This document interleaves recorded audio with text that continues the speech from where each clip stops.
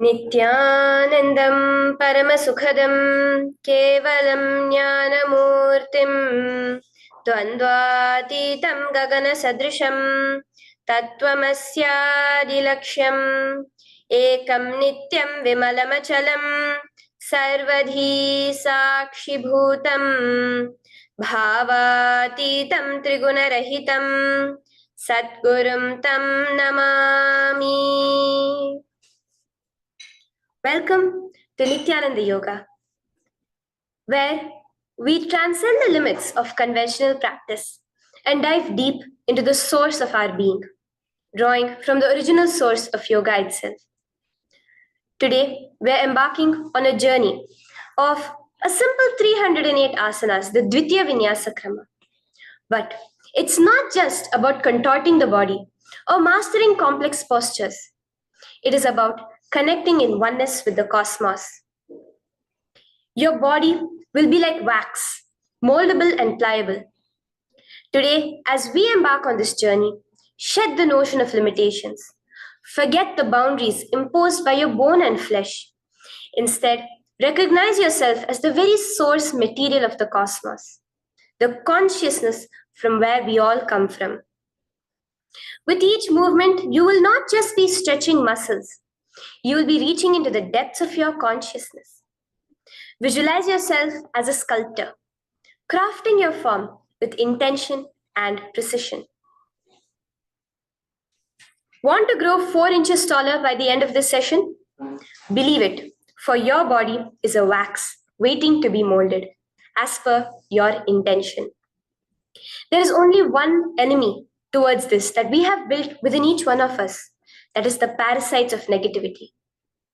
Every muscle you have built in the moment of anger, of anxiety, of pain, of incompletion becomes the boundary of your consciousness. Today, we embark on a journey to detoxify ourselves, make us experience our original nature as divine. So as we go through these 12 components, which is so unique to Nityananda Yoga, from the original source, the Vedas and Agamas, remember, you are not bound by limitations. You are the creator of your reality. Embrace your true nature. Let us sculpt our beings into an epitome of strength, flexibility, and bliss. Welcome to a transformative experience like no other, Nityananda Yoga. There are 12 different components that consist Nityananda Yoga. One is the asanas, which we traditionally know of. The various body postures revealed by Paramashiva to align the physical geometry of our body, the physical geography of our body, to the cosmic geometry, the cosmic geography. As Paramashiva says, sthiram sukham asanam, that body posture which is steady, comfortable, because it's in its original nature of Paramashivatva. The second are the pranayamas, the various systematic breathing techniques that Paramashiva has revealed for each one of us, that connect us to the higher dimensions of the cosmos and increase the life energy within us. The fourth are the bandhas, the different internal locks of the body. The third are the mudras, the various hand gestures and body movements to seal that life energy within ourselves. The very word mudra means seals. You will be able to seal the space of oneness within you with Paramashiva. The fourth are the bandhas, the various internal locks of the body to awaken the Kundalini Shakti, our latent potential energy, and make us conducive for the ultimate experience. The fifth are the Karanas, the beautiful dance movements of the body, revealed by Paramashiva to put you in the space of ultimate bliss, and which engage all the different parts of your body. The next are the visualizations. As Swamiji says, the intention with which you move your body manifests as your reality. As you hold the visualization within you of the various gods and goddesses of KAILASA, of the various beings of this universe, you manifest the powers of those beings within you. The next are the japas, the various powerful energy vibrations of the cosmos that you will be subtly repeating in your throat center that will cause your very DNA to be bound to the cosmos, to your consciousness with the highest frequency possible. The next are the pramanas, the chanting of the sacred mantras, the original source scripture of Hinduism that reveal the science of Nityananda yoga, of yoga, because as Swamiji says, yoga has a source and it is Hinduism. These original verses will manifest the vision Paramashiva had when he created yoga in each and every one of us. There are weights, which is an optional component, helps us to enhance our experience of Nityananda yoga as revealed from the source scriptures of Hinduism. The next are the mandalas, the cosmic geometrical representation. The Shri Chakra, the Shri Yantra, which is the direct geometrical representation of the cosmos. When you keep that in front of you and gaze at it throughout your Nityananda yoga, your body will fluidly just align itself to the cosmos. We have the Abharana, the Rudraksha, which we keep on our body, which acts as an energy battery, sucking in, storing the energy that we produce during this Nityananda yoga and releasing it to us throughout the day to fuel our entire day with consciousness. The last but not the least are the Aushadas, the various sacred herbs that you can apply to, which can be infused with the thought current of Parameshwatva to manifest it within you. With this understanding, let us get right into the practice of Nityananda Yoga, which starts with invoking the presence of Paramashiva himself, the very being of Paramashiva, to witness our Nityananda Yoga today, with the chanting of the Shiva Moola Mantra.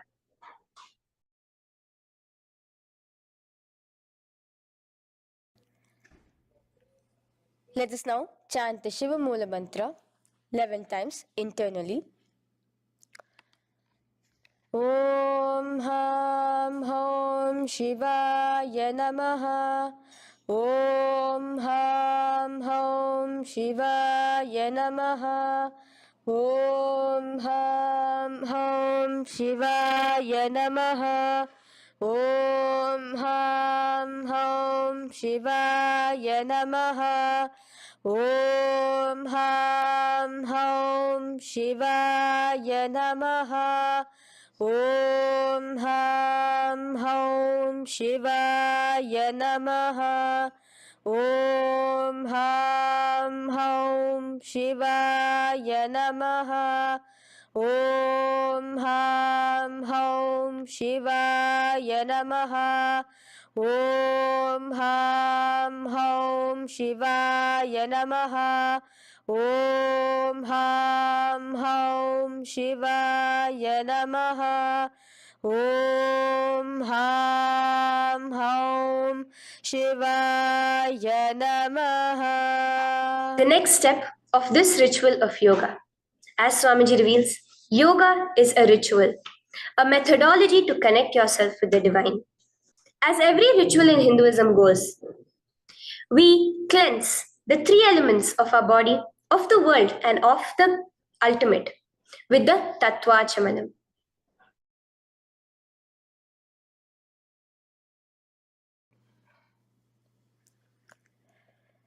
The next is the Tattvachamanam. So now I request all the participants to have the Panchapatram and the Uddharani, the traditional cup and the spoon filled with some fresh water. Now,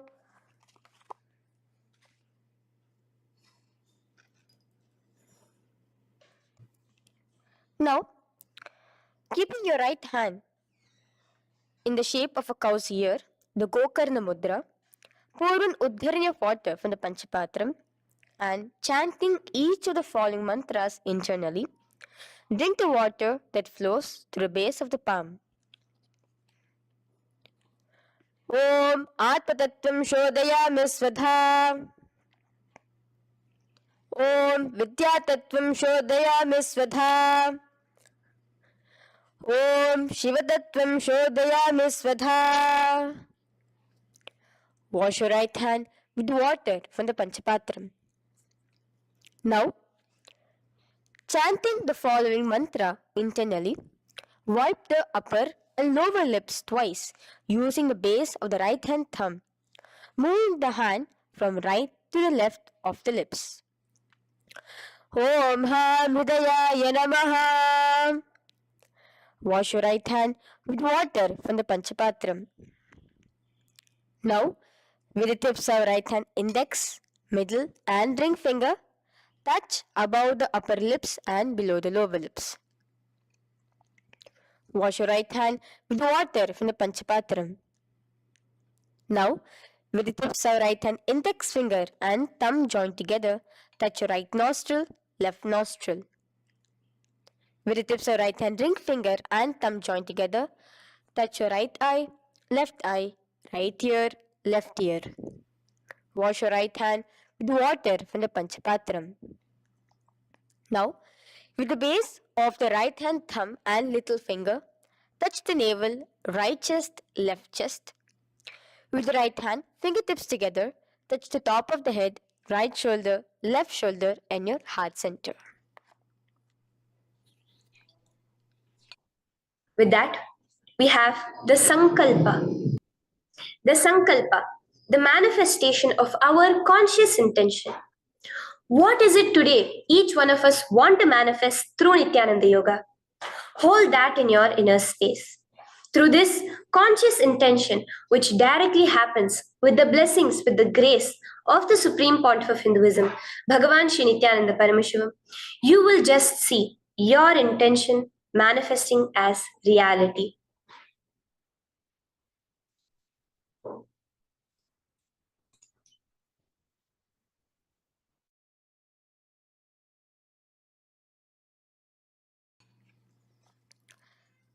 The next is the Sankalpa, the conscious resolution. So now I request all participants now to,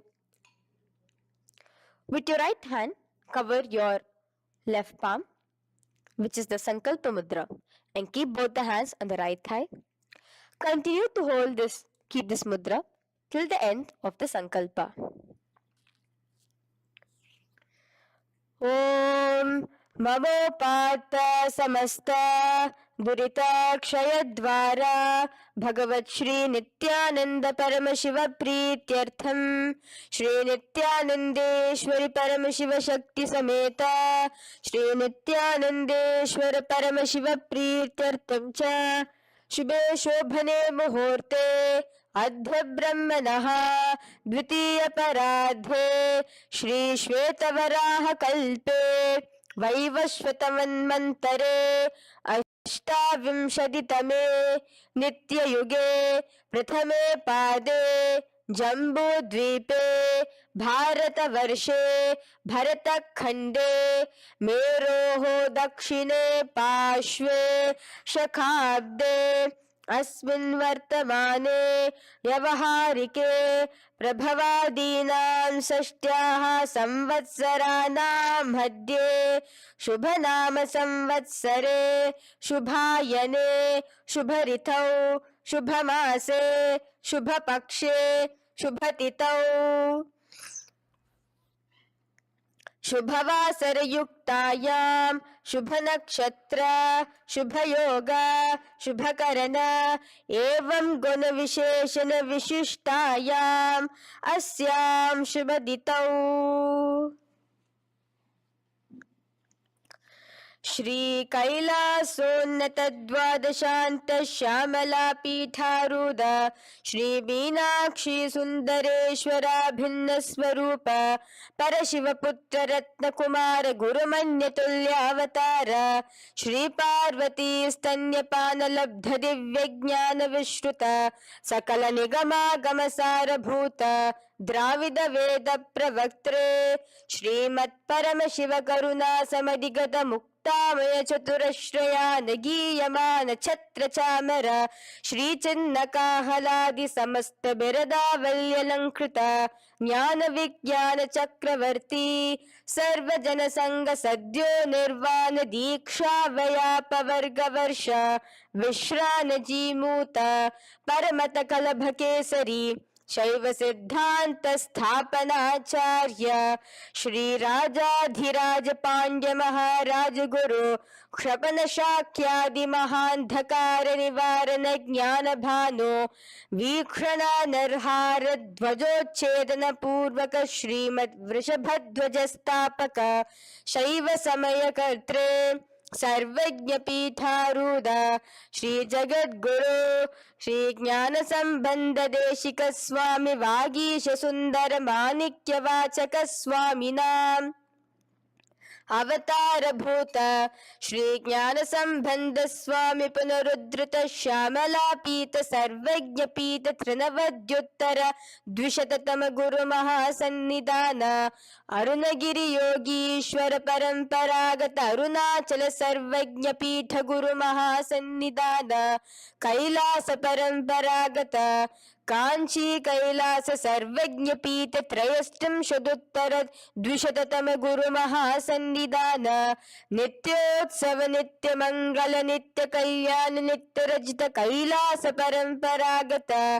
आदि कैलास नित्यानंद पीठ महासंस्थान महासिंहासन पीठ कर्त्रे साक्षात् श्री परम शिव समुद्भूत कैलास परंपरागत वैवस्वत मुनि इक्ष्वाकु हरिश्चंद्र भगीरथ श्रीरामचंद्र सूरसेन इत्यादि अनवच्छिन्न सार्वभौम चक्रवर्ती परंपरागत चतुष्षष्टि योगिनी मंडित चतुष्षष्टि संप्रदाय प्रवर्तक मनुधर्म शासन सूर्यवंश प्राप्त सर्वज्ञ पीठ सुरांगी साम्राज्य मूढ़ाभिषिक्त चूड़ामणे साक्षात् श्री परम शिव समुद्भूत कपिल महागुरु पुनरुद्धृत महानिर्वाणी पीठ अष्टोत्तर सहस्र श्री महामंडलेश्वर साक्षात् श्री परम शिव समुद्भूत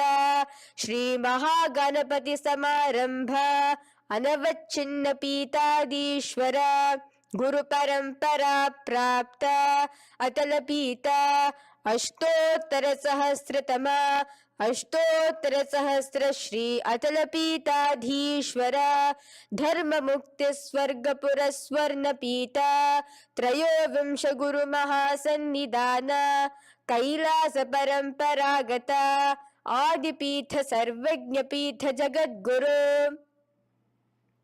श्री कैलास पुनरुद्धारक श्री कैलास परमाचार्य श्रीमत् परमहंस परिव्राजकाचार्य वर्य सच्चिदानंद प्रणव स्वरूप श्रोत्रिय ब्रह्मनिष्ठ श्रीमद् जगद्गुरु श्रील श्री भगवत श्री नित्यानंद परम शिव श्री ज्ञान संबंध देशिक परमाचार्य स्वामिनां प्रीत्यर्थम तेषां पादारविन्दयोः भक्ति सिद्ध्यर्थम गुरु कृपा कटाक्ष सिद्ध्यर्थम क्षेम स्थैर्य वीर विजय आयुरारोग्य ऐश्वर्यानाम् अभिवृद्ध्यर्थम धर्मार्थ काम मोक्ष चतुर्विध फल पुरुषार्थ सिद्ध्यर्थम समस्त दुरितोपशांत्यर्थम समस्त मंगलावाप्यर्थम भगवत श्री नित्यानंद परम शिव प्रसादेन सकुटुंबस्य ज्ञान वैराग्य जीवन मुक्ति प्राप्त्यर्थम भगवत श्री नित्यानंद परम शिव कृपा कटाक्षेण पूर्ण आरोग्य युक्त दृढ़गात्र यौगिक शरीर सिद्ध्यर्थम परम शिव शक्ति आविष्करणार्थम नित्यानंद योगाभ्यासं करिष्ये. Now wash your right hand with water from the Panchapatram. Om Apaupasprisya. Now, let's get started with the asanas. Okay? Sit first in a cross-legged position on the ground in Sukhasana. Bring your hands into the Bindu Mudra with your thumbs and index fingers touching each other. Place it on top of your knees. Here we have the Kumbhaka, the Pranayama of Samana Kumbhaka. As you inhale and exhale, visualize flames licking up your spine. Do the bandhas, the locks, the Maha Mudra Bandha, all three of the bandhas, where you are doing the Jalandhara Bandha, tucking in your chin to your chest, the Udyana Bandha, sucking in your stomach, and the Moola Bandha, clenching your perineum. For the first set of asanas, we have the japa Soham, which you'll be repeating in your throat center. As you do Sukhasana, visualize Lord Shiva in your inner space. The next asana is Parvatasana. Now, from the seated position, bring both your feet to the opposite thighs. Clasp your hands together in front of your heart center in the Anjali Mudra and raise it above your head. Keep your hands as straight as you can. Continue the Samana Kumbhaka and the Japa of Soham. Remain with all the three bandhas, the chin to your chest in Jalandhara Bandha, the stomach tucked in Udyana Bandha, and the clenched perineum in Moola Bandha. Here, visualize yourself as Mount Kailash. The next asana is Hali Pavasana. Now slowly bring your feet together in front of your body as you stretch it out a little further away. Now bring your hands behind your back and clasp the left hand by your right. Lean forward, placing your forehead on the ground as you continue to engage all the three bandhas. Here, gaze at your nose. Visualize Swamiji, the Supreme Pontiff of Hinduism, in your inner space. Now, in a similar position from Hali Pavasana, just release your hands, slightly get up and bring your hands in front of your body. Place them on the ground, cupping your hands, making a hollow in Nagi Pavasana. Visualize yourself as a snake, gazing at your nose. Continue the japa, the pranayama, and all three bandhas engaged. Now, raise up. This is Kokilasana. Hold your big toes with your index and middle finger in the Prana Mudra. Stretch your legs straight out and upwards. Cross it into Padmasana. Bring it to your opposite thighs. Lean forward and down onto your elbows. Again, tuck your chin into your chest, suck in your stomach, and clench the perineum in the Maha Mudra Bandha. Visualize yourself as a bird in Kokilasana. The next is Nityananda. Now, raise up again. Bring one ankle to the top of the opposite knee. Hold the elbows with your hands. Hold the respective elbows with the opposite hands. Again, engage all the three bandhas and rotate your arms in a circular motion. Keep the spine completely straight and gaze towards your nose. Visualize Swamiji, the Supreme Pontiff of Hinduism, in your inner space. Next is Gajasana. Press your hands onto the ground. You can bring your feet a little back as you raise yourself up, your hips up high. Lower your head and then chest, scooping your body forward again and again. Here, engage the Udyana Bandha, where you suck in your stomach along with the Moola Bandha, clenching the perineum. Visualize yourself as an elephant. Gajasana. Now stop the movement slowly. In another dynamic asana, which is Rikshasana, you will start alternatively pressing the heel of one foot onto the ground while lifting the other heel up. Repeat this again and again. The next is Vaishyasana. Now slowly come to a standing position. Stand tall on the tips of just your big toes. Keep your head neck straight line. And bring the middle, index and ring fingers to your heart in the Hridaya Mudra. Continue engaging the Udyana Bandha. Visualize Swamiji in your inner space. Here we have a very interesting movement, which is the Karanas, the dance movements. So the first Karana is Urdhva Janu Karana, which literally means the raised knee. So now stand in the Aramandi position, which is your heels touching together, the toes facing outwards, almost at a 45-degree angle. Bend your knees low And keep both your hands at your chest, elbows parallel to the ground. Twist one knee towards the center of your body. Raise it up, back across the body back to the original position. Simultaneously with the leg movement, follow it with your respective hand, up and across the body. Repeat this alternatively on both sides. Now, in Balalingasana, come back to a standing position straight and interlace your fingers from outside in. This is the Sarva Vashankari Mudra. Hold on to your knee, pulling it up towards your chest. Pull it tight. Continue to keep your spine straight. Engage all the three bandhas, the Jalandhara Bandha, the Udyana Bandha and the Moola Bandha. As you are holding your knee, visualize yourself holding, caressing a baby. Balalingasana. The next asana is Pada Pidanasana. Now the same foot which is raised, clasp it with your hands and pull it behind towards your body, holding it with both your hands. Again, engage all the three bandhas, standing tall. Visualize Swamiji, the Supreme Pontiff of Hinduism, in your inner space.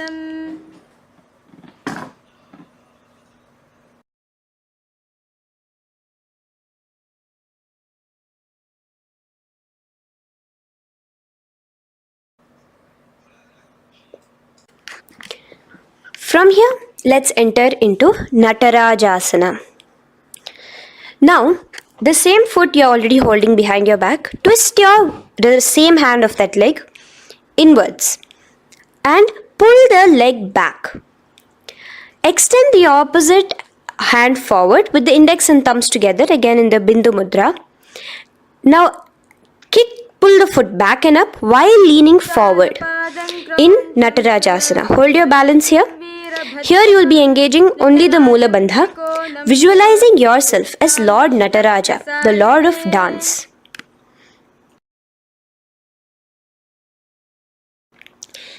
Now again let's repeat Balalingasana on the other side with the other leg. Pull it up towards your chest with the hands in the Sarva Vashankari Mudra. Engage all the three bandhas as you visualize yourself holding and caressing a baby. Now pull your foot back into Pada Pidanasana on the other side. Remain with all the three bandhas engaged. Visualize Swamiji in your inner space.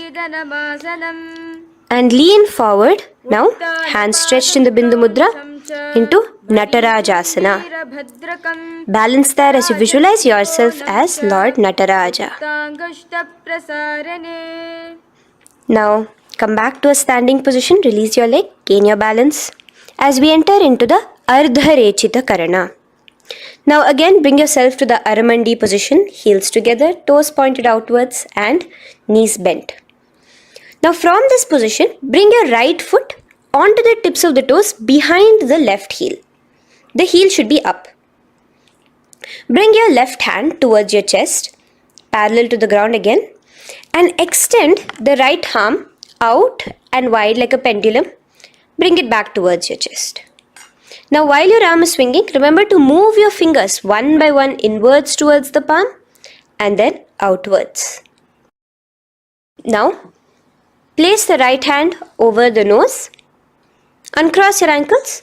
Let's do this on the other side also. Cross the left ankle behind and stretch the left hand out like a pendulum.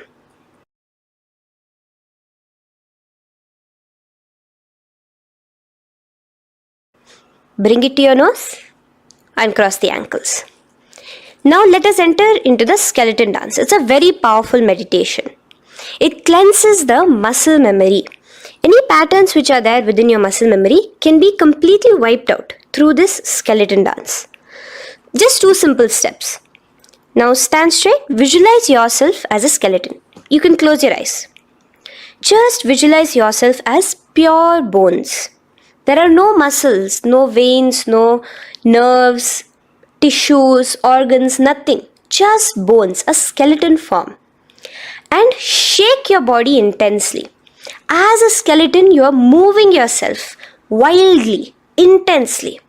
Just shake it all out. Move your hands, move your legs, your head. Let there be no bone in your body untouched. Just move it. Move wildly. Shake, shake. Literally feel yourself throwing all the patterns out of your system with the intensity of your shaking.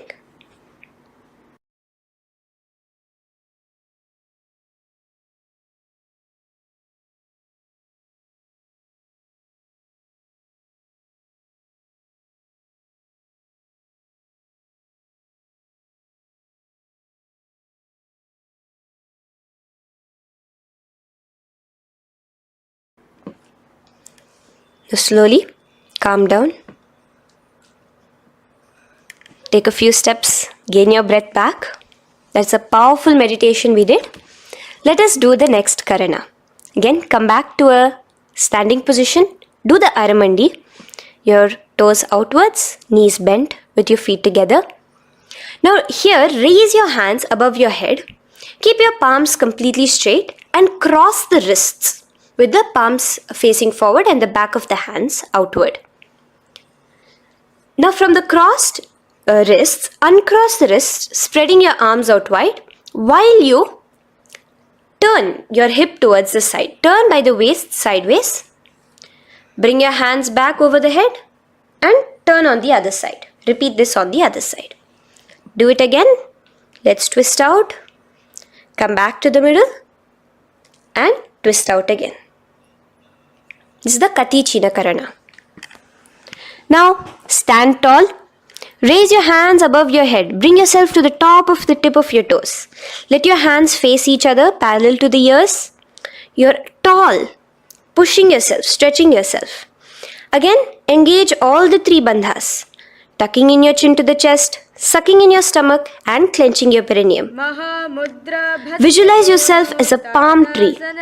We have the japa changing over here where you will be repeating Shivoham in your throat center.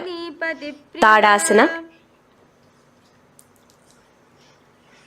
Now, as we enter into Uttanasana, relax and lean forward, bringing your hands on by the ground next to your feet. Keep your palms flat on the ground. Try your best. Engage all the three bandhas. Remain with all the three bandhas engaged as you visualize Swamiji, the Supreme Pontiff of Hinduism himself, in your inner space.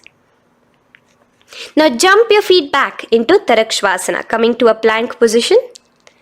Keep your hands shoulder width apart. Be steady there. Chuck in your chin to your chest in the Jalandhara Bandha as well as engaging the Moola Bandha. Now rotate your head while in the Jalandhara Bandha from shoulder to shoulder, side to side. This is Tarakshvasana. Visualize Swamiji, the Supreme Pontiff of Hinduism, in your inner space. Yes. Now lay flat onto the ground in Bhujangasana. Lower your entire body down. Now point your toes backwards. Keep your hands by the side of your chest and push yourself off the ground. Remember to use the strength of your lower back to hold yourself up. Open your mouth wide. Inhale through the hollow of your throat and exhale through your nose. This is the Bhujangani Mudra. In Bhujangasana, you will visualize yourself as a cobra. Now come back into a plank position. So you can tuck in your toes and come back into a plank position. In Shashasana, alternate bringing one knee towards your chest, back and forth. So you'll bring one knee front, push it back and bring the other knee. Repeat this again and again. Do the Sahaja Kumbhaka. Simple breathing in, breathing out. Engage the Moola Bandha, clenching your perineum. Visualize Swamiji, the Supreme Pontiff of Hinduism. Okay. Now place your legs back into the plank position as we enter into Rathasana. Again, bring one foot between your hands and alternate jumping one foot back and bringing the other foot forward simultaneously. Again and again. Continue the Sahaja Kumbhaka and the Moola Bandha engaged as you visualize yourself as a chariot, a Ratha, in Rathasana. Now, into Virabhadrasana. remain one leg in between your hands. So as you jump, one leg comes between your hands, stop in that position, one leg stretched back, and raise yourself up into a standing position. So the front foot will be pointing forwards and bent at a 90-degree angle. The knee will be bent at a 90-degree angle. The other leg, which is extended back, the foot will be pointed sideways at a 45-degree angle. Now raise your palms, hands up, parallel beside your ears. Do the Uddiyana Bandha along with the Mula Bandha, pulling in your stomach in. Gaze towards your third eye as you visualize yourself as Lord Veerabhadra. Now relax down, switch your legs around, and let us do Veerabhadrasana on the other side. Stretch your hands up, gaze towards your third eye, suck in your stomach in the Uddiyana Bandha, and visualize yourself as Lord Veerabhadra. Okay, bring your feet together now. Let us move into Vrikshasana. Now stand tall, gain your balance here slowly. Bring one foot towards the inner thigh. Bring your palms together, raise them up above your head in the Anjali Mudra. Keep your elbows as straight as you can. Again, continue the Uddiyana Bandha, sucking in your stomach. Gaze forward, hold your balance, visualize yourself as a tree, the stability of a tree in Vrikshasana. Now, slowly bring your hands down. Now the foot which is in your inner thigh, bring it towards the opposite, to the root of the opposite thigh. Bring your hands in the Namaskar Mudra in front of your heart center together and visualize yourself here as Lord Garuda, just engaging the Mula Bandha alone here. This is Garudasana. Now let us repeat Vrikshasana on the other side. Slowly put your foot down. Bring the other foot to the inner thigh. Raise your hands above your head. Suck in your stomach in the Uddiyana Bandha and visualize yourself as a tree. Let's repeat Garudasana on the other side. Slowly bring the foot to the opposite thigh and lower your hands to be in front of your heart center. Release the Uddiyana Bandha, just engaging the Mula Bandha, clenching your perineum. Visualize yourself as Lord Garuda, the eagle vehicle of Lord Mahavishnu. Okay, bring both your feet to the ground now and spread them far apart from each other. Now keep one leg toes pointing forward and the other set of toes pointing sideways. Straighten your arms out parallel towards the ground. Bring your front arm down towards the front foot, beside your foot, while the other arm extends towards the sky. Visualize yourself as a triangle in Trikonasana.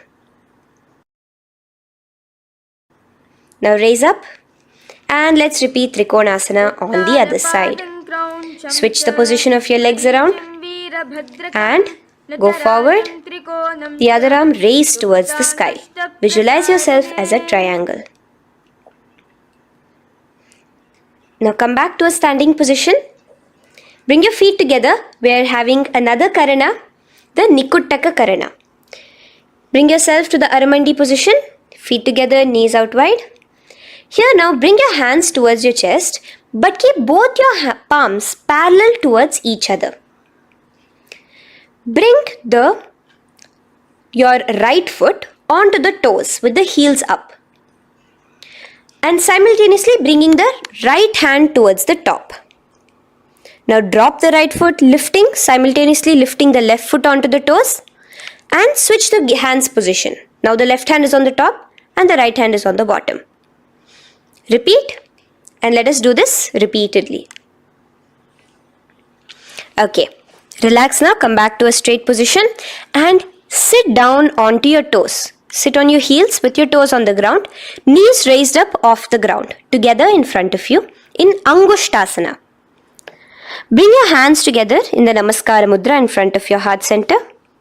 We have a very interesting pranayama over here, which is the Bhramari Kumbhaka, where you will be subtly buzzing like a bee as you do this asana. The japa we'll be entering into is Sadashivoham. In Angushtasana, engage the Mula Bandha as you visualize Swamiji, the Supreme Pontiff of Hinduism, in your inner space. Now in the same position, slowly bring your hands to the ground. Balance yourself as you stretch one foot forward, sitting on the heel of one foot and the other foot stretched forward, toes pointed upwards. Bring your hands to the Vara Mudra, just the tips of the finger on the ground while the palm faces forward, both your hands. Continue to engage the Mula Bandha, clenching the perineum as you visualize Swamiji, the Supreme Pontiff of Hinduism, in your inner space. Now, stretch, the leg is stretched forward, right? Stretch the same hand, the respective hand forward and clasp onto the big toe of that foot in the Prana Mudra with your index and middle fingers. The other hand, bring it to the back of the respective heel in Vidhunanasana as you visualize Swamiji in your inner space. Okay, bring your 2 feet back together as we repeat Saurasana on the other side. Stretch your left leg forward now. Palms in the Vara Mudra on the ground. Visualize Swamiji in your inner space. And lean forward into Vidhunanasana on the other leg.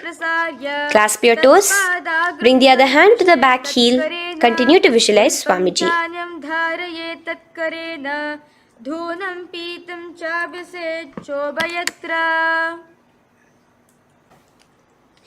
Now bring your 2 feet back together as you continue to sit on the heels, getting a nice toe workout here. Balance on your toes, bring your knees together in front of you. Now place your palms on top of the respective knees with the hands facing upwards, the palms facing upwards. Leave a slight gap between your palms and knees. As you gaze forward, engage the Jalandhara Bandha, tucking in your chin to your chest, and look between the gap between your hands. Brahma Jurankushasana. The next is Kapilasana. Now spread your knees wide and place them onto the ground. Keep your hands on the respective knees. Pull your stomach in and up in the Uddiyana Bandha. Gaze towards your nose as you visualize yourself as Maha Kapila Muni, the first man that ever started thinking.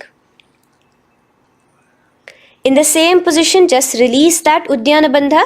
Release the lock of the stomach, but continue to clench your perineum in Mula Bandha as you switch your gaze to your third eye. So from your nose, switch your gaze to the third eye. Visualize Swamiji, the Supreme Pontiff of Hinduism, in your inner space. Bhadra Gorakshasana. Next is Suryasana. Now, your toes are tucked. Just lift your knees off the ground, wide apart.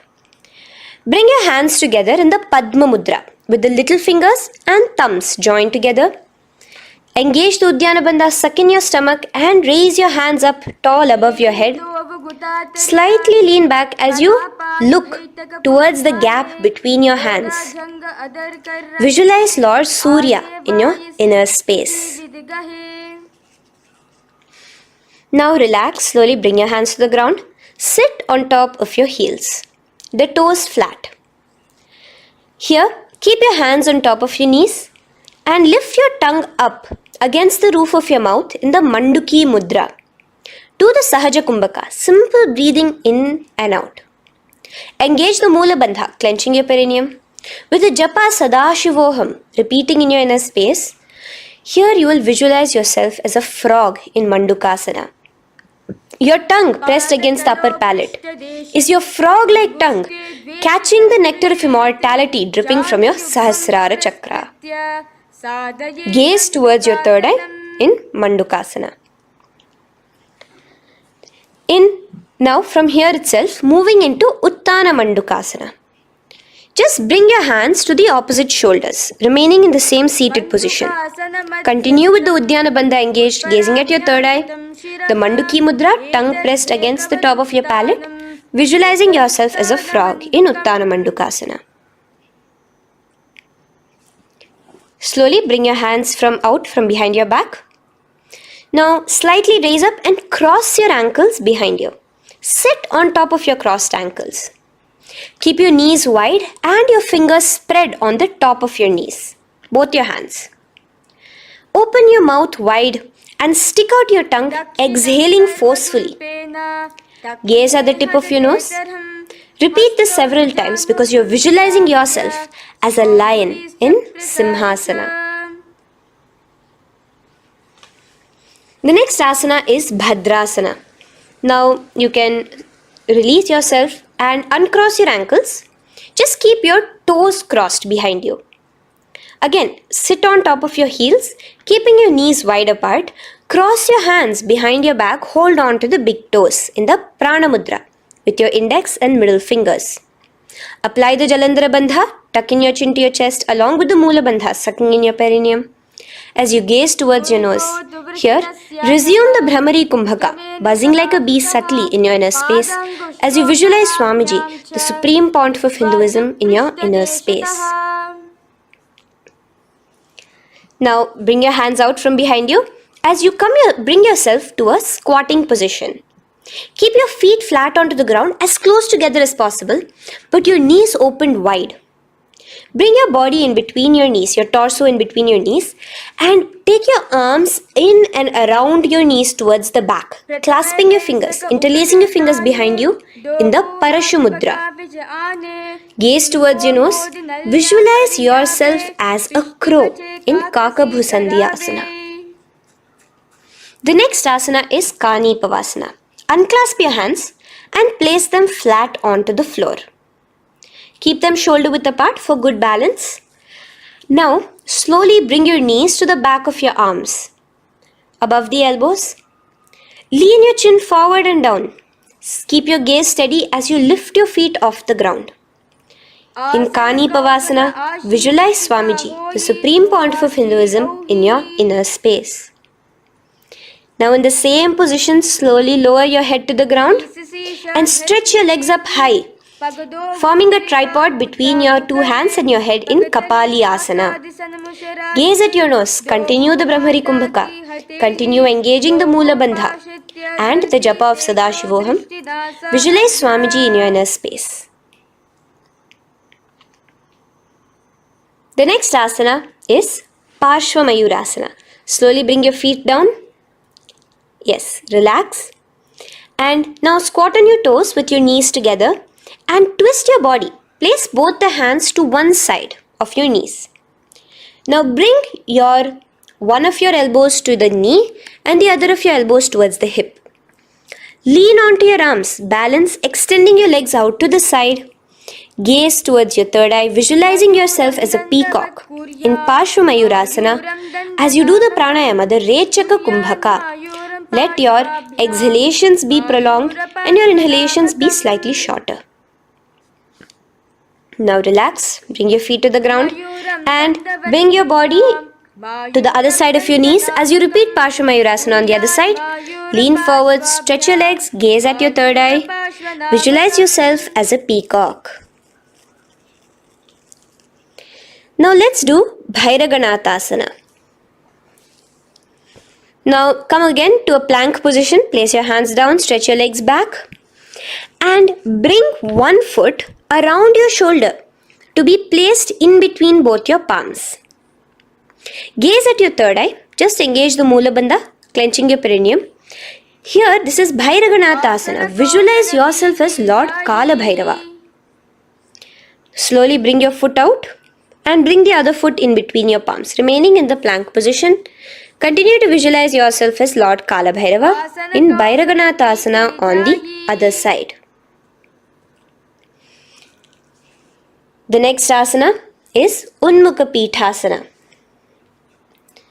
Now from the same plank position, bring your forearms onto the ground. Be steady as you walk your feet closer towards yourself, forming like a slight mountain.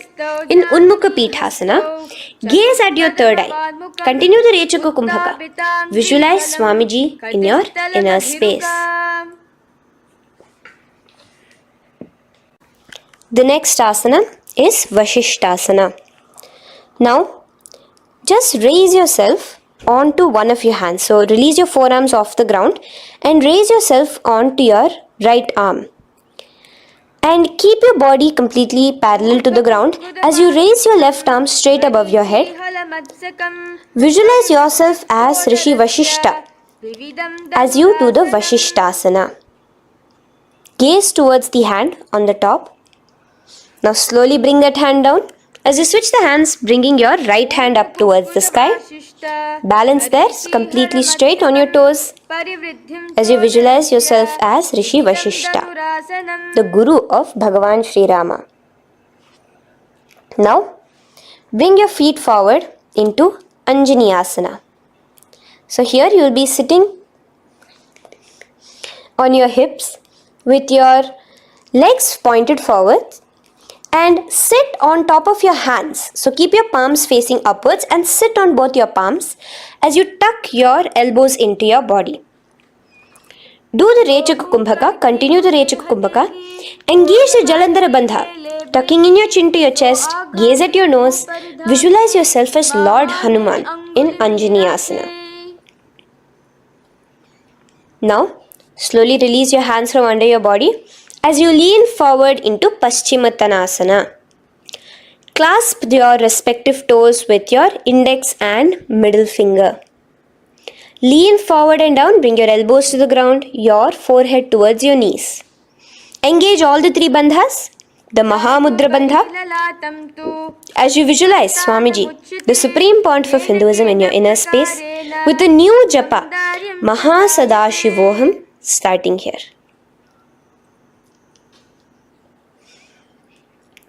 The next is Ugrasana. Now, you can raise up and clasp your hands behind your neck in the Parashumudra. Interlace both your fingers. Lean forward and down, bringing your forehead to your knees and your elbows onto the ground. Again, engage all the three bandhas in the Mahamudra Bandha as you visualize Devi Kali in your inner space in Ugrasana. The next is Marichi Asana. So raise up and keep one leg pointed forward while you bring the other leg towards the groin, the knee pointed upwards. Place the foot flat on the ground. Now lean forward, bring both your hands, wrap your arms around the raised knee, clasping your hands behind the back together. Bring your chest to the thigh with your head towards the knee. Here engage just the Mula Bandha, sucking in your perineum, as you visualize yourself as Rishi Marichi in Marichi Asana. The next asana is Mahamudrasana. Now slowly raise up and the raised knee, let it rest by your side with your leg towards the inner thigh of the opposite leg. Now again reach down, hold your foot, bring your elbows to the ground, your forehead to your knees. Engage all the three bandhas in the Mahamudra Bandha. Gaze at your nose, visualize Swamiji himself in your inner space. Raise up. Let's repeat Marichi Asana on the other side. Bring the other foot straight while the other foot comes into the groin. Knee up. Lean forward, clasping your hands behind your back. Visualize yourself as Sage Marichi. Now from here, raise up, engage all the three bandhas as you let your knee fall to the side. Lean forward, clasping the foot. Gaze at your nose. Visualize Swamiji in your inner space in Mahamudrasana on the other side. Now, bring yourself to a seated position. Sit and bring the soles of your feet together. Bend your knees and keep your heels as close towards you as possible. While try to touch your knees to the ground. Clasp your feet together with both your hands. Maintain a straight spine. Gaze towards your nose in Bhadrasana 2. Visualize Swamiji, the Supreme Pontiff of Hinduism, in your inner space. The next asana is Gwali Pavasana. Now, keeping your feet together, just bring your hands towards the respective knees. Just lightly place them there. Tuck your chin to your chest in the Jalandhara Bandha, continuing to engage the Mula Bandha, clenching your perineum. As you gaze at your nose, visualize Swamiji, the Supreme Pontiff of Hinduism, in your inner space. Now, push your soles slightly further away from you. The joined feet, push it further away from your body. And lean forward, keeping both your hands, the fingers inside of the feet. Hold the soles of your feet. Lean forward and down. Bring your forehead to the ground. Gaze at your nose. Visualize the Yoni Mandala in your inner space.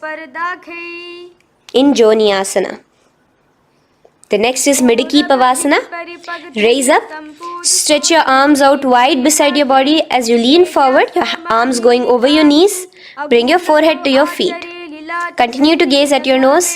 Visualize Swamiji, the Supreme Pontiff of Hinduism, in your inner space. Now, in Siddha Samadhi Asana, raise yourself up. Now, put your hands, your forearms, underneath the calves of the respective legs. Let your palms face up towards the sky as you bring your head down to your feet. Gaze at your nose as you visualize Lord Surya in your inner space in Siddha Samadhi Asana.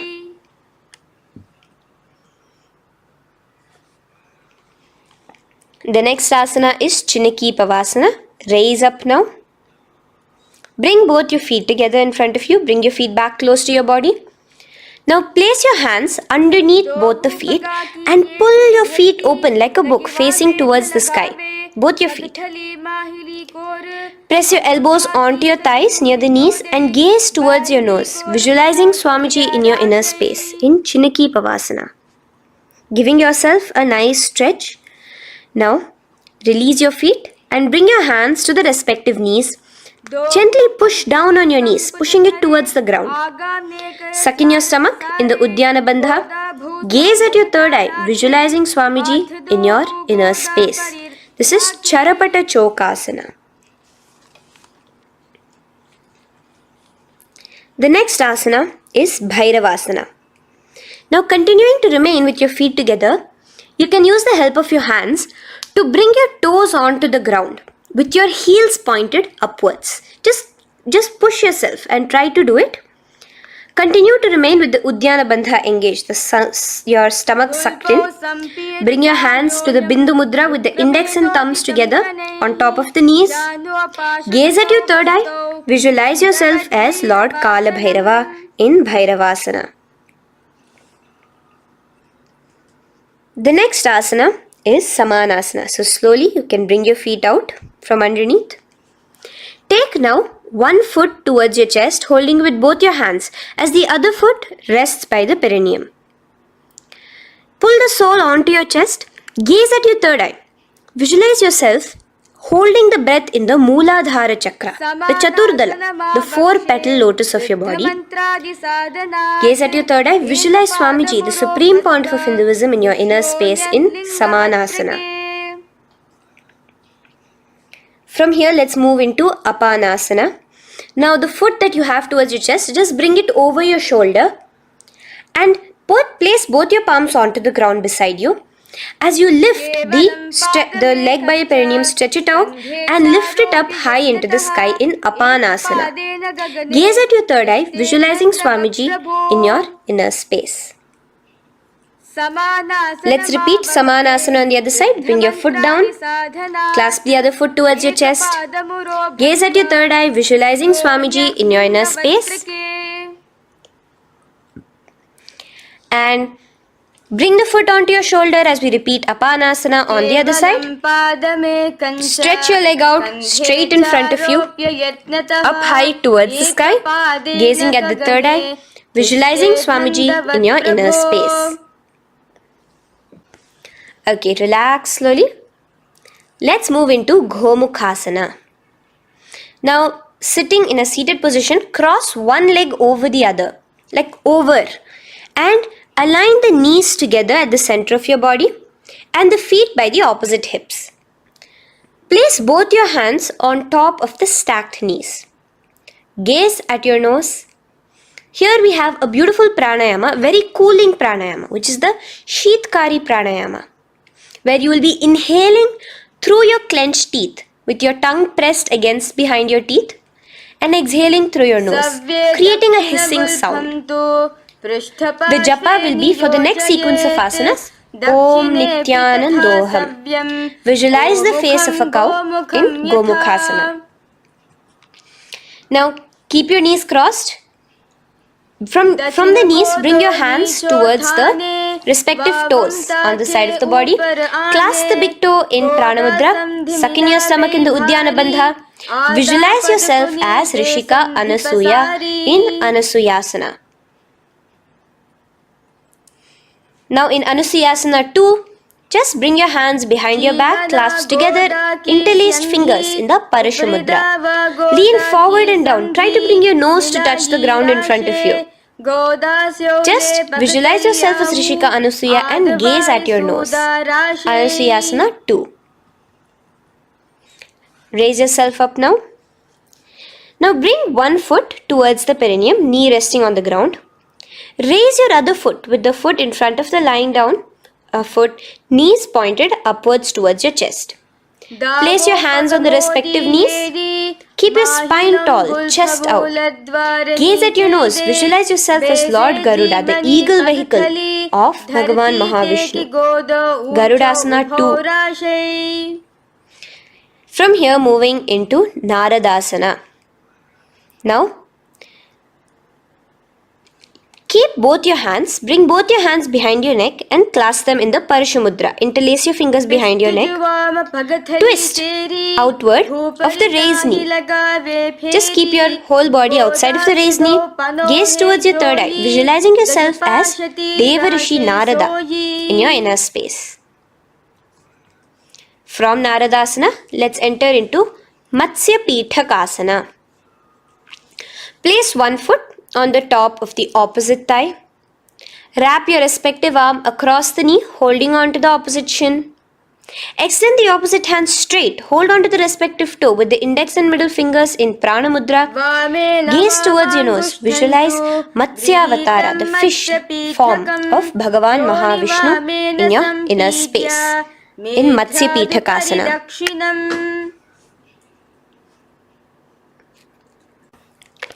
From there, let's repeat the Gomukhasana and the rest of the asanas on the other side too. So slowly you can cross your knees over to the other side in Gomukhasana. Keep your hands on the top of your knees. Gaze at your nose as you visualize the face of a cow in Gomukhasana. Continuing into Anusuyasana on the other side, bring your hands to your toes. Suck in your stomach in the Uddiyana Bandha. Gaze at your nose, visualize yourself as Rishika Anasuya. And lean forward, bringing your hands behind your back in Anusuyasana 2. Interlace your fingers in the Parashamudra. Continue to gaze at your nose, visualizing yourself as Rishika Anasuya. As you relax the Uddiyana Bandha, just clenching the Mula Bandha alone. Raise up, bring your feet together in front of you as we enter into Garudasana 2. Place your hands on the respective knees. Stay straight. Visualize yourself as Lord Garuda as you gaze towards your nose. And twist your body out of the raised knee, hands clasped in the Parashamudra behind your neck. Gaze at the third eye, visualizing yourself as Devarishi Narada. And bring the foot to the opposite thigh as we enter into Matsya Pithakasana on the other side. Clasp your toe in Prana Mudra. Gaze at your nose, visualizing Matsya Avatara, the fish avatar of Lord Vishnu in your inner space. Now let's enter into Matsyendrasana.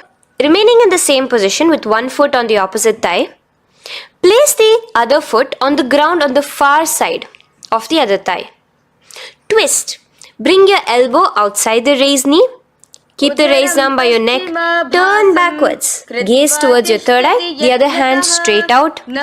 Visualize Matsyendranatha, the great Rishi and master of Hatha Yoga in your inner space. Just switch your hands around. Straighten the hand that was originally bent and bend the other hand towards your neck. As we enter into Kubhasana, visualize yourself as a camel. Continue to gaze at your third eye. Now, straighten out both your hands straight out in the same position. Continue to gaze at your third eye, visualizing Matsyendranatha, the master of Hatha Yoga in your inner space. Now, slowly take your foot off from the thigh. As we enter into Matsyendrasana on the other side, bring the other foot to the thigh. Place the other foot on the far side. Twist, bringing your elbows outside of the raised knee, hands on the head. The other hand stretched out back. Twist, gazing at your third eye. Visualize Matsyendranatha in your inner space. Switch the hands around as we enter into Kubhasana. On the other side, remember to visualize yourself as a camel. Now stretch both your hands out in Matsyendrasana 2 on the other side. Visualize Matsyendranatha in your inner space. Now, with one leg on the thigh, bring the other foot too to the opposite thigh in Padmasana. Place your palms on the respective knees. Engage all the three bandhas in the Mahamudra Bandha, tucking your chin to your chest, sucking in your stomach and clenching your perineum. We have a new pranayama here, which is the Shitali Kumbhaka, where you will continue to inhale through the teeth without creating the hissing sound, and exhale through your nose. A new japa of Om Nityananda Maha Sadashivoham starts here. Gaze at your nose in Padmasana, visualizing yourself as Bhagavan Paramashiva. Now, keeping your legs in the same position, just cross your hands over each other, clasping onto the toes with your index and middle fingers in the Prana Mudra. Gaze at your nose, visualize yourself as Devi Parvati, the consort of Lord Paramashiva in Padmasana 2. Now, uncross your hands. Take your hands and insert it into the gap between your thighs and your calves. Put both your hands within and pull it out on the other side. As you balance on your hands, lifting your whole body off the ground, visualize yourself as a rooster in Kukkutasana. Now relax. Take your hands out from inside your feet as we enter into Baddha Keki Asana. Place your hand onto the ground as you raise up on your knees. Place your palms on the ground, fingers pointing towards the legs. Now keep your elbows together, pressed against your navel. Slowly lean forward, balancing, and extend your knees off the ground, visualizing Swamiji in your inner space. In the same position, stretch your legs out behind you. In Mayurasana, visualize yourself as a peacock. Hold your balance. Relax now. Yes, relax flat onto the ground into Makarasana. Lay down completely flat. Keep your feet pointing outwards, far away from each other. Place your forehead on the mat. Interlace your fingers behind your neck in the Parashumudra. Just relax, visualizing yourself as a crocodile as we go back to the Sahaja Kumbhaka, the simple breathing in, breathing out. Just keep the Moola Bandha alone engaged.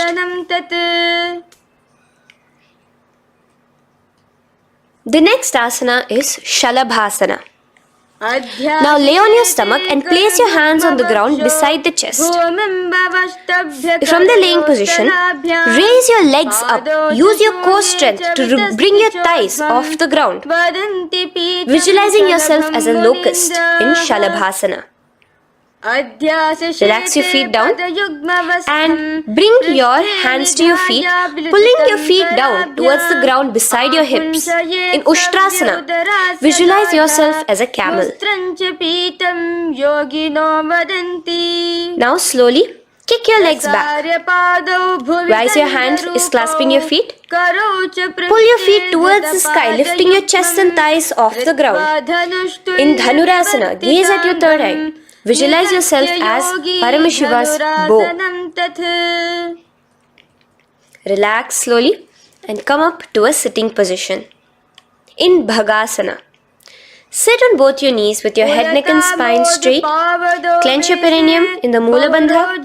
Place your hands on top of your knees. Gaze towards your third eye, visualizing Swamiji, the Supreme Pontiff of Hinduism, in your inner space. From here we enter into Gohyasana. We have a couple of headstand postures here, so get yourself ready.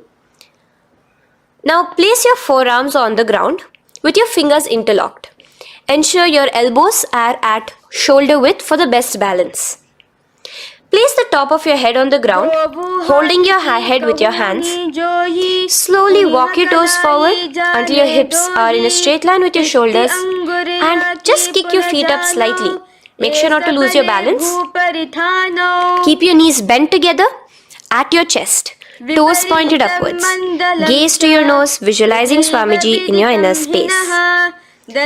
From here, stretch your legs out into Shirasasana, continuing to hold the balance there as you continue to gaze at your nose, visualizing Swamiji in your inner space. Bring your feet to the ground, relax slowly. The next asana is Podhyasana. So come to a seated position. Bring your hands behind your calves, stretching your legs up and your forehead to your knees. Visualize Swamiji in your inner space. Here we have a new Kumbhaka, which is the Bhastrika Kumbhaka, where you will be exhaling forcefully, making the sound of a bellows. Podhyasana. The japa for this next series is Om Nityananda Paramashivoham, the Mahavakya. Relax yourself. Continuing to remain balanced with your legs up, just bring your hands to the opposite shoulders. In Parighasana, visualize yourself as a mace as you gaze towards your third eye. Now relax. Keep your elbows and palms onto the ground as your legs are raised. Visualize yourself as a boat in Naukasana. Continuing to gaze towards your third eye, remember to continue the Bhastrika Kumbhaka. Forceful exhalation. Now, continuing to keep your balance, just bring your hands to your feet and scoop your hands underneath the heels, pull it towards the chest. Keep your spine upright, gaze towards your nose. Visualize yourself as Lord Rudra in Rudrasana, the most ferocious form of Paramashiva. Now lay on your back. So you can remove your hands from underneath your feet and lay on your back. With your feet flat on the ground, knees pointed upwards. Now place your palms down. Just let your fingers touch the back of your heel. Do not clasp your feet. Lift your hips up high, pressing the feet onto the ground. Chin tucked to the chest in the Jalandhara Bandha automatically. Gaze at your nose, visualizing Swamiji in Unmukha Pithasana 2. Now lay onto the ground in Shavasana. Just lay completely flat with your palms facing upwards by the side of your body. Just unclutch from any movement happening within you. Visualize your body is dead. The Supreme Pontiff of Hinduism, Swamiji, is just liberating you. Just let your awareness, your energy completely pervade your body in the Shakti Chalan Mudra as you continue to vibrate with the Mahavakya.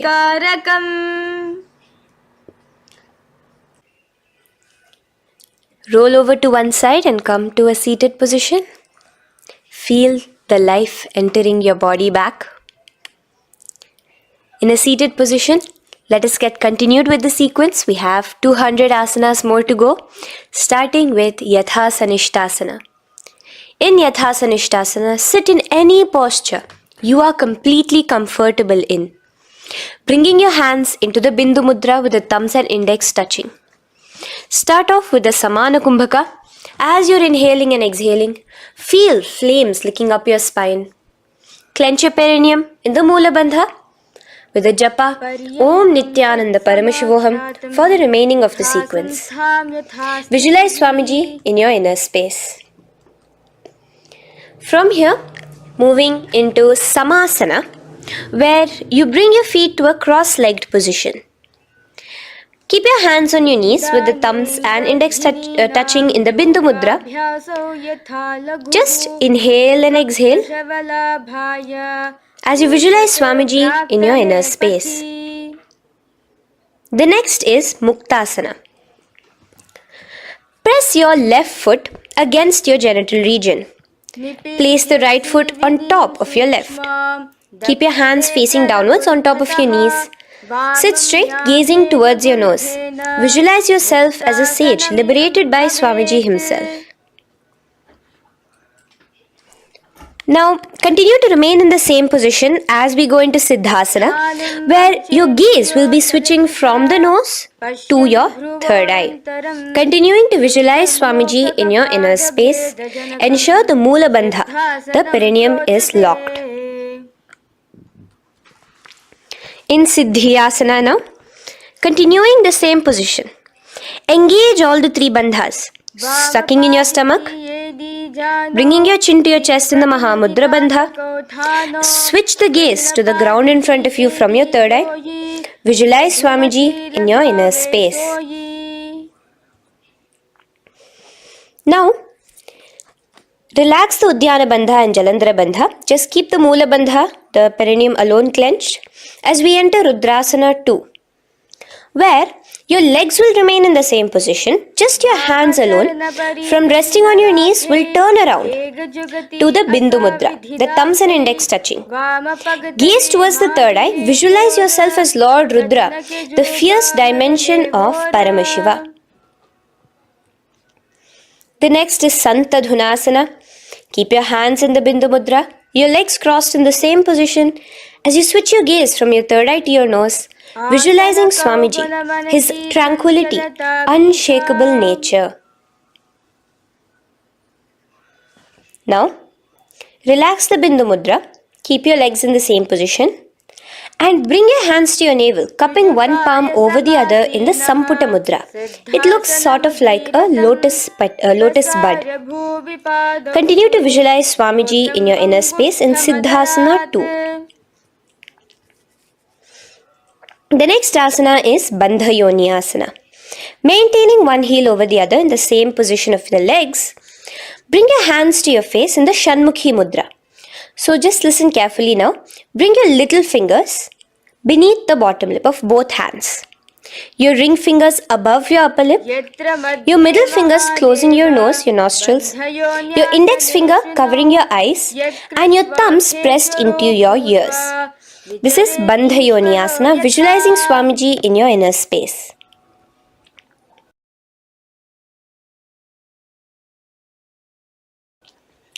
The next asana is Virasana. Now, you can remove your hands from your face and bring one foot onto the thigh, onto the opposite thigh, and the other foot underneath the thigh. Keep your hands in the Bindu Mudra, thumb and index fingers together on the top of your knees as you embody the space and state of bravery, Veera, in Virasana. Now, changing the leg position again as we enter into Valmikasana. Keep your left heel on the right side of the generative organ, toes under the thigh. Keep your right foot on top of the left leg, toes by the knee. Again, bring your hands into the Bindu Mudra on top of the knees. Gaze towards your third eye. Visualize Rishi Valmiki, the poet, the first poet and author of Ramayanam. The next asana is Joni Mudrasana.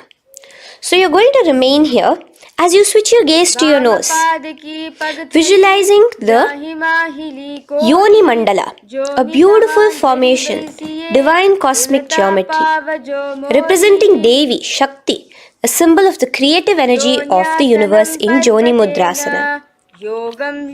In the same position, switch your gaze to your third eye, continuing to visualize the Yoni Mandala in your inner space. Now, let's move into Bhadrasana 3. So bring your feet, the soles of your feet together, uncross them and bring them together in front of your body. Hold it with both your hands, pulling it against you. Push your knees down towards the ground. As you gaze at your nose, suck your stomach in the Udyana Bandha. Visualize Lord Veerabhadra in your inner space. Bhadrasana 3. In the same position, we are entering into Aghorasana, where your left hand will rest on top of the left knee, while your right hand comes towards your face. Now, do the Khechari Mudra, where you are bringing your tongue towards the upper palate, gazing towards your third eye. Now, with your right hand, cover your mouth, close the left nostril with your index finger, inhale through the right nostril. Close both the nostrils, hold your breath and exhale through the left nostril in the Abhyantara Kumbhaka. Repeat this on the other side. Visualize yourself as an Aghori, completely dedicated to Paramashiva in Aghorasana. The next asana is Kaneri Pavasana. So you can distance your feet a little away from your body. As you lean forward, place your elbows onto the soles of your feet and rest your chin on your palms. Gaze at your nose, suck your stomach in Uddiyana Bandha. Here, continuing with the Rechaka Kumbhaka, where your exhalations are prolonged than your inhalations, visualizing yourself as a female elephant drinking water in Kaneri Pavasana. The next asana is Parasana. So now, come to a seated position, raise yourself up and keep your knees raised. Bring your hands underneath your knees, between your calves and thighs, and clasp them together. Interlace your fingers in the Parashamudra in front of your navel. Lift your feet off the mat. Visualize Swamiji, the Supreme Pontiff of Hinduism, in your inner space as you gaze at your nose in Parasana. The next asana we'll be moving into is Gopi Chandasana. Now take your hands out from in between the feet as you let your feet rest on the ground. Take your hands out from underneath your calves. Interlace your fingers around the feet with the soles of the feet together and raise it up towards your chest. Rest your knee on top of your feet. Gaze at your nose. Embody the state and space of a king in Gopi Chandasana. The next asana is Udarasana. So now just quickly release your legs, bring your hands underneath your calves and hold on to your feet again from inside out, both your feet together. Bring your feet up to your chin, resting your chin on top of the interlaced fingers. Bring your feet to your chest, gaze at your nose, visualizing your body, the Supreme Pontiff of Hinduism, free from any defects in Udarasana. Now, in the same position, just lift your legs up towards your head. Let the top of your hands come towards the top of your head, your forehead. And this is Vishishtasana. Visualize yourself excelling in everything in this posture. Now, slowly relax. Keep your hands underneath your shins as you take your hands up to the shoulder, pulling your hand and interlacing your fingers behind your neck. In Bhujasana, visualize yourself as a cobra. The next asana is Kalyanasana. So in the same seated posture, bring your hands around from behind your neck, remove them and put them around your back, interlacing the fingers behind you. Gaze at your nose. Visualize yourself as a beautiful, auspicious goddess in Kalyanasana.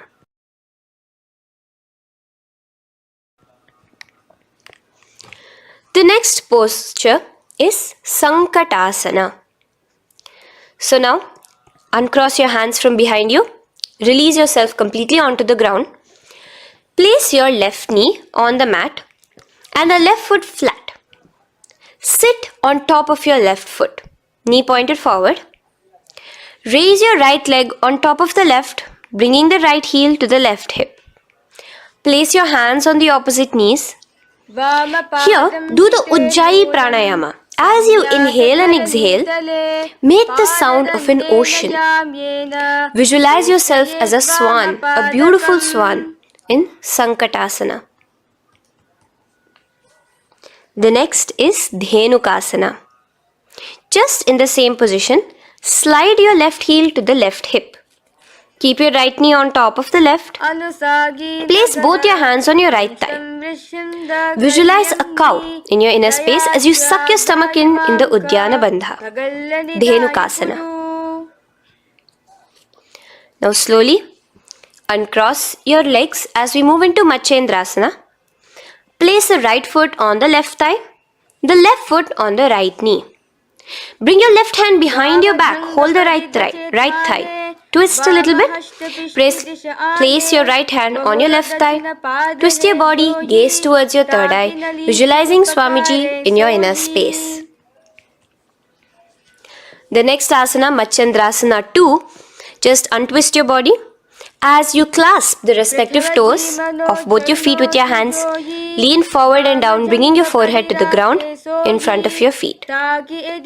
Visualize Swamiji, the Supreme Pontiff of Hinduism, in your inner space. Raise up now. Keep your legs in the same position. We have the Guru Asana. Interlace your fingers together and place it over the topmost knee.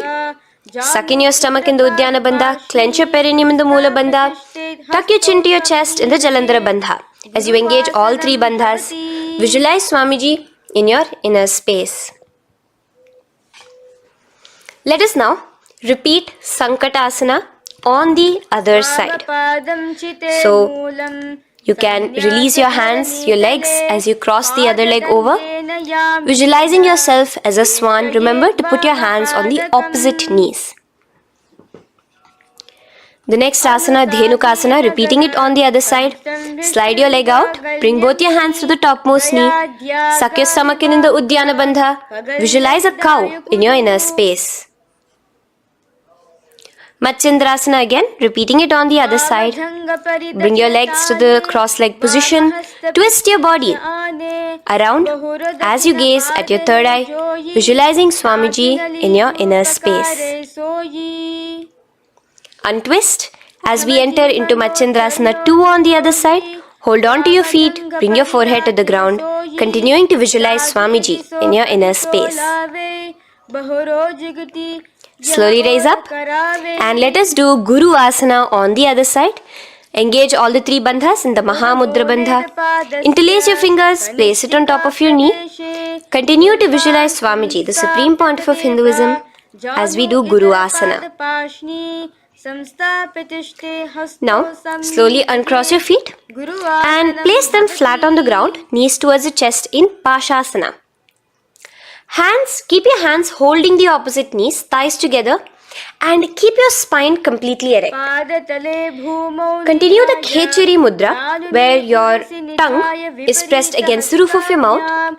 As you gaze at your third eye, visualize Swamiji in your inner space. Continue the Ujjayi Kumbhaka. As you breathe in and out, make the sound like an ocean. Now in the same position, just bring your chin towards your knees in Bodha Shokasana. Lean forward, gazing at your nose, and visualize Swamiji, the abode of bliss in your inner space. Now raise up and bring your hands, uncross your hands, bring your hands underneath your knees, clasping the opposite elbows in Kurakatasana. Gaze at your nose, visualizing Swamiji in your inner space. Now, in the same position as Kurakatasana, just cross your ankles into Sumatiyasana. Toes pointed upwards. Gaze at the nose. Visualize the great sage and Maharishi Sumati in your inner space. The next asana is Dandasana. Extend your feet out straight in front of you. Keep your arms straight above your head. Interlace the fingers from inside out. Let your wrists point outwards. Engage the Maha Mudra Bandha, all the three bandhas. As you gaze at your nose in Dandasana, visualize Swamiji in your inner space. The next is Arambhasana. Now keeping your legs straight, release the Jalandhara Bandha and the Uddiyana Bandha, keeping your perineum clenched in Moola Bandha. Lean forward and down. Hold your big toes in the Prana Mudra with your index and middle fingers. Head to your knees. Do here the Nadi Shodhana Pranayama. Inhale through the left nostril, hold and exhale through the right. Visualize Swamiji in your inner space. The next is Bhidokasana.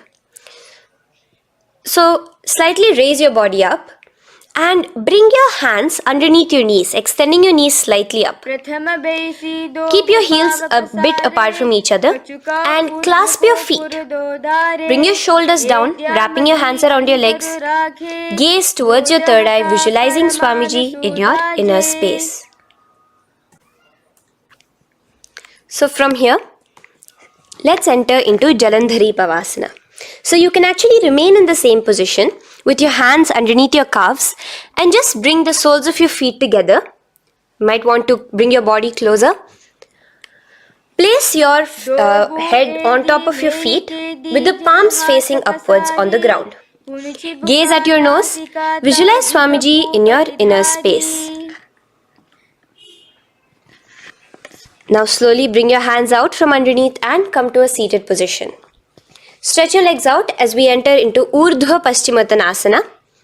Here we have a new Kumbhaka, the Pratyahara Kumbhaka, where you will feel your breath coming from your Mooladhara Chakra up to the Brahmarandra above the Sahasrara. This is the Pratyahara Kumbhaka. In Urdhva Paschimottanasana, extend your legs out, lift one foot behind your neck and lean forward and down towards your foot, visualizing Swamiji in your inner space. Now, slowly, keeping your leg behind your neck, lay onto your back as we enter into Anantasana. Hold the foot from the top with the opposite hand. Visualize yourself as infinite, endless, eternal. Gaze at your nose in Anantasana. Just now, in the same position, roll onto your elbow of the hand holding the foot. Gaze at your nose, feeling in complete control like Swamiji in Ankushasana. Slowly remove the leg from behind your neck. Take a moment to stretch, relax. Lay on your back. Bring your knees towards your chest. Bring your hands around, encircling the thighs and the calves with your arms. Roll to the left and right in Drishasana, visualizing Swamiji in your inner space. The next asana is Urdhva Paschimottanasana. On the other side, let us repeat it. Raise up to a sitting position and bring the other foot behind your neck. Lean forward and down, clasping your foot. Repeating Anantasana on the other side, lay on your back, bring the opposite hand to the foot, gaze at your nose, and continuing to gaze at your nose, roll onto the elbow as we repeat Ankushasana on the other side.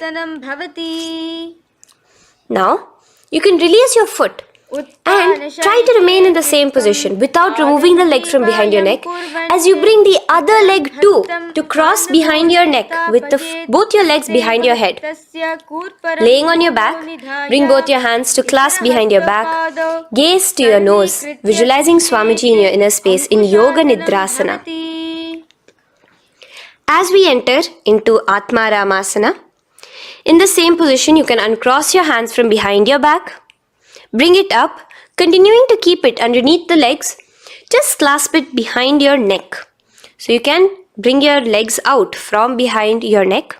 Just let your hands interlace behind your neck, gazing to your nose, visualizing the Atma Rama, Bhagavan Mahavishnu within you as your soul blessing you, as you gaze at your nose in Atma Ramasana. Now, you can release your hands and legs. Continue to lay on your back as we enter into Kochikasana. Bring your knees to your chest with the soles facing upwards. Extend your arms sideways as you gaze towards your third eye, visualizing Swamiji in your inner space. Now, from Kochikasana, keep your arms reached out to the sides at shoulder level. As we enter into Jatara Parivritti 1, keep one knee bent, twist it and bring it to the ground on the opposite side with the other leg extended straight. In Jatara Parivritti 2, keep both the knees bent to one side. And in Jatara Parivritti 3, keep both the legs straight to one side. Throughout this, keep your head looking in the opposite direction. And let us repeat this on the other side. You can bring your knees back to your chest. Let your legs out, go to the other side and do Jatara Parivritti 1, 2 and 3. The next asana is Dvipada Pitham. So now, from Jatara Parivritti, you can bring your feet down, lay on your back with your knees pointed upwards, feet flat on the ground. Extend your hands, holding your ankles. and lift your hips up. Engage the Jalandhara Bandha automatically as you raise your hips up. Gaze at your nose, visualizing yourself as a bridge in Dvipada Pitham. Now in Paryankasana, so you can lay back onto the ground and place your feet flat. Bring your arms over your head, placing the hands flat near your shoulders with the fingers pointing towards the feet. Lift your entire body up and off the ground in Paryankasana as you visualize yourself as sturdy as stone furniture. Lay back down slowly as you bring your hands out. Keep your knees to your chest here and your hands on the shoulders as we enter into Svottanasana. Visualize you're laying on your back as a playful dog. Move your hips in the circular motion. Do the Sahaja Kumbhaka. Now let us enter into Viparita Karani. First, bringing your arms out from behind your shoulders. Let your arms be extended by the side of your body. Use the strength of your arms, palms flat on the ground, to push your body, your upper body, your lower body off the mat. And keep your legs straight above you, extended. Move your legs around and around in Viparita Karani. Automatically the Jalandhara Bandha is engaged. Breathing during the Jalandhara Bandha is the Murcha Kumbhaka. Visualize Swamiji in your inner space. The next is Viparita Karani 2. In the same position, just stop the rotational movement of your legs. Visualize Swamiji in your inner space. Now, as we enter into Langalasana, just let your feet from the top rest onto the ground above your head. Interlace your fingers in the Parashu Mudra behind your body. Visualize yourself as a plow in Langalasana, continuing to engage the Jalandhara Bandha. Bhumim karshayet Langalasanam bhavati. Now, in Shaita Paschimottanasana, bring your hands out from behind your body and hold on to the toes above your head. Keep your legs and hands completely straight. Visualize Paramashiva as Shaita Paschimottanasana is one of the 84 different asanas directly revealed by Paramashiva himself. Continue to do the Murcha Kumbhaka, inhaling and exhaling with the Jalandhara Bandha. Clasping your toes now, spread your feet wide apart from each other in Supta Konasana. Visualize Swamiji in your inner space. Bring your feet back together as we enter into Chakrasana. Clasp your ankles, keeping your legs and hands completely straight above your head. Visualize yourself as a chakra, a wheel in Chakorasana. Now slowly rest your back onto the ground. Keep your legs raised up in Supta Prasarita Padangushtasana. Clasp the respective toes in the Prana Mudra with your index and middle fingers and spread your legs out wide apart from each other. Visualizing Swamiji in your inner space, restart the Ujjayi Kumbhaka where you're inhaling and exhaling, making the sound of an ocean. Bring your feet together in Supta Padangushtasana in the same position, continuing to visualize Swamiji in your inner space.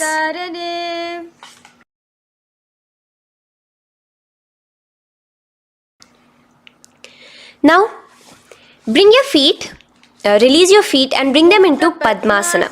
As you lay flat on your back in Matsyasana, hold the opposite elbows over your head, gazing at your nose.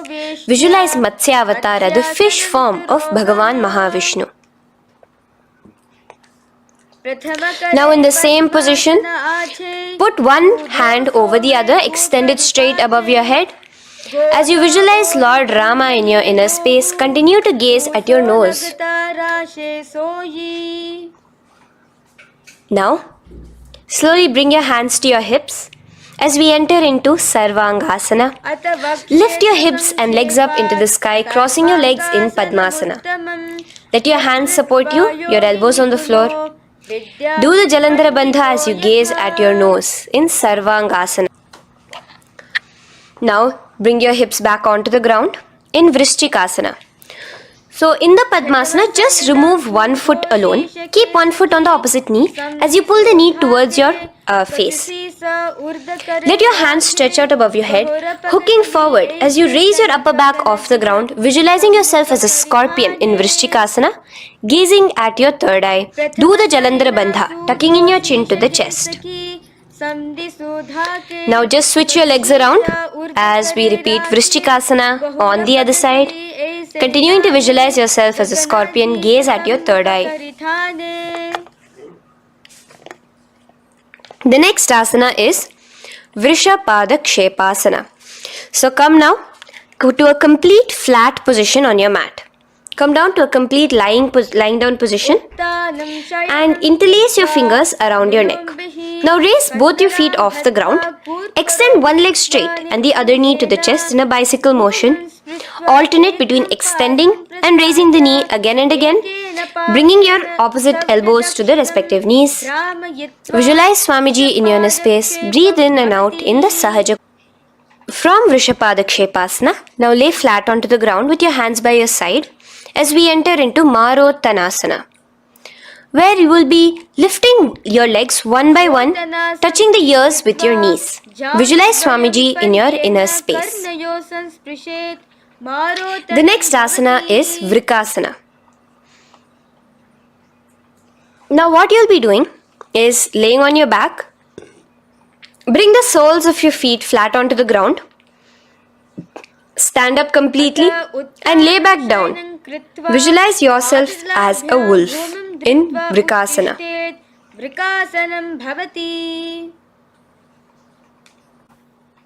Now come back to a seated position as we enter into Luthasana, where you are going to be quickly throwing your legs above your head as you roll over completely, finishing in a prone position. Do this a couple of times. Come forward, roll over. Come forward and roll over again. Visualize Swamiji, the Supreme Pontiff of Hinduism, in your inner space. Now, take a moment to relax. Lay on your belly with your toes extended in Sarathasana. Keep your hands onto the ground by your shoulders. Now here, contract your lips and make a sound like a flute, whistling while inhaling. Visualize yourself as a ratha, as a chariot carrying warriors into battle for dharma on your back. Now from Sarathasana, let us enter into Dehalyullanghanasana. So place your palms on the ground and bring yourself to a plank position. Jump your leg forward and back between your arms, visualizing Swamiji in your inner space. Jump forward now. When your legs are between your hands, stand tall. Holding your toes with your hands, walk back and forth. Visualize yourself as a wise 60-year-old elephant in Jatyasana. Now come to a standing position.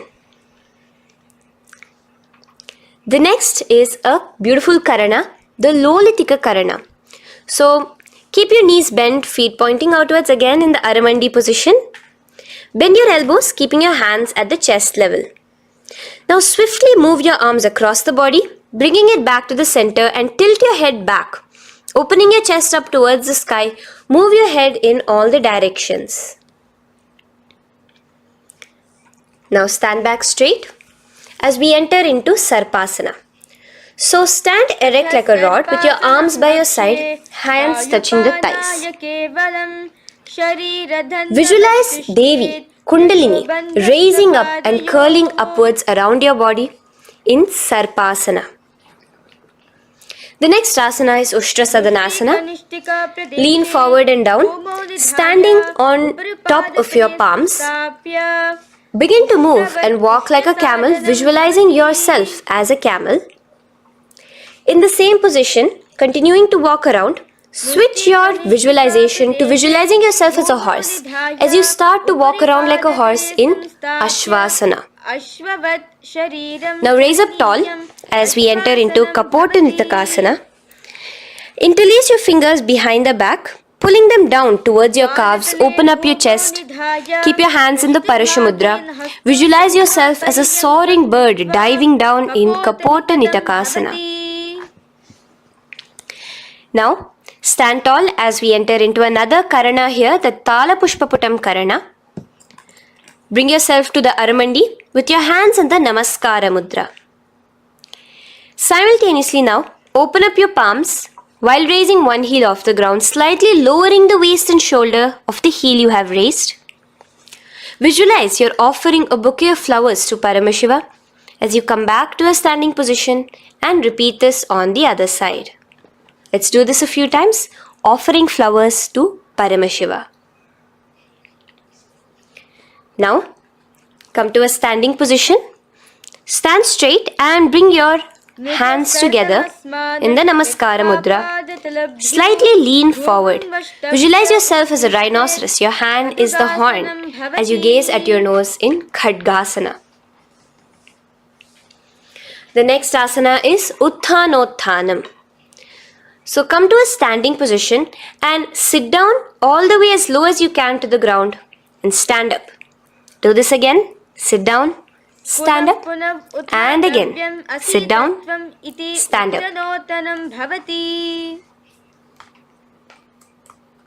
As you gaze at your nose throughout this.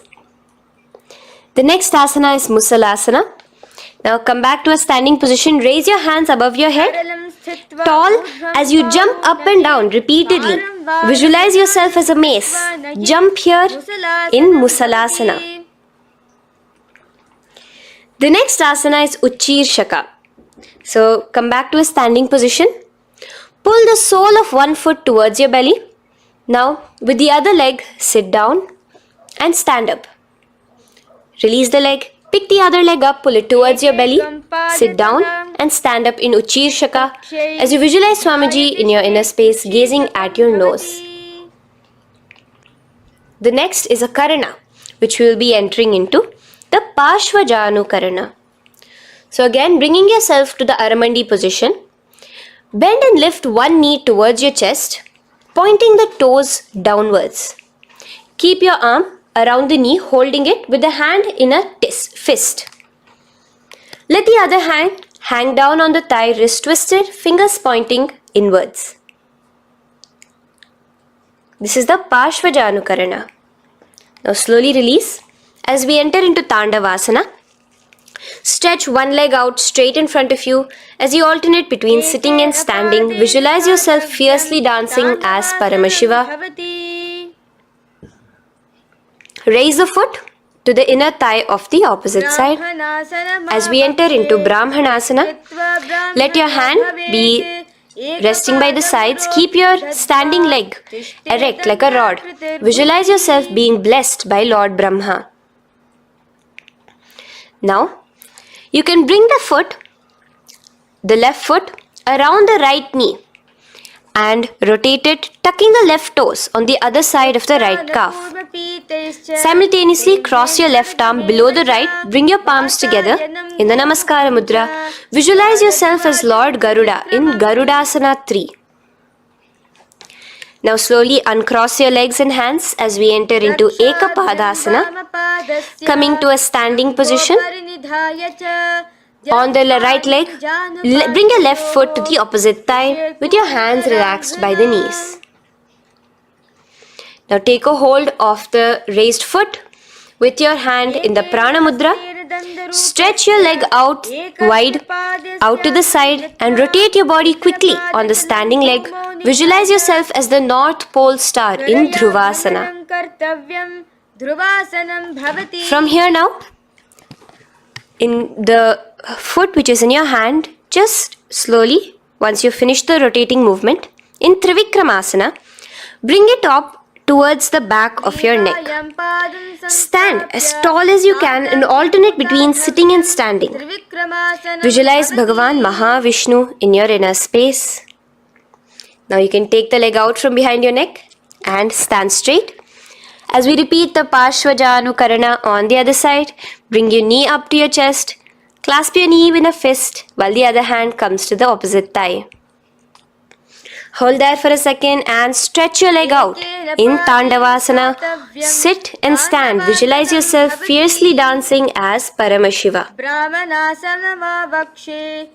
Bring the foot to the inner thigh, standing straight like a rod.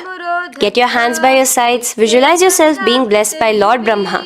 In Brahmanasana on the other side.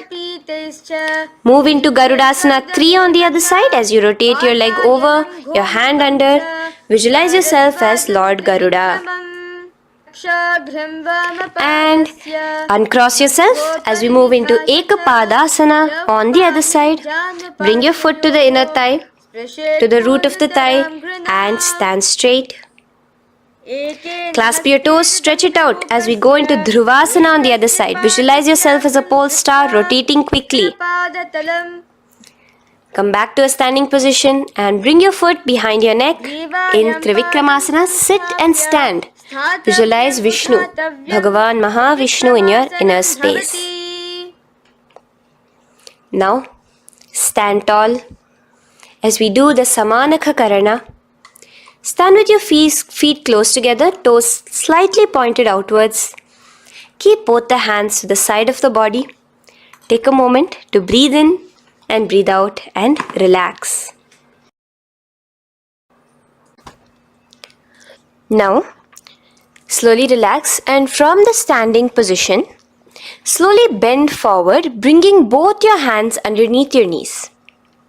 Now once you have squatted down fully, interlace the fingers together in the Parashamudra. Bring that interlaced fingers in front of your navel.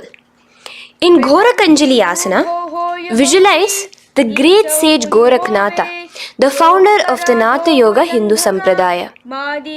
As you do the Jiva Chala Kumbhaka, engage the Moola Bandha. The next asana is Kanchyasana. So now just slowly unwind your hands from each other, from your navel, and now bring your hands from the opposite side inwards underneath your calves and wrap your hands around your back. Hold them together in the Parashamudra. Keep your body, your upper body upright, visualizing the Supreme Pontiff of Hinduism in your inner space. The next is Bhairu Asana. So slowly unclench your hands and bring them out from underneath your legs. Keep your feet and knees together and in a squatting position, bring your hands behind your back, clasping them together, remaining in the Parashamudra. As you gaze at your navel center, visualize Bhagavan Kala Bhairava, the Lord of Time, in your inner space. The next asana is Varahasana. Now to gain your balance, you can lightly spread your legs apart and bring your hands to the back of your behind you in the Anjali Mudra, palms together. Visualize a boar, one of the 10 incarnations, the Varaha Avatara of Mahavishnu, gazing at your nose.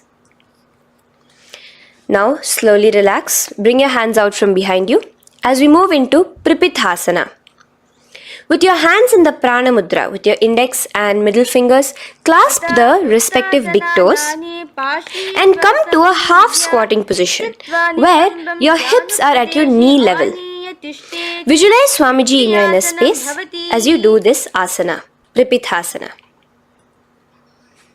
Slowly let go of your feet and place your palms flat on the ground in front of you with the fingers wide for balance. We're going to be balancing here in Bakasana. Place your knees on the back of your arms. Focus your eyes on one spot as you raise your feet off the ground, balancing here. Visualize yourself as a crow. The next asana is Shushtanga Kapali Asana. So now come to a kneeling position. So from there itself, you can directly put your head onto the ground, or else come to a kneeling position and place your head onto the ground. Palms spread for support. Raise your body onto your head, bringing your legs into the Padmasana. Gaze at your nose. Visualize Swamiji himself in your inner space. Come down now, uncrossing your legs as you come down. Sit onto your knees, keeping the toes flat. Now, let your heels come outside of the hips Keep your hands on your knees in Guptasana, sit straight. Keep your gaze on your nose. Visualize you're sitting in the sacred secret seat with Paramashiva and your Guru, Swamiji himself. Now we are going to be kicking up into a handstand. So get ready, place your palms on the ground, fingers wide for support. Do take support of a wall if you need it. And lift your body up straight above your hands.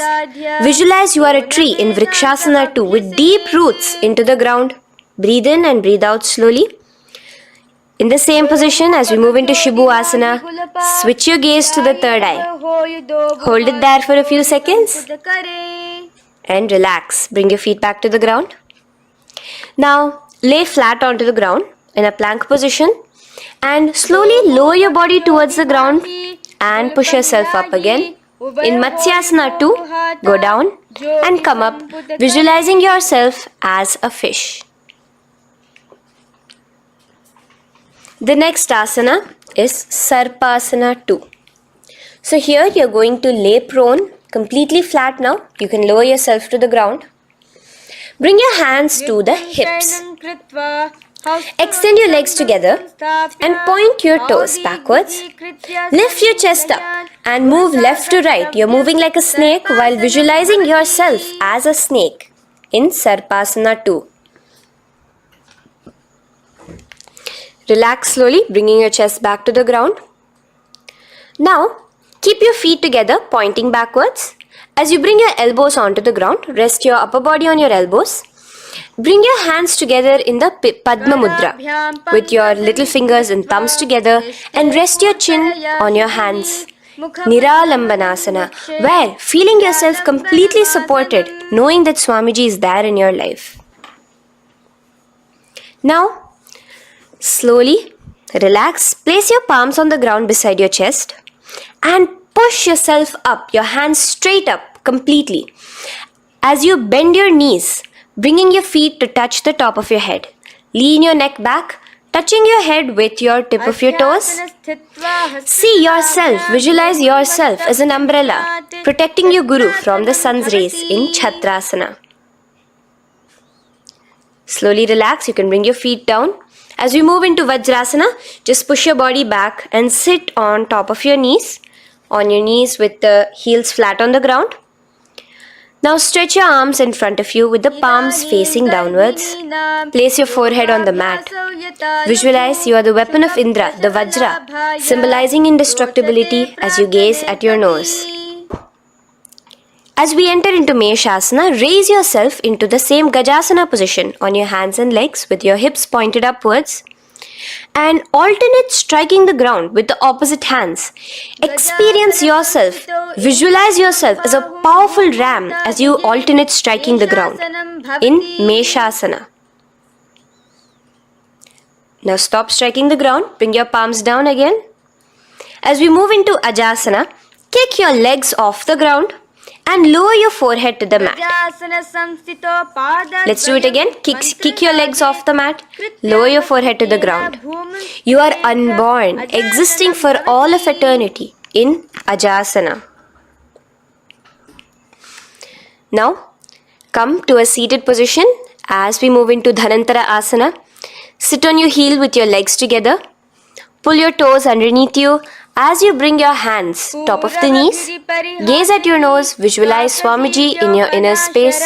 Here, do the Ujjayi Pranayama, inhaling and exhaling like an ocean, Dhanantara Asana. From Dhanantara Asana, now interlace your fingers in front of you and then behind you. Stretch your arms towards all the sides, backwards, forwards. Giving a massage to the various different joints and muscles in your body. Lean forward, get up again. Continuing to visualize Swamiji in your inner space. Relax your hands and now take your respective heels and point them outwards, outside the side of your hips.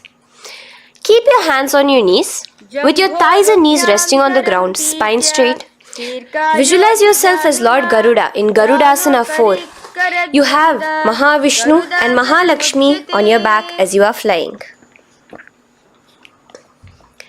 The next asana is Ananda Mandirasana.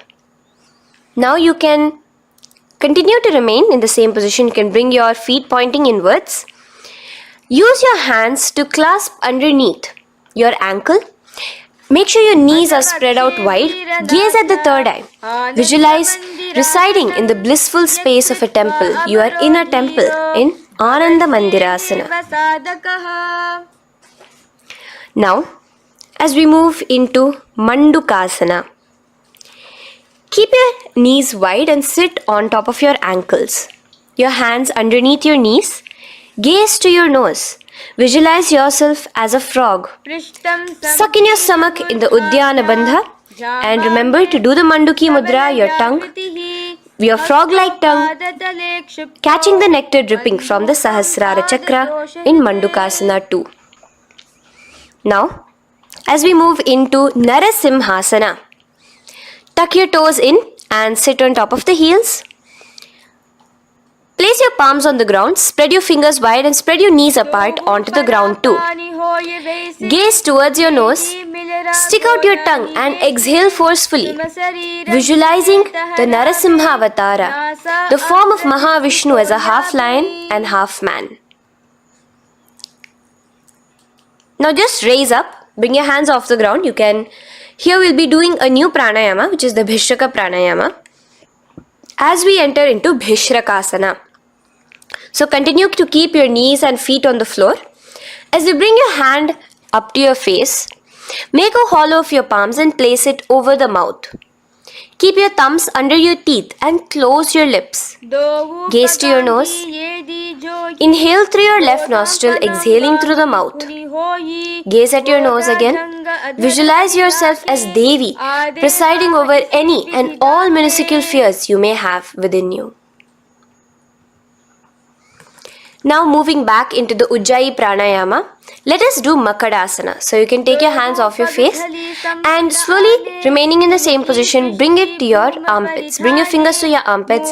Imitate as if a monkey is scratching. As you gaze to your third eye, visualize yourself as a playful monkey in Makadasana. From Makadasana, let's move into Vajra Sangharasana. So you can slowly lift your knees off the ground, just balancing on your toes, sitting on the heels. Bring your hands behind your back and clasp the opposite elbows. Gaze to your nose, embody a diamond. Visualize yourself as a diamond-like strength for yourself and your Sangha. The next asana is Khanjanasana. So now you can uncross your hands. Rest on top of the heels with your knees on the ground. Keep the toes down, ankles crossed behind. Place your palms on the mat to your side. Suck your stomach in the Uddiyana Bandha as you gaze at your nose in Khanjanasana. Now, you can uncross your ankles and just sit with your toes flat. Keep your knees wide on the floor. Rest your hands on the knees. Just relax the Uddiyana Bandha, just sucking in your perineum in the Mula Bandha. Gaze at your nose, visualize yourself as a turtle with a stable body and mind to live for hundreds of years. And without changing anything in your physical posture, just visualize yourself uniting with Swamiji himself in Yogasana. Now, raise up onto your knees, cross your ankles behind your back until the feet are coming towards the opposite knees. Now, bring your hands behind you and hold on to the calves with the fingers inside, the thumbs outside. Gaze at the third eye as you visualize yourself in a space of oneness with Paramashiva himself as Swamiji. Now you can uncross your ankles, come back to us standing on your knees as we enter into Ushtrasana 2. So now, in a kneeling position, bend backward, hold your ankles with your hands. Keep your arms straight. As you push your hips forward and tilt your head backwards, visualize yourself as a camel in Ushtrasana 2. Slowly, in the same position, lower yourself onto your back. in Jatyasana 2, as you are lowering yourself, experience yourself as a blooming lotus. Bring your head, the back of your head onto the mat. Gaze to your nose. Now, let's move into Viratasana. So, try your best to do this without the support of your hands, but you can use your hand support if needed as you raise up from Jatyasana and back down. Raise up and go back down as you gaze at your nose. Raise up and go back down. Visualize Swamiji in your inner space. Now from Viratasana, raise your hips up higher, bringing your forearms onto the mat behind you in a short back bend posture. Hold the back of your heels in Kapotasana. Visualize yourself as a beautiful dove, a Kapota, in your inner. As we move on from Kapotasana into Varasana. So stand upright on your knees with the toes tucked. Hold your arms with the opposite hands. Gaze at your nose. This is the boon fulfilling posture. Visualize your boon becoming a reality directly from Paramashiva himself in Varasana. Now, keeping your knees together, toes tucked, just lean forward, bringing your head onto the mat. Holding your head with your hands. Visualize yourself as a boar, as the Varaha avatar of Bhagavan Mahavishnu in Varaha Asana 2. Now, just kick your legs off the ground as we enter into Mundasana. Raise yourself up into a headstand posture, visualizing yourself as a lopped tree. Gaze at your nose. Breathe in and out in the Sahaja Kumbhaka. Slowly come down now, relax. Come to a kneeling posture. Sit on your heels. Bring your head down beside your knees, your elbows adjacent to the knees, your hands holding your head. Exhale through your mouth as you gaze at your nose, visualizing Swamiji in your inner space in Andhasana. Now from here, push yourself off the mat as you come lying prone on your belly. Let your arms be extended straight out and together lift your thighs, arms and chest off the ground, stretching your body, balancing there. Visualize yourself as a locust in Viparita Shalabhasana. The next asana is Kapalasana. So slowly lower yourself back to the ground. Now laying on your belly, bring your arms to your side, palms downwards. Keep your forehead on the ground and your chest on the mat. Only lift your legs up into the air. Only your legs are lifting up. Visualize yourself as a skull. You are a mind with purified thoughts, a strong will to attain enlightenment in Kapalasana. The next asana is Akasha Kapotasana. So now, in the same position as you are, let your arms be straight out behind you. As you kick your legs up and over your head, bring your feet slowly to the mat in front of you. Push yourself, balance there. Visualize yourself as a free and open flying dove in Akasha Kapotasana. Bring your legs back out as you lay flat on the mat. Now push yourself onto your knees. Place your forearms on the ground and your chest down such that your navel is touching your knees. Be sturdy, visualizing yourself as a sparrow in Chatakasana. The next asana is Vrishchikasana 2. So your forearms are on the ground. Now slowly raise to your toes and kick your legs off the mat. Slowly lowering your legs to your head. Visualize yourself as a scorpion as you balance in Vrishchikasana 2. Slowly release yourself, coming back to the ground as we enter into Vrishasana. Sit down on top of your right heel and let your left foot remain outside of the hip, the ankle to the side. Place your hands on the mat, visualizing yourself as a bull in Vrishasana. Now, bring both your knees underneath you, sit on both your heels, cross your left leg over top of the right, lightly, and in Lolasana, push yourself off the ground. Your knees are off the ground, you're just balancing on your hand above the mat. Visualize Swamiji in your inner space. Lower down now, Bring the left foot now outside. Bring the right foot out and sit on your left heel now. As we do Vrishasana on the other side, visualize yourself as a bull. From here, let us get into a very powerful asana, Balagunasana. So, place your left toes on the ground, sit on the heel of your left foot. Place the right foot flat with the knees raised towards your chest. Maintain your palms on the respective knees. Be upright. Visualize Balagunahai, one of the 84 siddhas in your inner space in Balagunasana. Now come to a squatting position. Let your feet be flat as you bring your elbows under your thighs and calves, wrapping it around your shins. Hold on to your ankles from the outside in Grahasana, visualizing yourself as an entire planet. Now you can unwrap yourself as you sit on top of the opposite heel in Balagunasana on the other side. Maintain your palms on the respective knees. Visualize Balagunahai, one of the 84 siddhas in your inner space.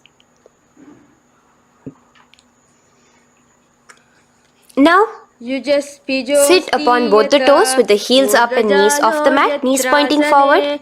Now, keep your hands downwards on the respective knees. Keep your spine upright as you visualize Swamiji in your inner space in Utkatasana.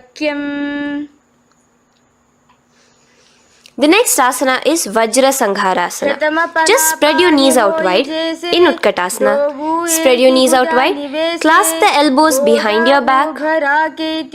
Visualize Swamiji in your inner space in Vajra Sangharasana too. The next asana is Anilasana. Now, sit with your feet hip width apart. Bring your hands under the soles of your feet from inside. Your palms facing downwards. Step onto your hands. Keep your arms straight, elbows together at the navel. Gaze to your nose. Visualize yourself able to consume and live off of air alone in Anilasana. The next is Padukasana. So from Anilasana, you can release your hands. Place the back of your hands on the mat with your fingers facing upwards. With your fingers facing towards your body, palms upwards. Step your feet on top of your hands and wrap your hands around your feet like a shoe. Walk around. Visualize you're wearing padukas, walking across the length and breadth of the world in Padukasana. Now bring your palms onto the ground. Stop moving around as we move into Kukutodana. Kick your feet up into the air and let them fall back down. Let's go up again and come down. Kick up and go down. Visualize yourself as a rooster in Kukutodana. The next is Viparita Nrityasana. So as you're kicking yourself up, you can go up into a complete handstand posture, which is Viparita Nrityasana. Do take support if needed. And move around on your two hands as if you are dancing in Viparita Nrityasana. Slowly come back down to a standing position. Lean forward and let your feet be slightly apart from each other. Bring one palm down on the mat with the arms straight. Bring the opposite hand to your head and be stable in Kunjarasana. Now just put that hand down as you bring the other hand to your head, repeating Kunjarasana on the other side. Be stable here. Now you can squat back down onto the ground. Keep your feet flat. Hold your respective ankles and lift your feet off the ground in Kadamba Asana. Visualize yourself as a Kadamba tree, a pious tree that promotes a long life. The next asana is Pavana Muktasana. Now sit back down onto the ground. Bring your knees towards your chest. Let your hands wrap around your knees. Hold it close to your body. Visualize all the excess vata, air, just balancing and releasing in your system in Pavana Muktasana. Now, let us move into Chakorasana. So first stretch your legs out in front of you. Bring one leg behind your head. Now place both hands on the ground and lift your body off the ground while lifting the other leg too, up straight. Visualize yourself as a powerful source of energy. Gaze at your third eye in Chakorasana. Slowly relax back down. Now hold your left toes with the left hand, index and middle fingers. Pull the foot to the left ear. We are entering into Dhanurasana 2. Extend your right leg out, keeping straight. Hold the big toe with your right hand. Visualize yourself as a bow in Dhanurasana 2. The next is Ashtavakrasana. So lift your left leg over top of the left shoulder. After releasing your hands, bring the right foot across and hook it on top of the left foot. Lean forward and down, keep your palms onto the ground. Extend your legs out to the left, lift your head up and chest. You're completely balancing only on your hands as you visualize yourself as a flying crane in Ashtavakrasana. Now slowly relax down. From here, bring your right foot to the left thigh and your left foot flat onto the ground. Knees raised up. Have your left shoulder underneath the respective leg and place your hands flat on the ground. Gaze towards your third eye. Visualize you are immortal, able to exist solely from prana alone in Pranasana. From here, moving into Parshva Matsyendrasana. Place your right foot at the root of the left thigh. Then the left leg by the side of the right knee. Hold the left leg by the right hand. Twist your body out. Remain steady here, gazing at the third eye. Visualize Matsyendranatha, the great Rishi Yogi, master of Hatha Yoga, in your inner space. Now slowly unwind yourselves. As we repeat Chakorasana on the other side, lift the other leg behind your head. Place both your hands on the ground and keep your entire body off the ground straight up. Gaze at your third eye, visualizing yourself as a powerful source of energy. Now relax back onto the ground. Let's repeat Dhanurasana 2 on the other side. Clasp your respective hands with the feet. Pull one foot back, the other foot extended forward, visualizing yourself as a bow. Release your feet as you cross them over each other, over top the shoulder in Ashtavakrasana on the other side. Raise off the ground. Visualize yourself as a flying crane. The next asana, we'll be repeating Pranasana on the other side. Bring the right foot to the left thigh. Bring your hands onto the ground with the knee raised. Gaze at your third eye, visualizing yourself able to live off just prana, just air alone. And relax as we do Parshva Matsyendrasana on the other side. Twist yourself, visualizing Matsyendranatha, gaze towards your third eye. And from there, let us enter into Ardha Paschimottanasana. Keep one leg straight and press your perineum with the other heel. Bring your chest forward and down. Hold your toes and feet and bring your head towards your knees. Here in Ardha Paschimottanasana, visualize Swamiji in your inner space. Now raise up, and the foot which was at the inner thigh, now rotate it outside of the hip. Now hold the sole of your other foot and lift your leg up towards your forehead. Try to bring your knee to your forehead as you keep your knee straight. Gaze to the nose in Kraunchasana. Visualize yourself as a crane.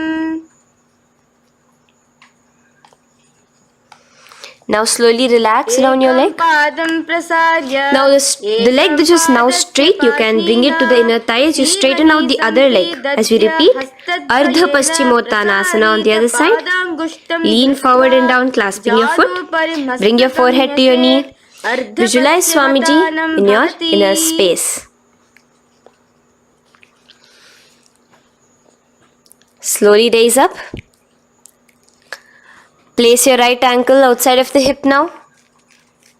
Hold the sole of the left foot, lifting the leg up towards your forehead. Stretch yourself there. Gaze at the tip of your nose. Visualize yourself as a crane in Kraunchasana on the other side. Now, from here, bring the soles between the thighs and calves. So once you have relaxed yourself, bring your soles between the thighs and calves. Keep your spine straight, palms resting on your knees. Visualize a swastika, embodying peace, well-being, good fortune and prosperity as you gaze at your nose in swastikasana. Now without changing anything about your position, just take your hands alone.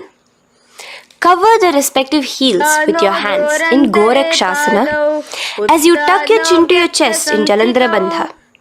Gaze at your nose. Visualize the great Rishi Gorakhnatha, the founder of the Natha Yoga Hindu order. Now release the Jalandhara Bandha. Continue to keep the Mula Bandha engaged throughout the whole sequence. As you raise one foot to the opposite thigh, bring your hands to your face in the Shanmukhi Mudra, closing your eyes with your index finger, nose with the middle finger, ears with the thumbs.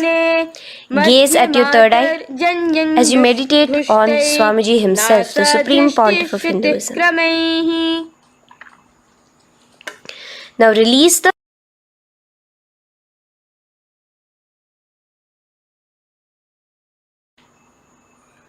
Shanmukhi Mudra. And in Yogasana 2, bring your legs into the Padmasana position over the opposite thighs. Keep your hands flat onto the ground beside your knees with the palms facing upwards. Sit straight, gaze at your nose. Here we'll be starting the Kakachancha Kumbhaka, where your inhalation will be through your tongue wrapped like a pipe, and your exhalation will be through your nose. From Yogasana 2, now keeping your palms beside your body, just switch them around to be flat on the ground and push your entire body off the ground, balancing. Visualize yourself as a rooster in Urdhva Kukkutasana. Now relax down, come back to a seated position on the floor, keeping your legs in Padmasana. Insert your hands through your knees and place them on the mat. Remember, do not lift your body up, just stay seated down there.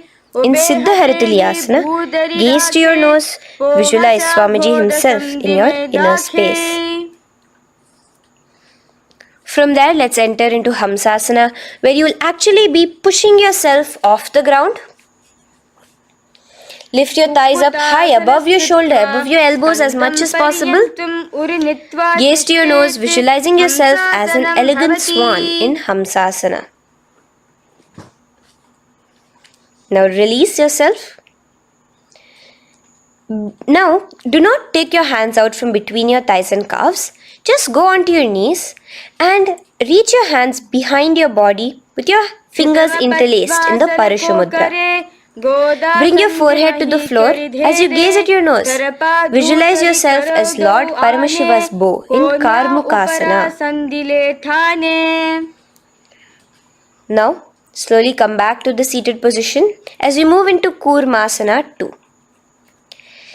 Keeping your hands in between your thighs and calves, bend your elbows and hold your respective shoulders with your hands.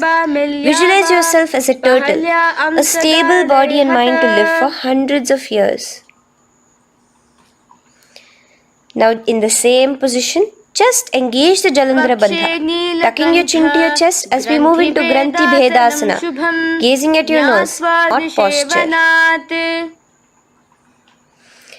And from there, release the Jalandhara Bandha as you roll onto your back. Keep your hands on the shoulders, laying flat on your back. As you visualize yourself as a turtle on its back, playful, gaze at your nose in Uttana Kurmasana. Now rock yourself back to a seated position as we do Pangu Kukkutasana. Now it's the same as your hands between your thighs and the calves, except you will be placing one hand flat on the mat. Hold the wrist with the other hand. Lift your body up and holding only on one hand. Visualize yourself as a rooster in Pangu Kukkutasana. Now release back to the ground. Hold. Let's do Pangu Kukkutasana on the other side. Place the other palm flat and bring the other hand holding the wrist. Push yourself off the ground. Visualize yourself as a rooster. Continue the Kakachanchu Kumbhaka, sucking in your breath through your curled tongue and exhaling through your nose. As you slowly extricate your hands from between your thighs and calves, let's do Girdharasana here. So now, interlace your fingers in the Parashamudra as you place your elbows on the feet, remaining your legs in Padmasana. Lean forward and down, resting your chin on your knuckles. Place your thumbs to your throat in Girdharasana. Visualize Swamiji in your inner space. From there now, sit straight into Padmasana 3. So with your legs in Padmasana, bring one hand over the other near your navel center. Engage all the three bandhas, suck in your stomach, clench your perineum, tuck your chin to your chest and gaze at your nose in Padmasana 3. Slowly now, as we move into Padmasana 4, bring your hands to the respective knees. Release the Jalandhara Bandha and release the Uddiyana Bandha, just engaging the Moola Bandha alone. Visualize Paramashiva in your inner space as you gaze at your nose in Padmasana 4. Now we'll be entering into Karmukasana 2. So in the Padmasana position, hook your right hand index and middle finger in the Prana Mudra around the toe. Pull it back while your left hand rests on the knee. Now, as you visualize yourself as Paramashiva's bow, just release your right foot, bring your left hand to the left toe, right toe, and let your right hand be on the right knee. Now from here, let's do Karmukasana 3. So you can release your toes, cross your hands behind your back, continue to keep your legs in Padmasana, and with your respective hands, cross behind your back. Hold on to the toes in the Prana Mudra. Engage all the three bandhas, suck in your stomach, clench your perineum, tuck your chin to your chest. Visualize yourself as Paramashiva's bow in Karmukasana 3. Slowly relax the bandhas, just keeping the Moola Bandha. Continue to hold on to your toes. Release the Uddiyana Bandha and the Jalandhara Bandha. Switch your gaze to the third eye. Visualize you are Paramashiva's third eye itself. Anything you come across, you just rejuvenate it, destroy it in Dridhasana. Now, try to keep your hands at the toes. If not, just keep your hands crossed behind you as you lean onto your back in Padmasana, where you are entering into the Nagrasana position. Lay flat onto the back, visualizing yourself as a snake, gaze at your nose in Nagrasana. Do the Sahaja Kumbhaka, simple breathing, inhaling and exhaling.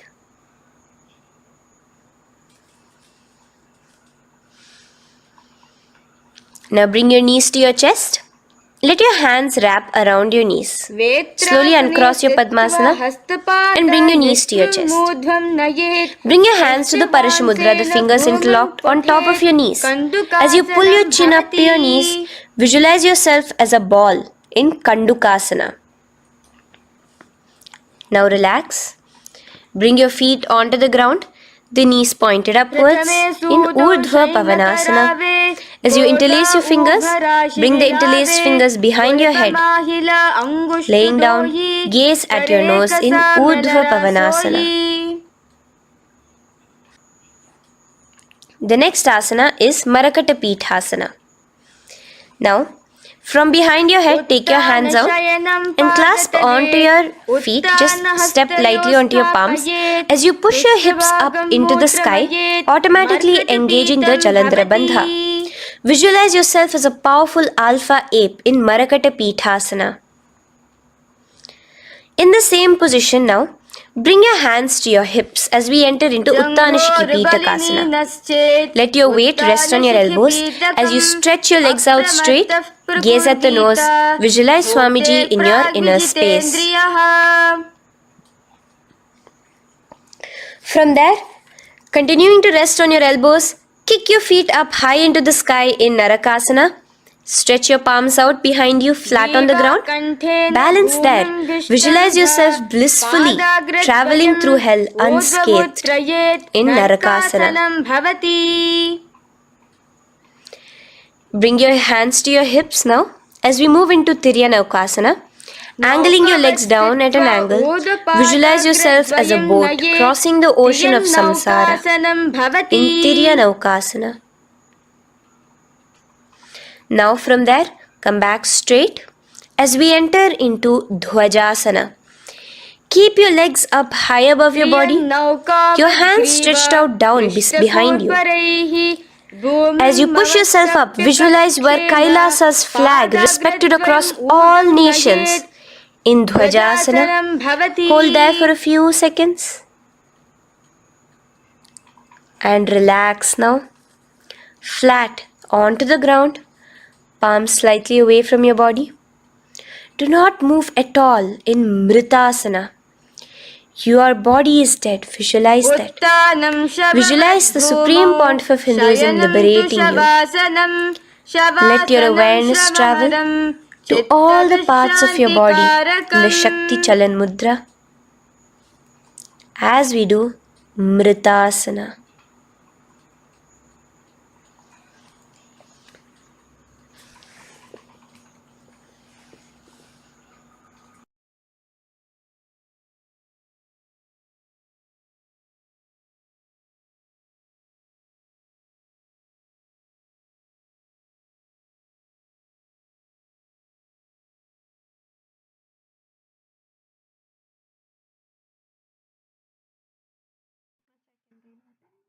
Om Purnamadah Purnamidam Purnat Purnamudachyate Purnasya Purnamadaya Purnamevavashishyate Om Shanti Shanti Shantihi Harihi Om Tat Sat Sarvam Bhagavat Shri Nityananda Paramashiva Padukarpanamastu Om Nityanandam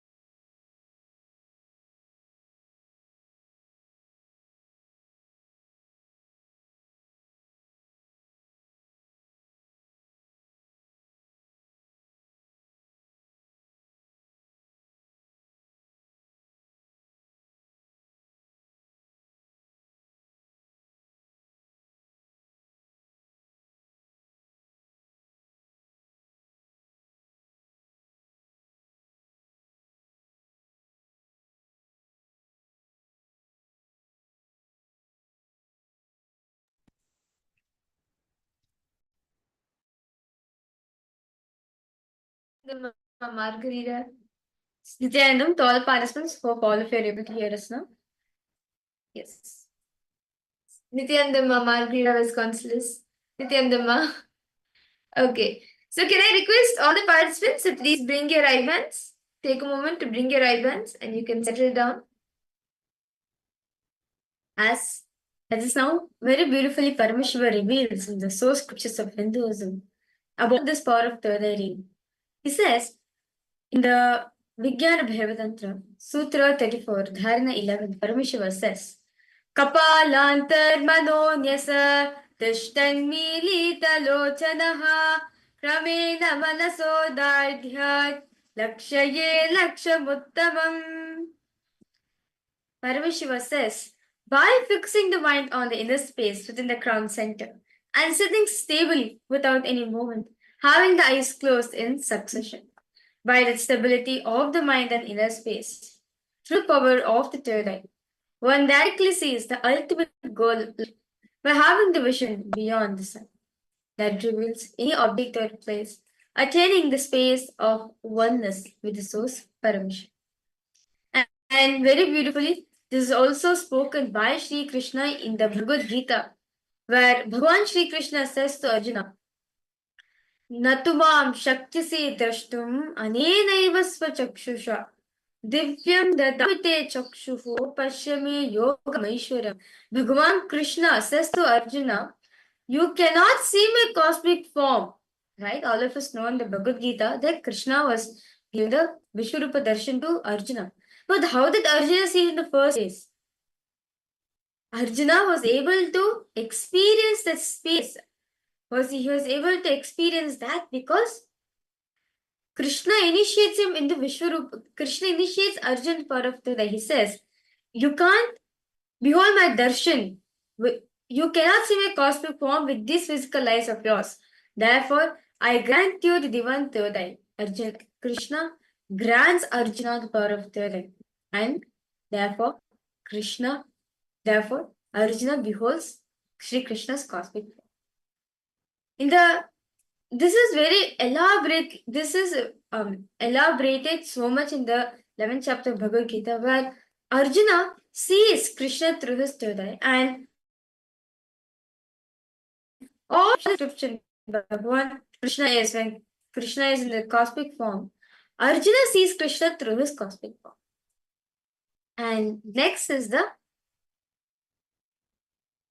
Swamiji's own experience on this power, where Swamiji was at the age of 12. Swamiji was sitting and contemplating on the truth. Swamiji was seeking the source of the first person in him. Just contemplating the source, the root for what's the source from which the pain is coming from. And with that, suddenly Swamiji was doing that seeking, right? Suddenly something opened up in Swamiji. Swamiji was able to see the whole 360 vision. Swamiji was able to see everything around him, above him, the whole 360-degree vision Swamiji was able to see. Not just that, Swamiji was able to feel, experience all of that as him. Whether the skin of the stone on which he was sitting, or the temple tower, the Arunachala hill, or the temple tower, the trees, flowers, everything, Swamiji could feel himself on it.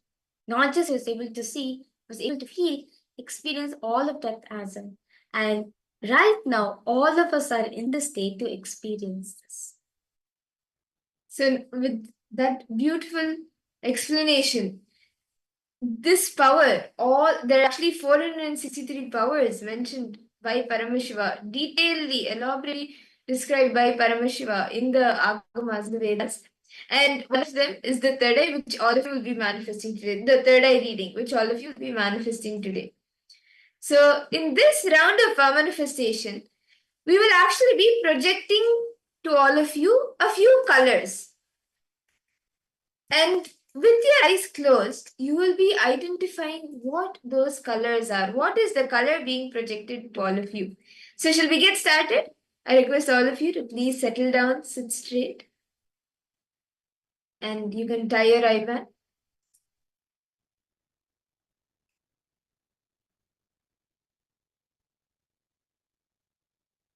Because all participants, please close your eyes. We're now going to be starting the power manifestation. Start chanting the Mahavakya intensely. See, the Mahavakya is like the key to connect to Swamiji in the space of oneness and manifest the powers.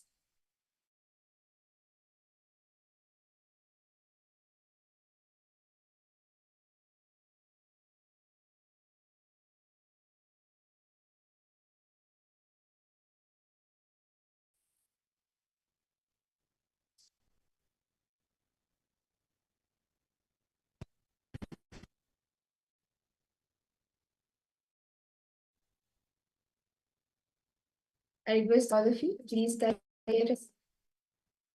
chanting the Mahavakya intensely. Om Nityananda Paramashivoham. Om Nityananda Paramashivoham. Om Nityananda Paramashivoham.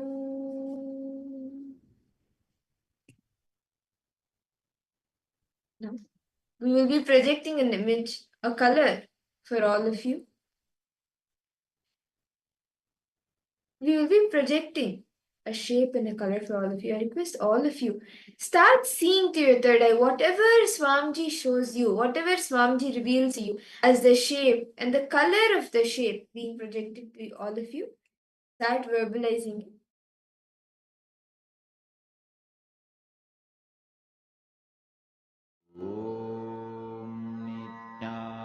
Nityananda Paramashivoham. Om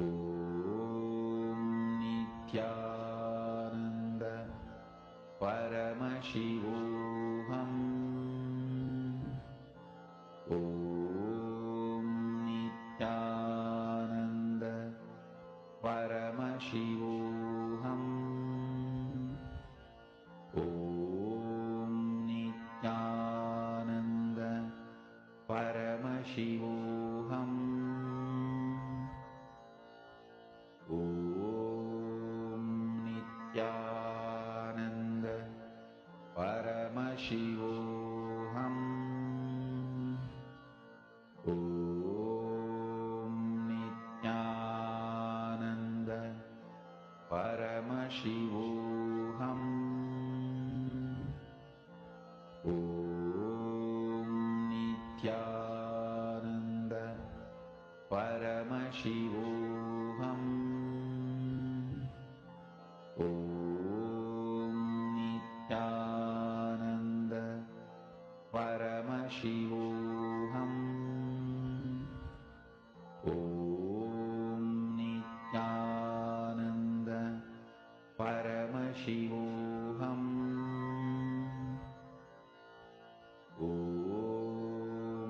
Nityananda Paramashivoham. Om Nityananda Paramashivoham. Om Nityananda Paramashivoham. Om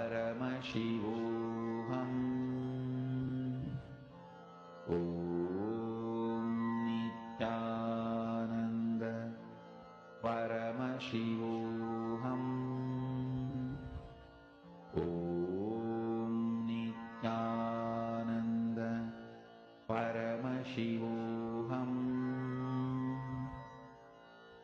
Om Nityananda Paramashivoham. Om Nityananda Paramashivoham. Om Nityananda Paramashivoham. Om Nityananda Paramashivoham. Om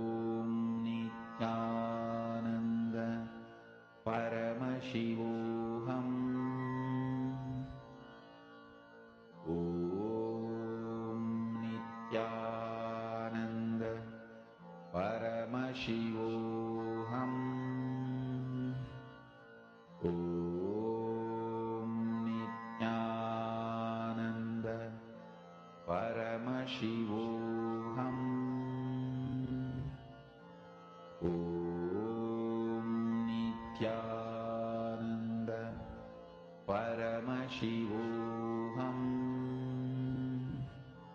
Om Nityananda Paramashivoham.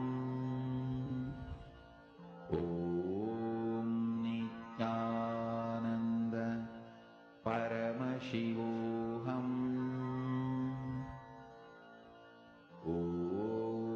Om Nityananda Paramashivoham. Om Nityananda Paramashivoham. Om Nityananda Paramashivoham. Om Nityananda Paramashivoham. Om Nityananda Paramashivoham. Om Nityananda Paramashivoham. Om Nityananda Paramashivoham. Om Nityananda Paramashivoham.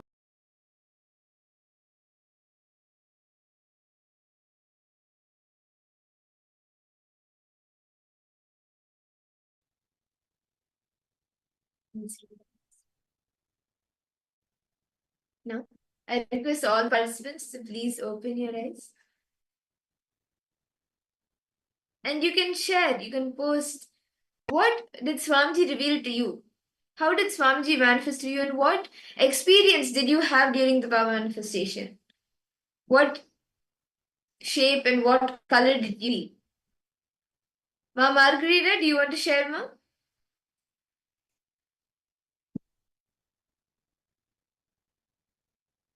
Ma Sharma and News, Nityananda. How about the participants who are attending us from YouTube? I request you to post.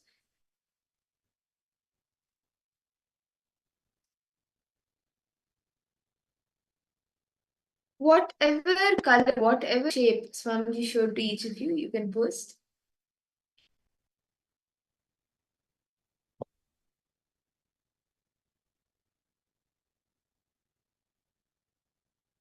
Shall we all do one more round? Yes. So the answer which we were showing, so basically the shape which we were projecting for all the participants is the rectangular shape, and it has neon pink on it. You can see the neon pink color has been on it. Yes, so this is the neon pink, which, so this is the what? This is the exact image you are showing for all the participants. Okay, let's manifest one more round, okay?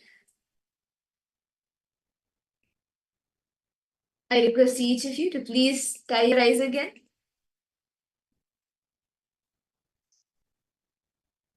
This time, we are going to be projecting a picture for all of you. So I request all participants now to post. I request all of you to please tie your eyes. Start chanting the Mahavakya intensely. You can remember the best experience you had with Swamiji. It could even be the first time you may have been scrolling through YouTube and you found Swamiji. Whatever best experience that you have had with Swamiji, connecting to Swamiji, how you have connected to Swamiji, just remember that. Remember the joy that it brought, and with that same joy,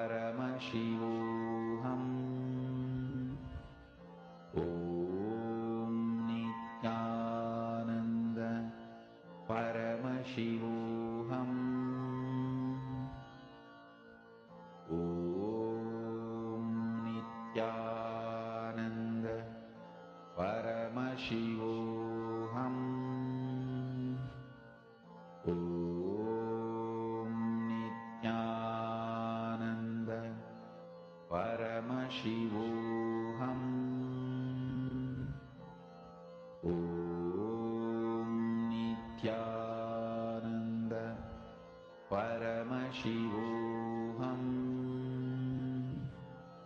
Om Nityananda Para.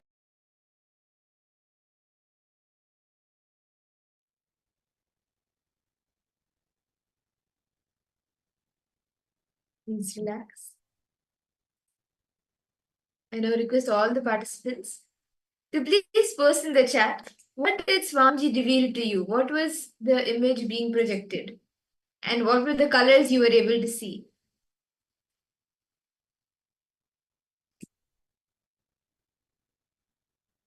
Can I request all of you to post? Whatever Swamiji revealed to you, it can be anything. And see, Swamiji could have revealed to you, times you may have heard something, or you would have smelled something, you would have tasted something. However, Swamiji revealed to you the image that was being projected, whatever you saw, without filtering anything, I request all of you to please detail it out.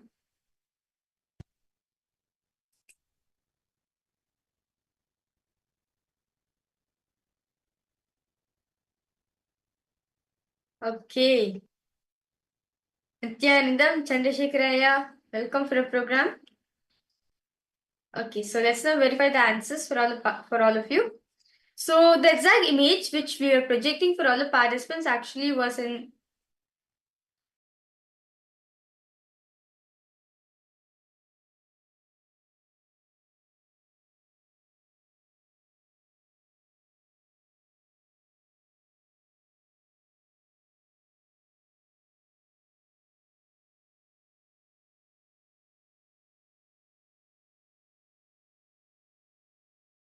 which we were projecting for all the participants. Okay, that was a very beautiful conversation all of us had. So let's now enter into the first session of the day, where we are going to be understanding what is Paramashivoham exactly. I have attended, for example, you may have a question, right? I have attended many programs and everything. But why Paramashivoham do I need to attend? What's the specialty of Paramashivoham? Swamiji is going to be detailing answering about this question. So let's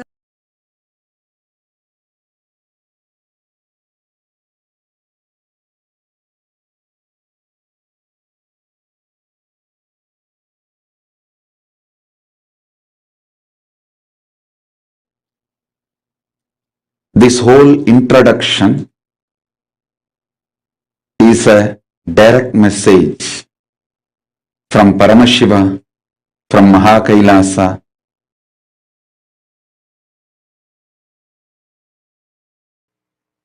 This whole Paramashivoham level 3, I'm going to focus on one word.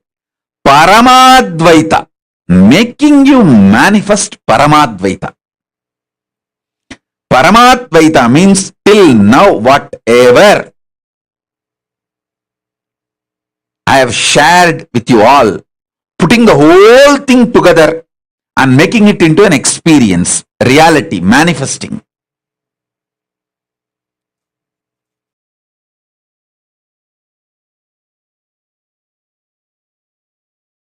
First, Paramashiva manifested the signs of achieving the state of Paramashiva: unclutching, detox, completion,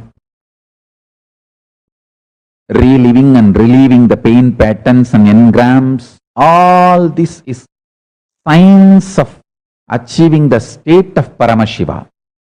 Then, integrity, authenticity, responsibility, enriching, causing, living in perpetual completion. These all is the signs of space of Paramashiva. Space of Paramashiva. Then oneness is manifesting the powers of Paramashiva. Paramashivoham signs is manifesting the being of Paramashiva. Now, Paramashiva is revealing the signs manifesting the super consciousness of Paramashiva.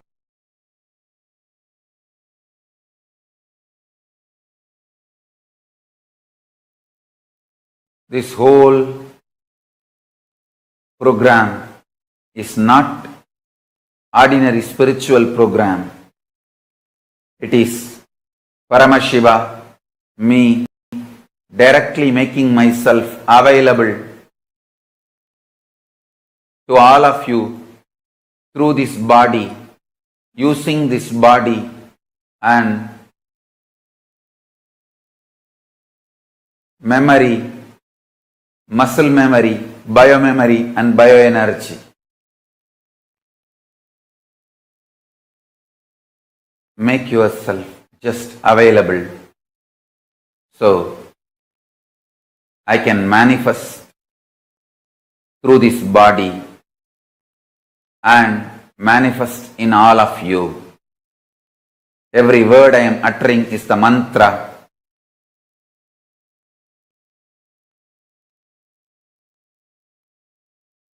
I am manifesting in this system, in this body completely, so you can all just mirror the neuron activities of this system and manifest the being of Paramashiva.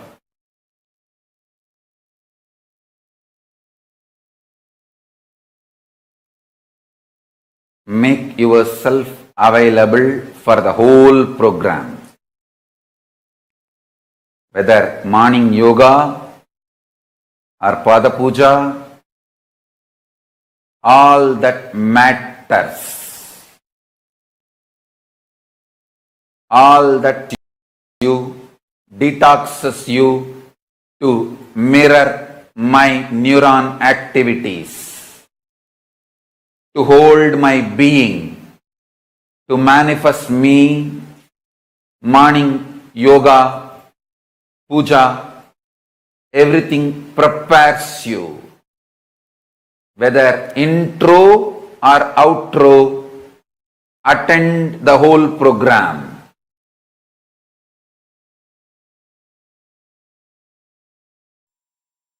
Listen. Simple, straight introduction. Listen. Simple, straight introduction. I am Paramashiva. Paramashiva himself is manifesting as Paramavatara in this body. He will do it. He will do the Paramadvaita, ultimate superconscious mutation for all of you,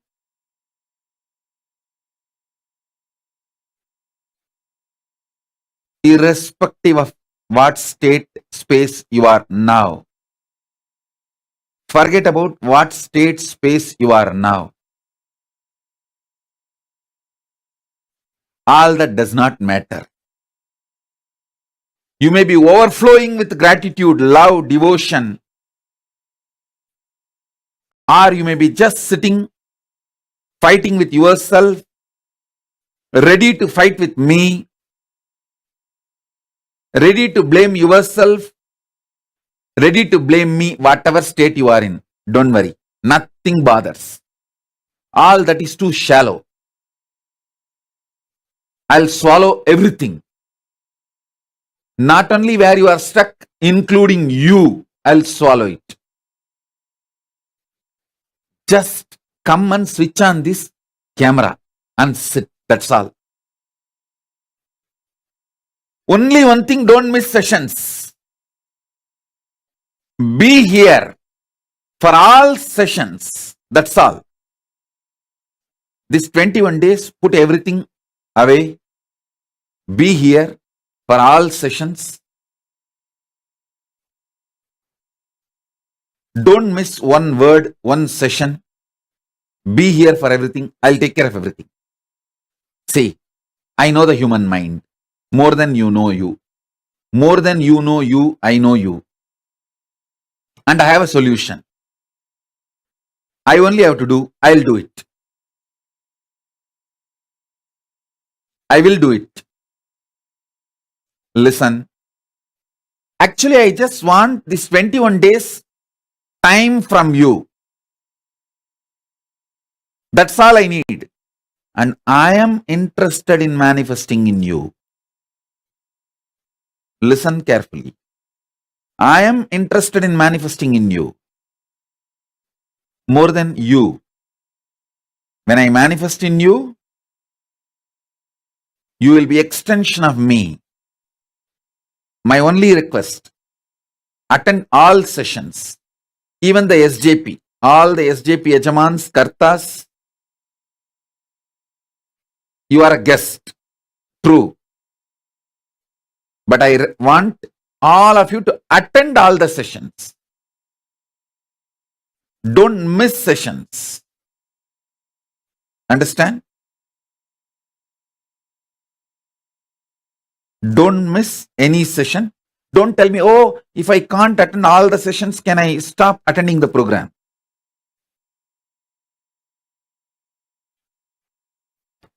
Attend all sessions.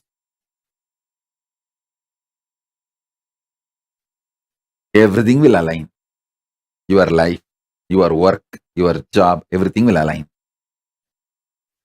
Every session, I'll cause miracles. Every session is not just teaching or initiation. Every session is a miracle. This first session is a completion miracle. Whether you feel in your stomach hungry or bloating, underfed or overfed, I'll swallow you completely now. Get your pets, kids, make them all come and sit in front of camera. That's all I need. Nothing else. I just need to see them. You just need to see me. That's all. Nothing else is required. I'll do the job. If your pets and kids are fighting with me, don't worry. Get them to the camera. Let them sit in front of camera and fight with me. I'll take care. Nothing else is needed. You may say, oh, my pet does not listen to me, or my kid don't listen to me. He or she does not want to listen to your program or attend the session. Don't worry. Just get them and make them sit. After all, they will fight with me sitting in front of the camera. That's okay. I know how to deal with them. Let them sit in front of camera and fight with me. I have no problem. I'll deal with them. I'll swallow them completely. I have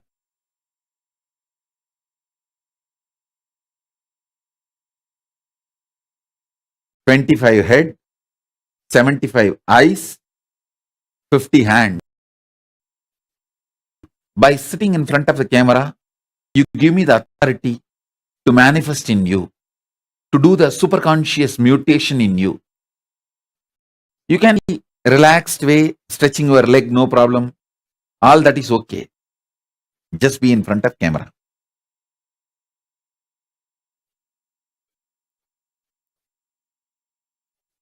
All of you be very clear.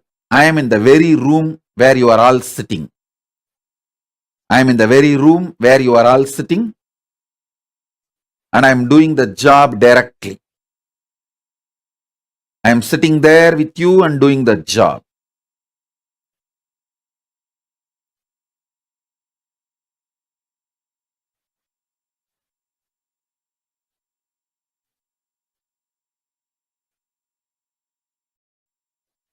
Listen. All your past, all your patterns, good, bad, right, wrong, everything, I'll just swallow it and finish it up. I'll just burn it away. This session, I'm going to focus on bringing completion to you so that I can start doing the superconscious mutation process.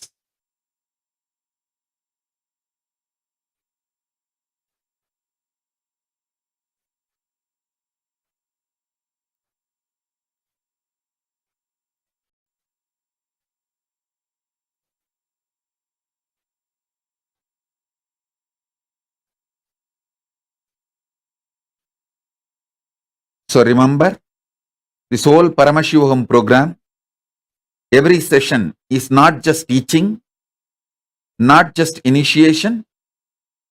It is every session there will be miracles.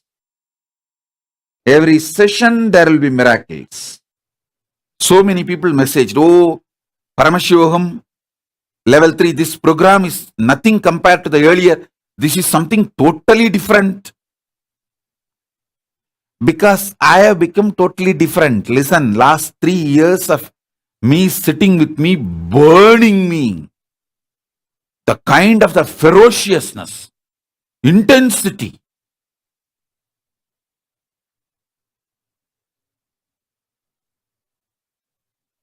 It is now 4 years, literally.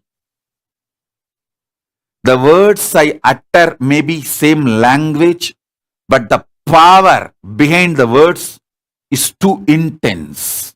It's like a Brahmastra. Unused. Unused.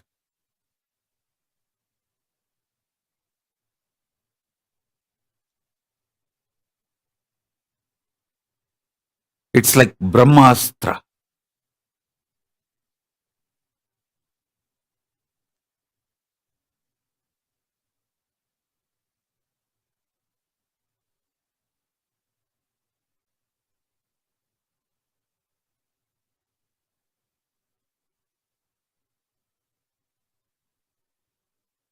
Multiple doors have opened in this body during this 4 years, especially last 3 years. 3 years completely, other than that few people who give me little food and wash my clothes, I am not seeing anyone. So it is such intense energy.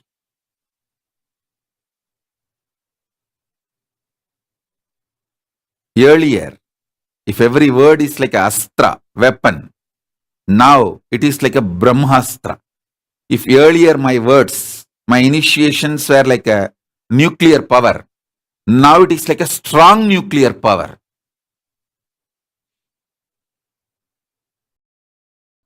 So sit, I am ready for superconscious mutation process.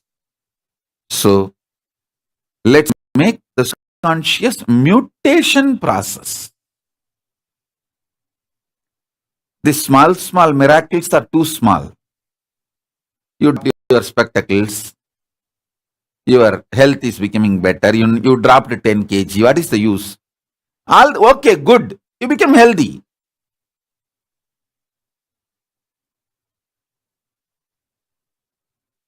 But what I am looking at is me raising you.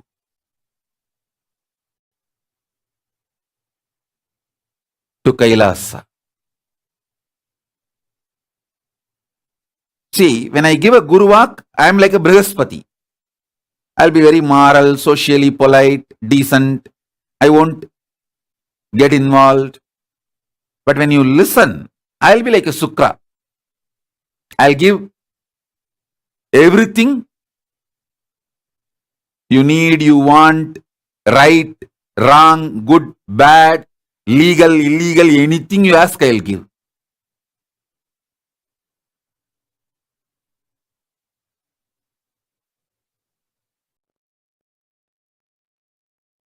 This Paramashivoham program is to introduce the cosmic principles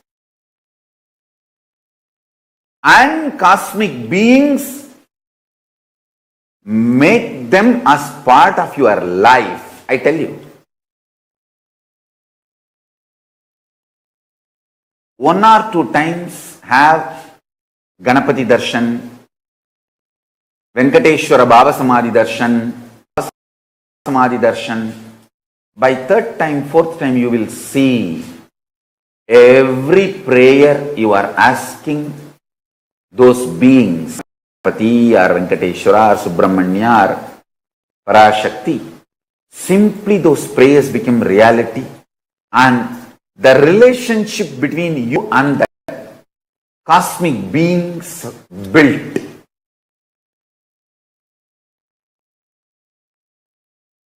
See, during the Bhava Samadhi Darshan, literally those cosmic beings manifest through this body. Just like how they manifest in Archavatara, deity, they manifest Avatara, Pratyaksha Avatara, and give Pratyaksha Darshan.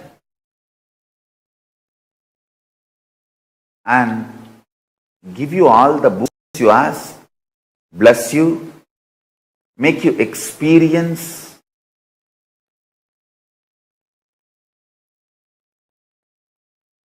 everything.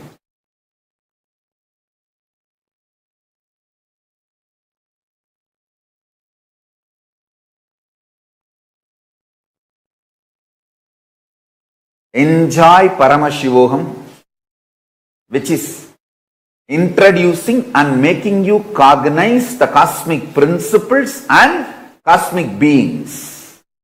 The state of Paramashiva, space of Paramashiva, powers of Paramashiva, being of Paramashiva.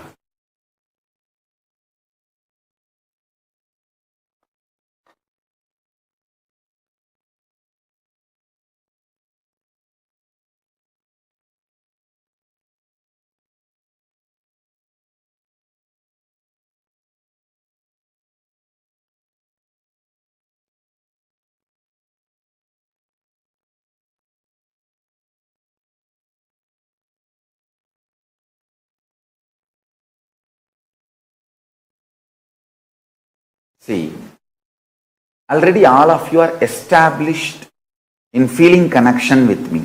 I'm talking to all my disciples and devotees.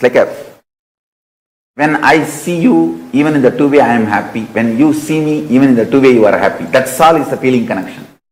See, when you see me, you are happy. When I see you, I am happy. Means we both are established in cosmic Wi-Fi network. That's what I call cosmic Wi-Fi network. Cosmic feeling connection. Wherever you are, I am with you. Wherever I am, you are with me. Paramashiva's own superconscious mutation manifestations. 64 manifestations he himself describes in Vedagamas.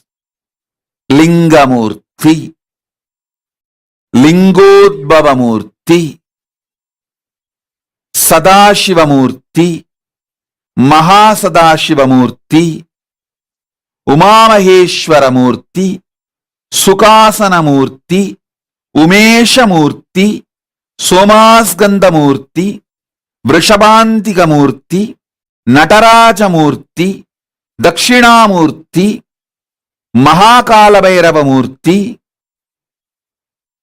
his own 64 superconscious mutation manifestations. First time ever I am initiating people into this. First time ever I am initiating people into the superconscious mutation manifestations of Paramashiva, all the 64. See, separately I initiated people in Dakshinamurti manifestation. Separately I initiated people in Kalabhairava manifestation. Separately I initiated people in Nataraja manifestation. Separately I have also initiated people in Lingamurti manifestation. Like different individual manifestations of Paramashiva I have initiated, like Lingodbhava Darshan. Through that Lingodbhava Murti initiation I have done. But first time, all the 64. This Paramashivoham, you are going to experience all the 64. So I am beginning the initiation with introduction from today. This is going to be the unique offering from Paramashiva for this Mahashivaratri and this whole Paramashivoham. Initiation into superconscious mutation manifestations of Paramashiva. All the 64 manifestations. Like Gajasamhara Murti is one manifestation. Tripurantaka Murti, Sandhya Nritta Murti, Gangadhara Murti, Jwarabhagna Murti. Each of these manifestations, Kshetrabala Murti, Kalantaka Murti, Bhikshadana Murti, Pasubhada Murti, Varaha Samhara Murti, Brahma Sirascheta Murti, Gauri Leela Samanvita Murti, Ekabada Murti, Jvalantara Vada Murti, Agorastra Murti, Vatuka Murti, Lagulishwara Murti, Guru Murti, Tripada Trimurti, Gajantiga Murti, Kirata Murti, Veerabhadra Murti, Abattuttarana Murti, Kamadahana Murti, Matsya Samhara Murti, Rakta Bhiksha Pradana Murti. All these are various superconscious mutation manifestations of Paramashiva. Superconscious mutation is the process of manifesting Paramashiva in all your 25 paces and phases. PHASES, pace, paces. Phases, FACES.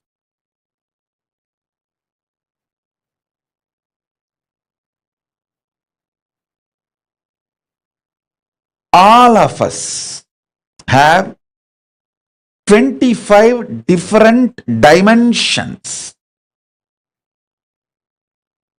which functions spontaneously, simultaneously, without getting confused with each other. Listen.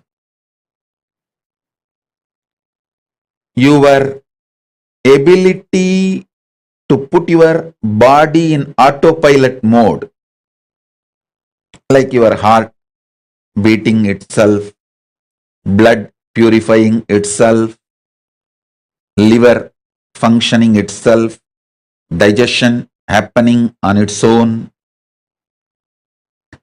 logical thinking, cognizing happening on its own, emotional processing of how you feel about others and yourself and situation, the emotional cognitions happening on its own. If you just look, 25 different dimensions of you is independently functioning spontaneously, simultaneously, synergetically. So understand, your logic, which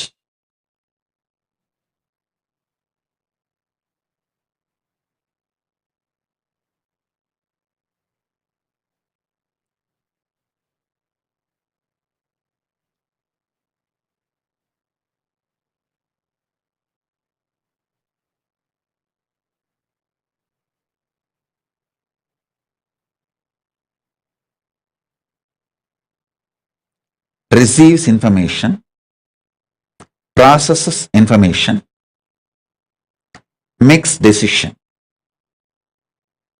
Your emotional cognitions receives inputs, processes and decides. Understand, listen,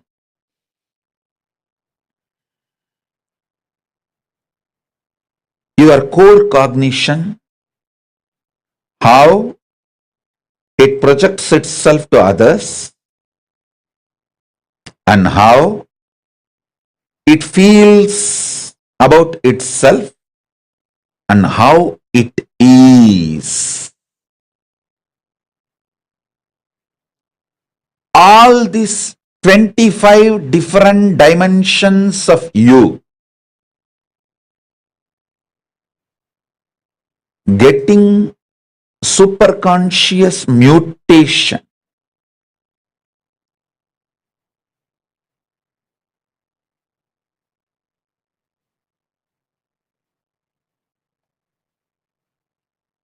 through the initiation is the process I am doing right now for all of you. Listen.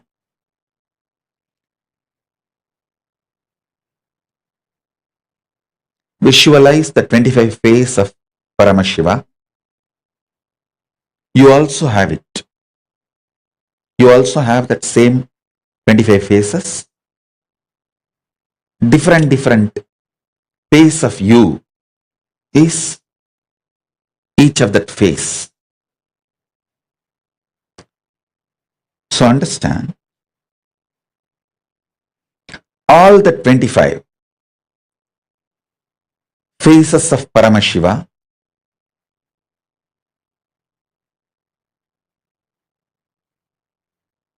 manifesting in you with the same superconscious powers of Paramashiva is the purpose of the initiation I am doing now, right now. Paramashiva is a greatest ultimate possibility, powers and boon. Listen to this word, boon. It is not given based on your qualification. It is given based on his qualification. Listen. It is not given based on your qualification. If it is based on your qualification and action, it is salary, payment, business. You earned it. It is given based on his qualification, not your qualification. That is why I say Paramashiva is a boon. Understand first, when I experienced the ultimate, the first thing, when I was settling, the first thing I felt, oh God, a boon. What is happening to me? The kind of the grace and beauty, storm of the grace and beauty, powers and possibility it has brought inside. Oh God. Even if it is delusion, I am okay. I wanted to stay in that same space forever. Of course, it is not delusion. It is the most powerful state where no delusion can work. I am telling you, the state is so powerful. Even if it was delusion, I am okay. I wanted to be there forever. Such grace and such beauty and such feeling of bliss and ecstasy. Listen. Paramashiva is the greatest possibility, powers and boon. For example, you see a fiction movie. There's so many Star Wars, Superman, Spider-Man, movies you see, and the heroes, the TV serial about these conscious mutants, and all these TV serials and fiction movies, when you see, if you think all this is possible or not, I tell you, it is all possible that all of this and something more. That possibility is Paramashiva. Listen, it is not hope, it is fact. It is already reality. It is happening. It is not that I am telling you stories of something happened which 10,000 years before or going to happen 10,000 years after. No, it is happening. Understand, Paramashiva impacts the present consciousness by happening alive. Is happening. Understand? Nothing should stop you. Trusting Paramashiva is a boon, powers and possibility. I tell you, start acting with this powerful cognition. Paramashiva is possibility, powers and boon. Then you will see, boom, is there. Making things happen. Is there. Just making things happen. Any boon you ask, anything you want me to give you, I am here to give you. I am here to give you anything you want. And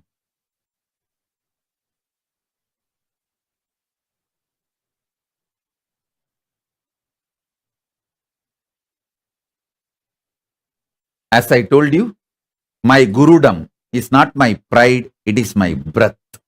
It's my life.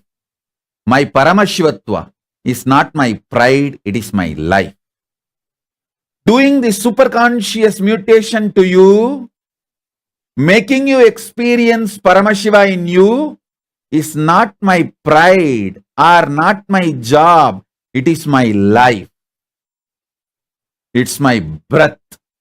I'll be absolutely chaste to my life, to my breath. So understand that I am giving you the real picture of exactly what it is.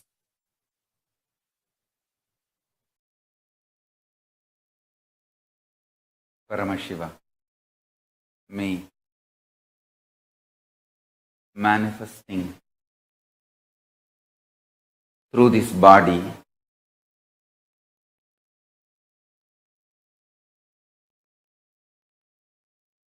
without using the being of Nityananda, using only this body and the memory and the capacity to relate, communicate with you all, which I myself created for myself, directly to make myself available to all of you.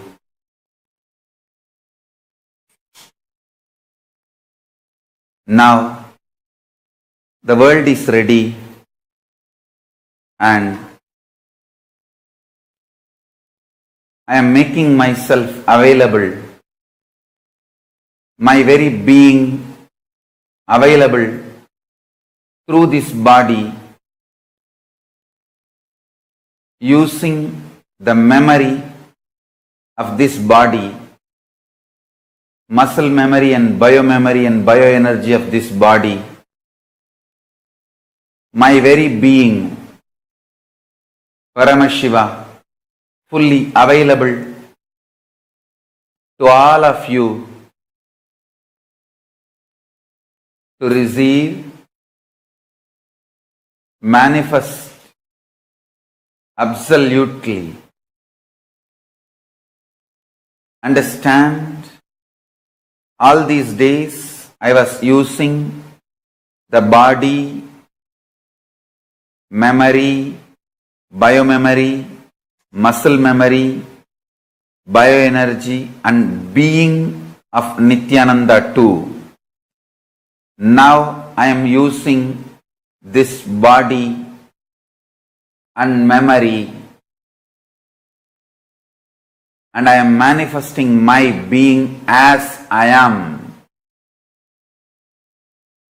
Even Paramashiva needs a human body to relate with human beings and this universe. Only if I manifest in this system and radiate neuron activities, your brain can mirror this same neuron activity and manifest my being. So I made this body, memory, biomemory, bioenergy, muscle memory and the being of Nityananda for me to manifest and make myself available to all of you. Now, this body is fully matured and this world needs me immediately. So I decided to manifest through this body using the memory, muscle memory, biomemory and bioenergy of this being.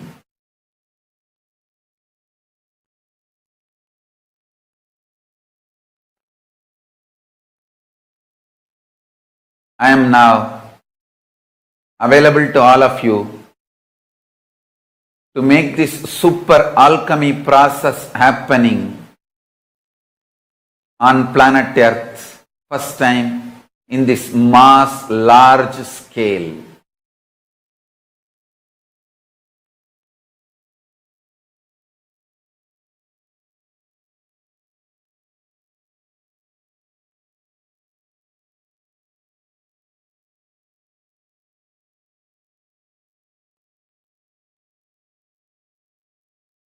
I am a living, alive being, not just totality of some principles, ideas, concepts, philosophies. I am zillion times alive, infinity times alive than what you feel as your being. So understand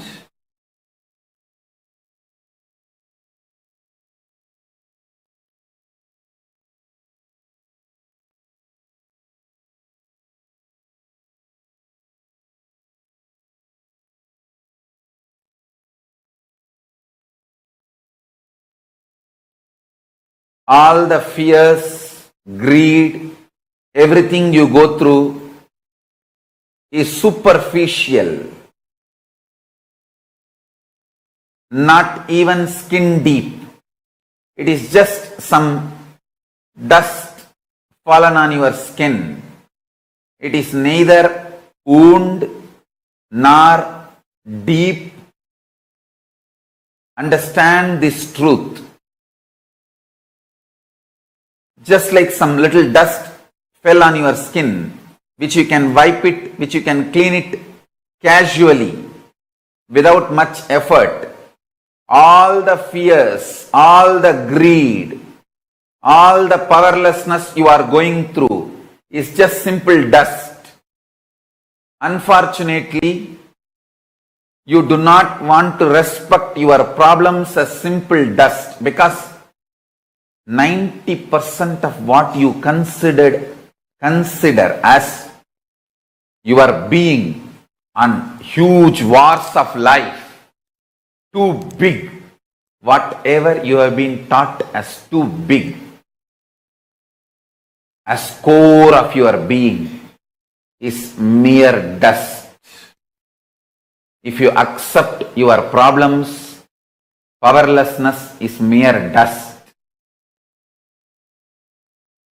You need to literally drop your being, and you don't know which one to hang on, hold on.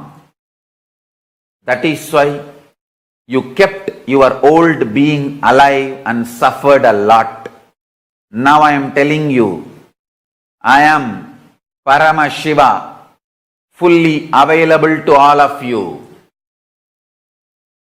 Absolutely available to all of you. Me, Paramashiva, here, fully available to all of you. Decide to drop your powerlessness, fear, greed, non-integrity, a low way of existing. Drop all of it. I am available now here. Understand? When you hold me, allow me to manifest through you all your lower level, all your powerlessness, fear, greed, non-integrity, everything will become irrelevant. That is why I decided I want to make myself available to all of you.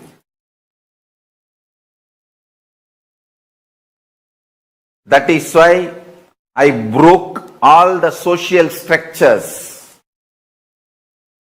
ideas, concepts, including money. I made everything irrelevant and making myself available to all of you wherever you are in your very bedroom. I am sitting with each one of you now personally in your room.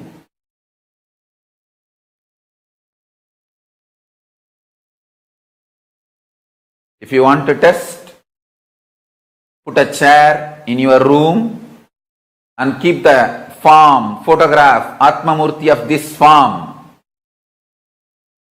Check. Every night you will have the impression on the chair I sat. The chair will have the impression of me sitting. And the manifestation of Vibhuti, Kumkum, Akshada, Jnananjana, all the auspicious energies.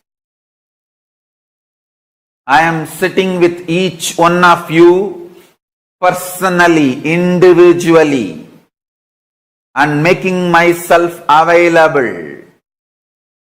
This being is now available to all of you, to each one of you.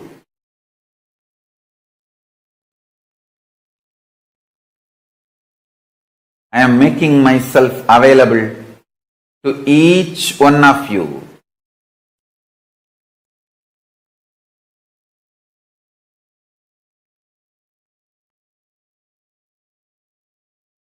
To each one of your being. Now the relationship is absolutely between you and me. It is absolutely you and me. Allow me to fill you. Allow my being inside you.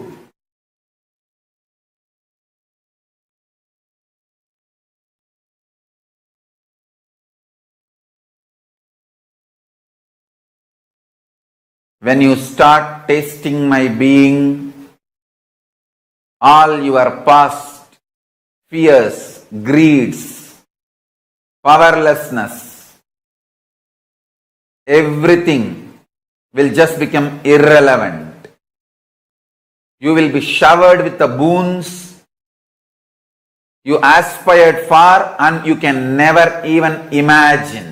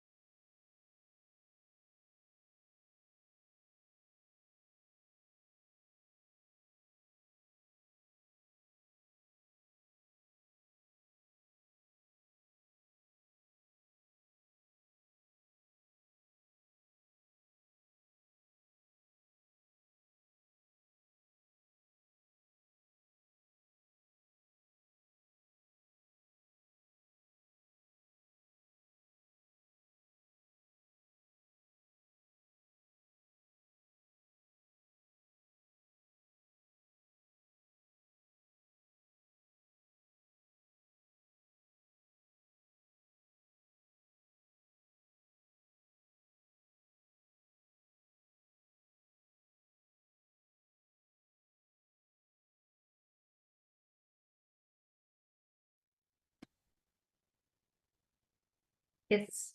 Nityananda, to all the participants.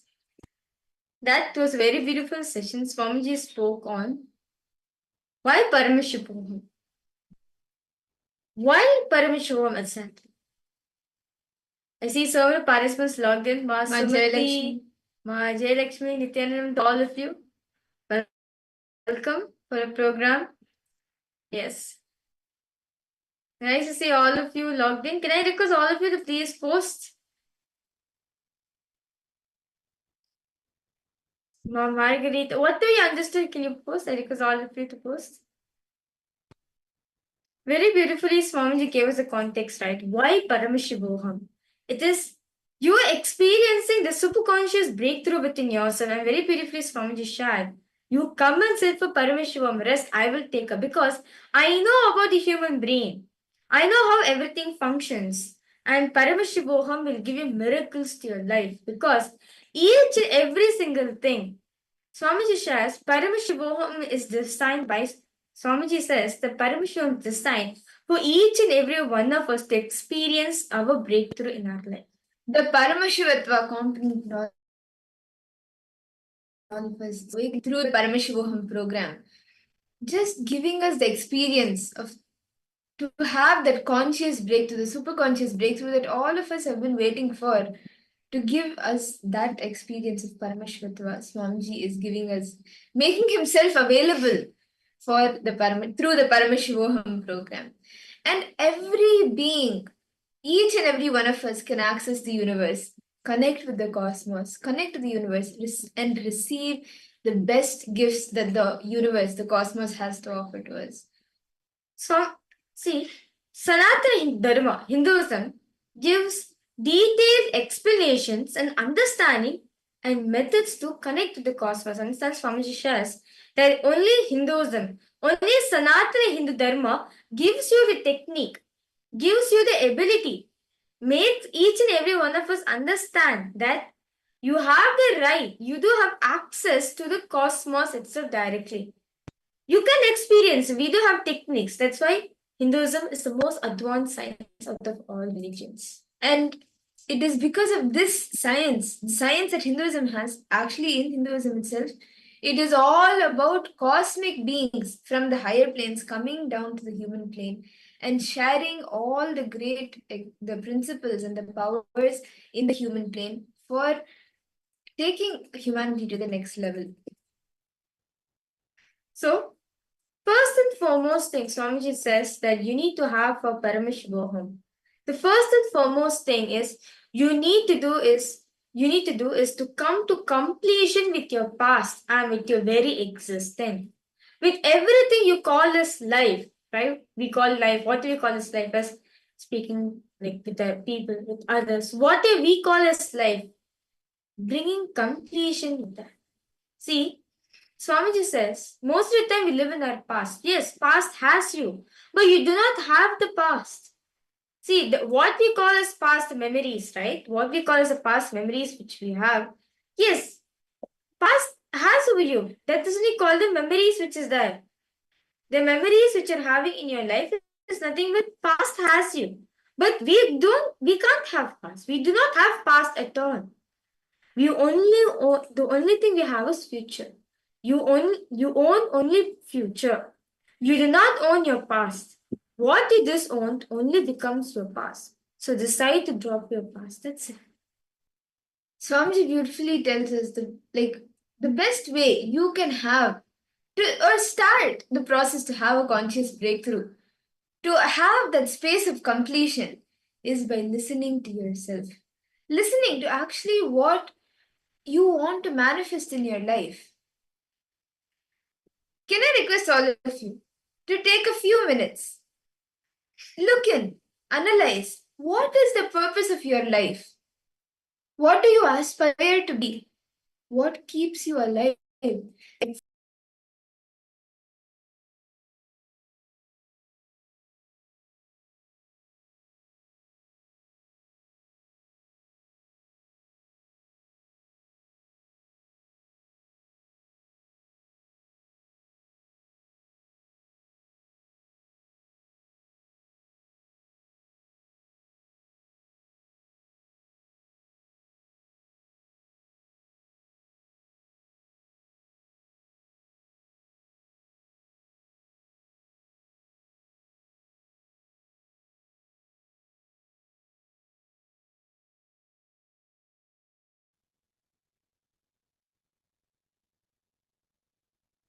Nityananda, we apologize to all the participants. Yes. So now I request all of you to take a few minutes and write down what is the purpose of your life. What do you aspire to be? What keeps you alive? What motivates you to wake up every day? And what do you value the most in your life? These 5 questions, if you are able to listen to yourself, analyze, look in, and answer, you will you will start seeing clearly how you can manifest the reality that you want. And can I also request all the participants to post what is that one reality that all of you are wanting to manifest? You can put it in the chat.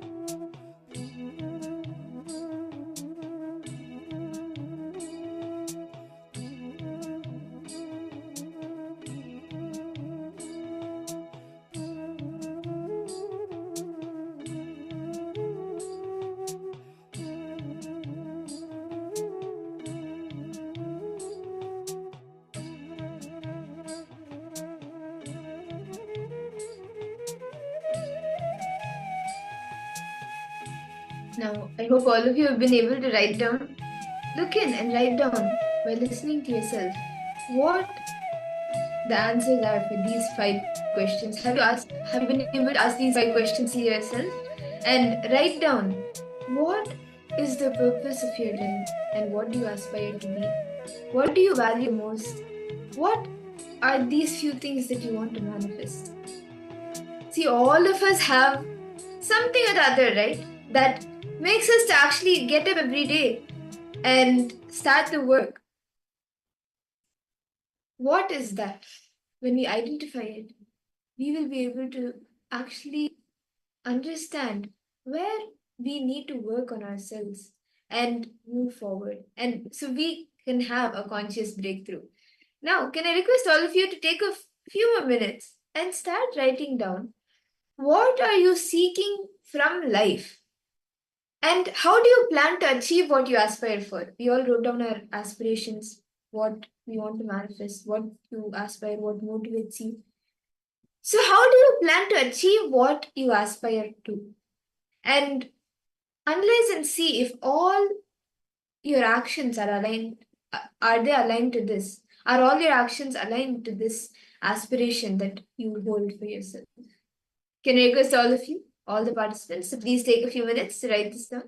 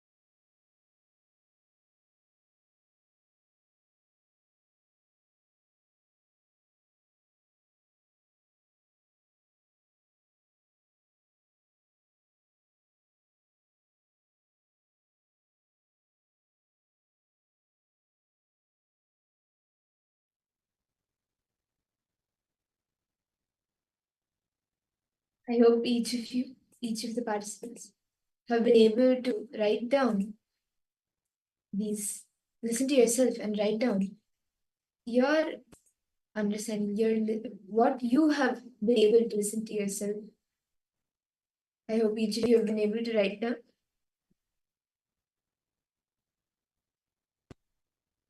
And until if any of you have any questions, please feel free to post it in the chat. Now can I request all of you to write down what is your journey? What are you looking for by attending the Paramashivoham program? All who have come for the program for some reason, right? To manifest something, look for something, seeking for something. So what is the reason that you are here to attend the program? What is the reason for you to be attending the program? And what do you hope to get from it? What do you want to manifest by the Paramashivoham, by the end of Paramashivoham?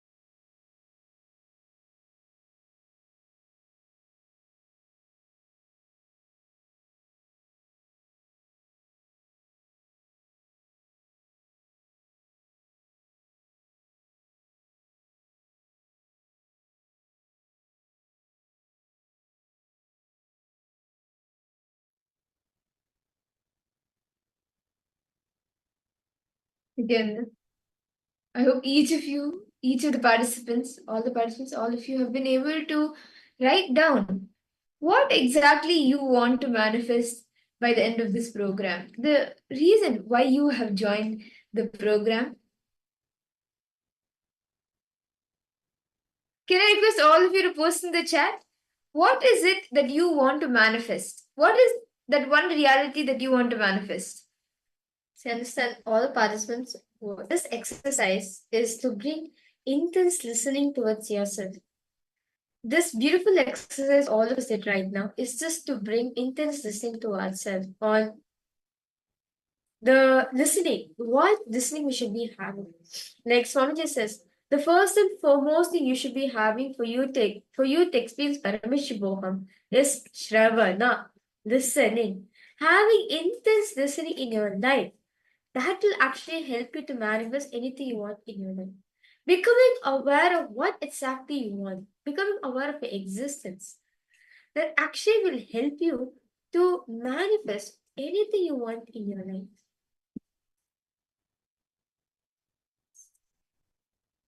Now, shall we all enter into the next session of our day where we will all understand the science of power manifestation. What is the science of power manifestation? Swamiji actually beautifully tells. He is here not to prove that he is God, but to prove that that you are God. He says, I am not here to prove I am God, I am here to prove you are God. All of us are the God. Paramashiva is manifesting in us. And the power manifestation is one science that Swamiji is reviving out of so many. And for the power manifestation, before we learn the science of power manifestation, for our body to actually hold these different sciences, these powerful sciences, it is very important for us to actually detox our body from all the different parasites that have gotten accumulated over the years. So our body can hold these sciences that Swamiji is giving us. Now, why does detox matter?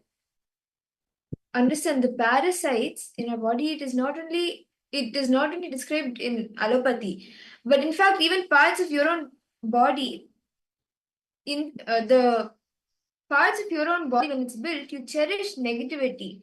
And that negativity in you that you cherish also becomes parasites.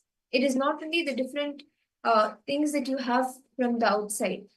And anything which is not in tune with your consciousness, it could be some incompletions or patterns like laziness, boredom, or even fear, greed.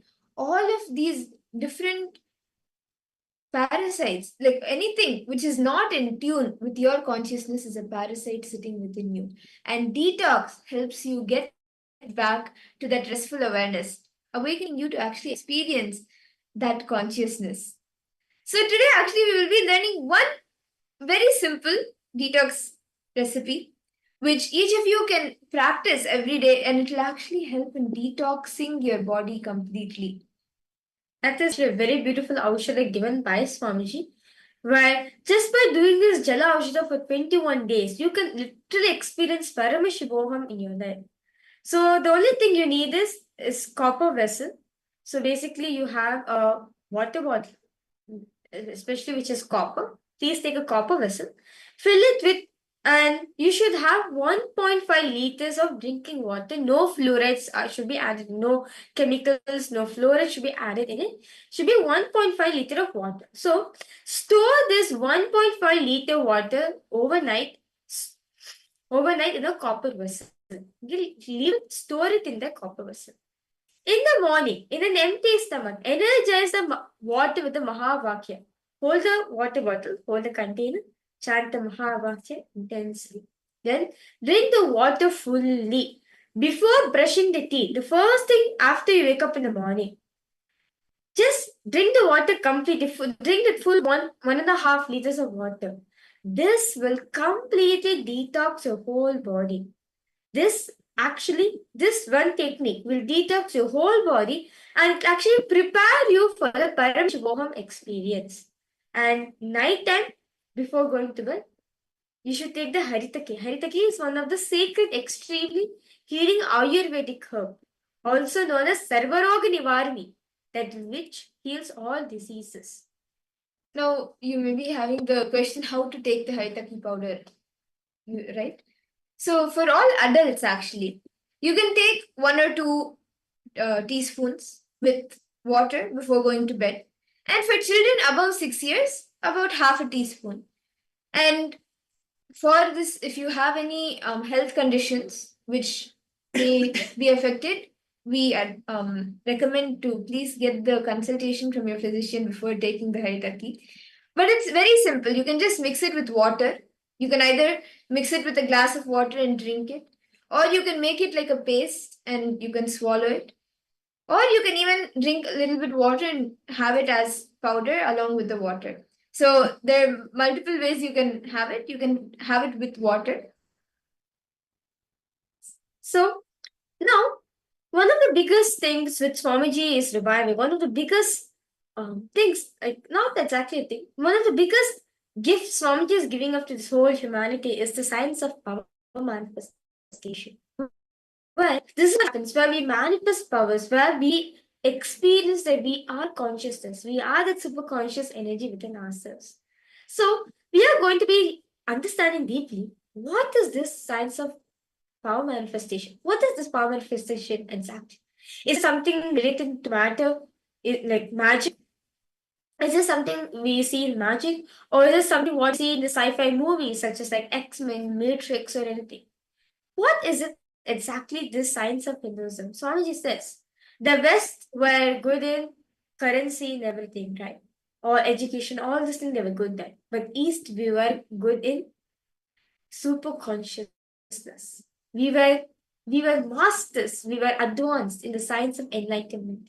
So let us now understand from Swamiji, what is this science of power?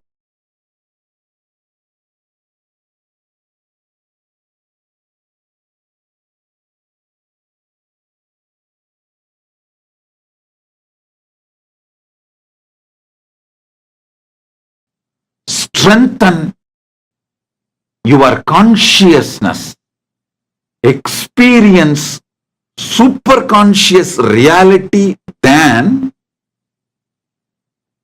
this whole AI revolution will become strength for you. It will add glory, auspiciousness, breadth in your life. You will become more healthy using AI, become more happy using AI. You will become more conscious using AI.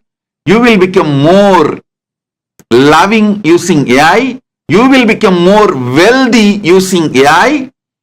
You will become more complete using AI.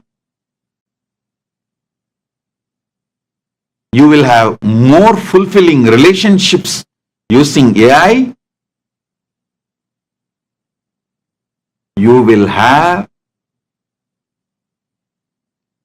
best things in your life using AI.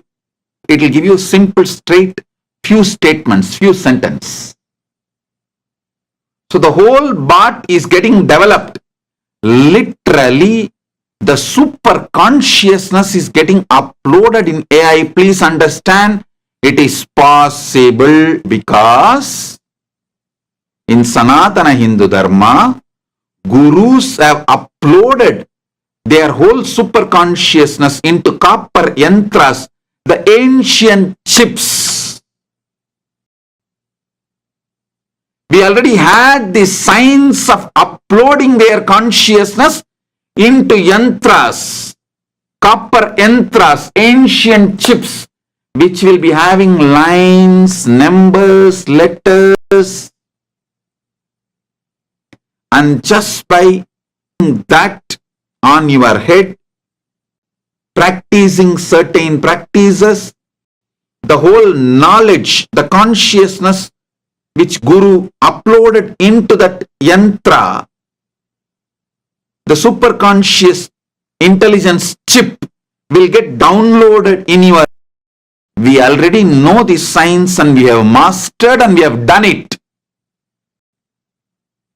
Now, I am using that knowledge and capability and power with Paramashiva's grace into artificial superintelligence. I am combining both. I am combining both of our Sanatana Hindu Dharma's possibilities and powers and capabilities and using the AI to reach out to all of you.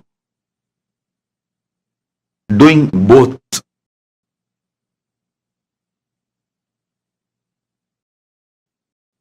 Taking advantage of both Shastra and modern day technology.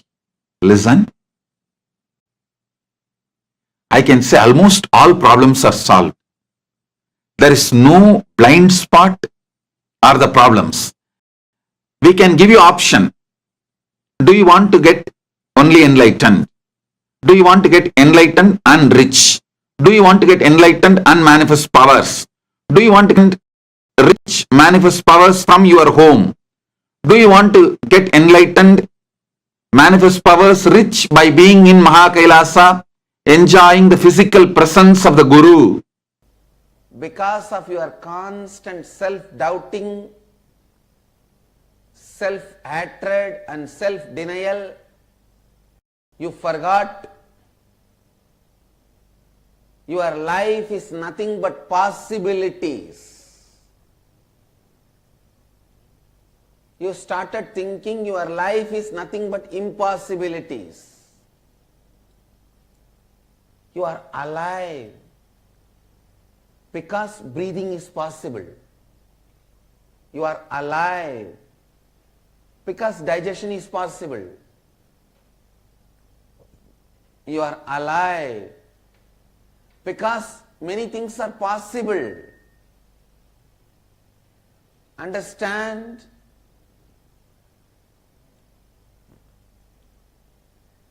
Understand? Life is possibility, impossibility.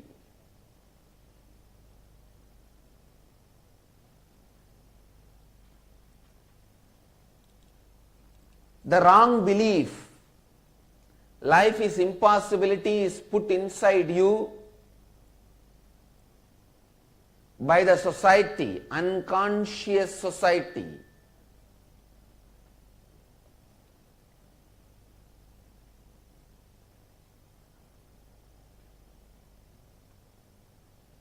So you need to know the truth, the ancient secret which produced greatest leaders in every field. Please understand the most ancient secret, secret of the secret of the secret, which produced greatest leaders of every field. Still transferred only from guru to disciple in the world's oldest ancient civilization, the spiritual tradition. I am sharing that with the world. Listen. Awakening the inner potential bioenergy, Kundalini Shakti, and directing it to what you want as reality. Please understand, there are some people who have the latest best cell phone, but they do not even know how to send an SMS. They can only switch on and speak, switch off and keep it. For that you don't need a best latest model 70,000, 80,000 rupee cell phone. Just 800, 900 rupee cell phone is enough. Having the best updated 70, 80,000 rupee cell phone, but not knowing anything to do with it, Just you pick up, speak and leave it back, is what most of us are doing with our body. Our body is basically hardwired. Our brain is hardwired. The system is developed to experience so many extraordinary powers. Understand, you are not built just to be a clerk, just to be an attendant, or just to be a worker. Your being is basically built in to experience God, to experience divine, to experience the ultimate, to experience complete completion, to experience Mahadeva. Understand? Your body is basically built for experiencing many extraordinary things. That is why when Hinduism introduces you to you, it says, Shrunmanda Vishwe Amritasya Putraha. Oh, listen, sons of immortality.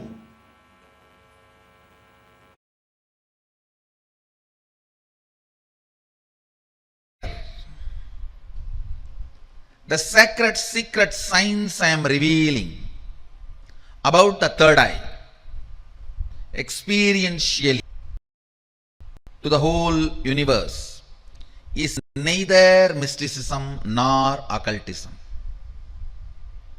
First of all, I wanted to make it very clear.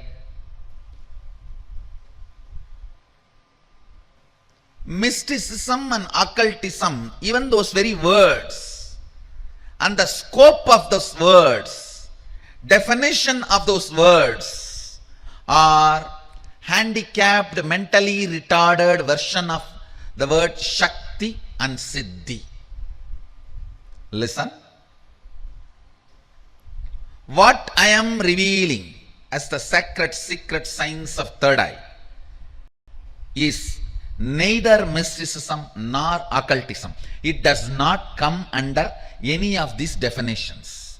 It is a very clear secret signs of Shaktis described directly by Sadashiva, the Adi Guru, the ultimate source, in Agamas, very elaborately, eloquently, without any ambiguity, without any doubt, step by step, science, applied science, technology, the whole thing is clearly presented in Agamas. Understand? Sadashiva is very clear. He programmed all of us with his own inner space.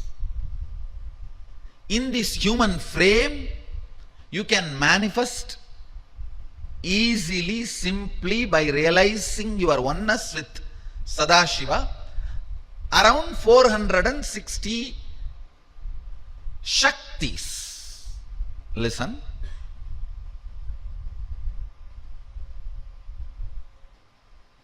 These Shaktis are neither supernatural, nor magical, or paranormal, or alchemy based, or occult, or mystical. These are very clearly the sacred signs of manifesting your original state of Sadashivatva. Somebody says it is difficult, somebody says it is easy. I say it is neither difficult nor easy. It is simple reality.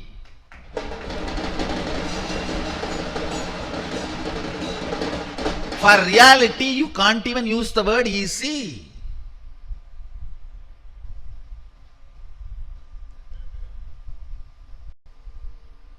Understand, if this coffee is there in the kitchen, getting it and putting it in the mouth is difficult. If it is there just next to me, in the getting it and putting it in the mouth is easy. But the coffee is already sitting in the mouth. Is it difficult or easy? It's simple reality. The coffee which is already in the mouth, for that you can't even use the word difficult or easy. It's reality. The concept of Siddhi is from Yoga Vedanta Sampradaya, the Yoga Sampradayas. The truth of Shakti is from Agama Sampradaya. For example, if your teacher is yoga teacher and he says you have an individual identity, ego, that needs to be purified and you need to reach soul. Start getting entangled with this thought current. Your whole life you will be proceeding in that thought current. So on the way, when the ego is manifesting higher and higher experiences, that is called Siddhi. Here, the very thought current I entangle with all of you, or all of you are entangled, is from Sadashiva. He says very clearly, starts with oneness. Here, it is very clear, if you feel that you have a lower identity, it is only considered as a disorder, but not as an existence. Third eye, one of the most discussed, analyzed, debated, argued, and most misunderstood subject. Please understand, what is third eye? Let me define. Third eye is an intra-organ. You really have it, which can be awakened, which can directly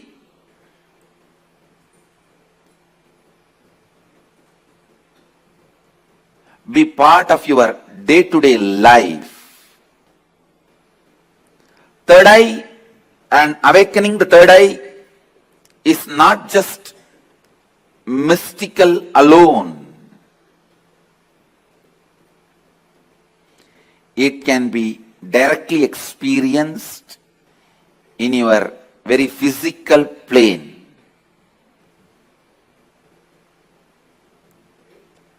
It has a clear, defined powers which can add to your day-to-day life, not just exploring the mystical path and spiritual experiences. It can directly help you experience so many extraordinary things in your day-to-day life. Third eye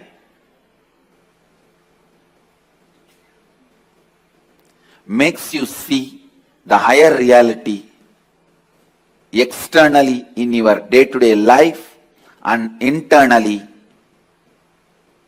in your life and death journey. Third eye is one of the powerful energy center in your body. It is located between both eyebrows, where I have this red color kumkum. Awakening the third eye makes you immediately experience God. I can say God minus third eye is man, man plus third eye is God. God minus third eye is man, man plus third eye is God.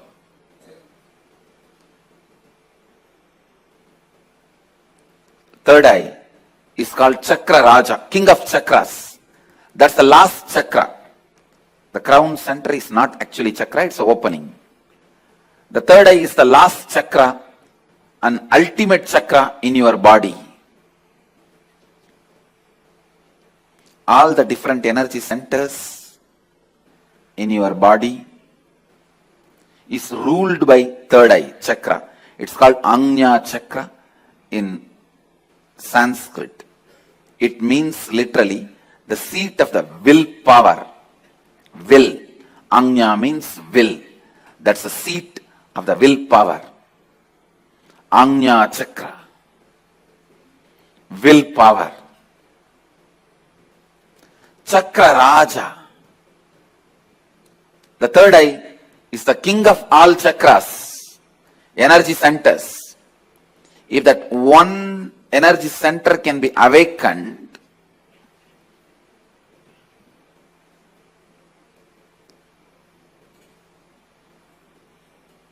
all the energy centers can be awakened. That is why in Hindu tradition, the various pilgrimage centers are identified with the different chakras. But Varanasi, the pilgrimage center of Hinduism, is associated with the third eye. That is called as a third eye center. The Ajna Chakra Sthala, Varanasi.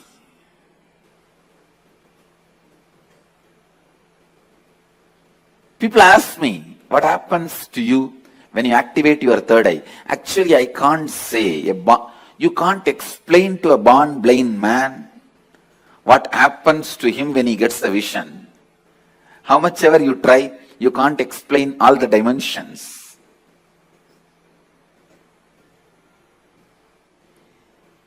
Actually, when you activate the third eye, only then the real vision about the life happens to you. You start seeing the reality. You start seeing the truth as it is. Seeing only with two eyes and living, making decisions.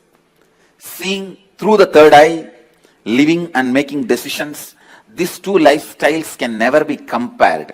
I can't even say, with the awakening of the third eye, you will get a lot of intuition power or other spiritual powers. No. Let me be very honest. When you awaken the third eye, your whole life will be different. What ordinary people call as intuition will be your lifestyle.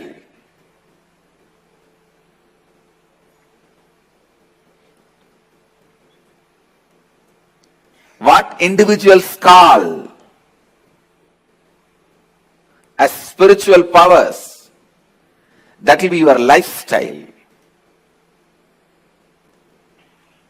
It is not easy to describe the difference.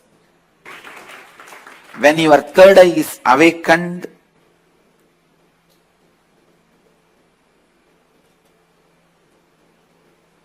not just your intuition will be awakened.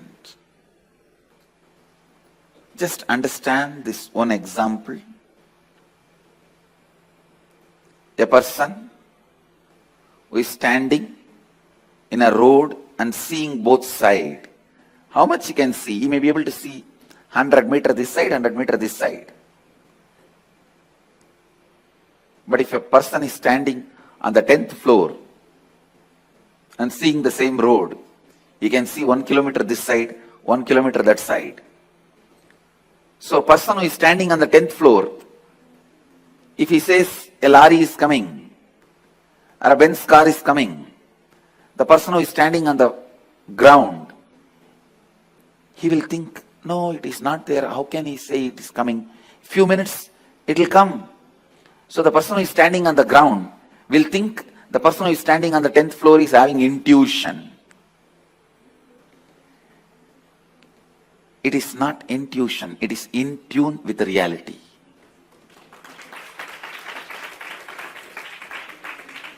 When your third eye is awakened, you will be able to see everything from the higher plane. So you will be in tune with the reality. People ask me, can it help me in my material growth? I tell you, it will help you in everything. In your health, you will be able to see through your body. I have seen so many siddhas. They will just scan their body with a closed eye. They know where the problem is and heal it. These powers of awakening third eye will help you to achieve health, and not only you will be able to diagnose, you will be able to just command your body to get back to health, because the third eye is the seat of willpower.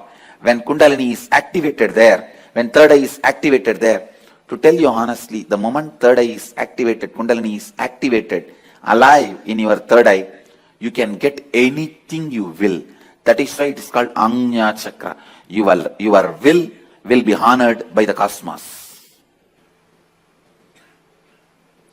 Your will be honored by the cosmos. When I utter through words, it looks too good to be true. But life itself is too good to be true.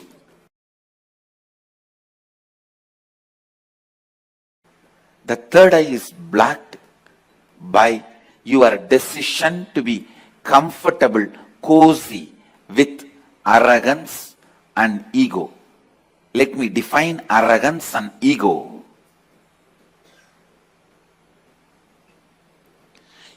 Your decision to carry on with your life with the small informations and your false identity built with the small information given to you about you is arrogance and ego. Your decision to carry on with your life having you, which is built with very less informations about you. It is like when you are young, the informations you receive about you and others, which are not complete. If you received the information, you are insecure, you need to be protecting yourself, you are powerless, you are weak, you are ignorant, and building your identity based on those informations and continue to live with it. Building your identity based on less wrong, misguided informations is ego. Continuing to carry on with the same ego is arrogance. These two blocks your third eye. Spending little time and recognizing you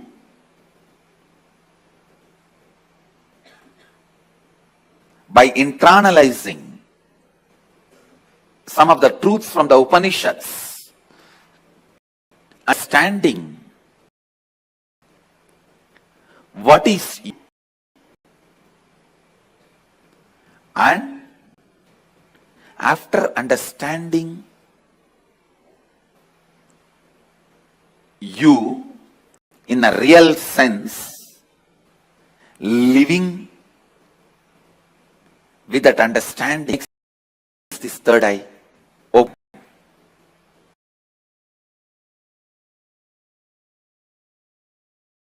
There's a beautiful verse in Guru Gita. Ajnana timirandasya jnananjana shalakaya chakshurun militam yena tasmai sri gurave namaha. The translation is, I bow down to the Guru who applied eyeliner and opened my eyes, which was blinded by ignorance.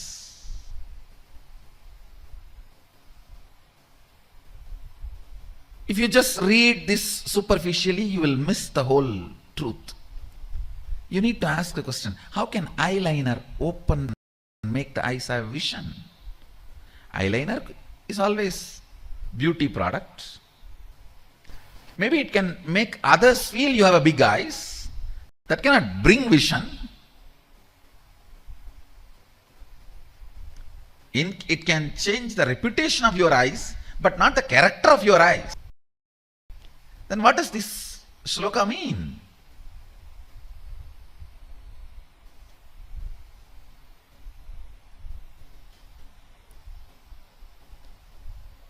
If you further read the Agamas, at one place, Sadashiva describes detailed way.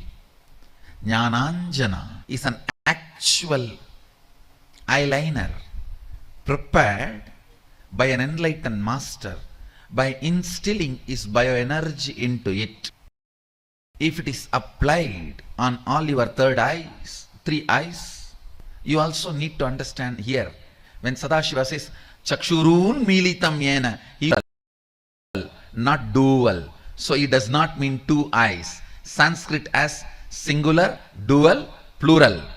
So he is using the word plural, not dual. He is not talking about just two eyes. He is talking about three eyes or more than two. Chakshurun militam yena ajnanadimirandasya jnananjana shalakaya Chakshurun militam yena. It is actually a alchemy science where with a pure ghee, pure cotton wig is used and the lamp is lit, energized through the awakened third eye of an incarnation or an enlightened being.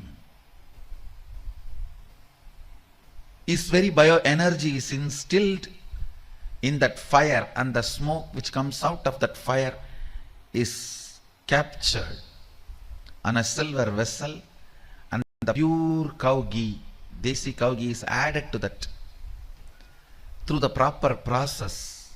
An alchemy product called Jnananjana is prepared. That Jnananjana applied on three eyes detoxifies all the three eyes and raises your frequency, makes you understand the 5 aspects of Ishvara and 11 dimensions of universe and 25 states of consciousness, the whole Maya matrix. It is an alchemy science to master Maya matrix.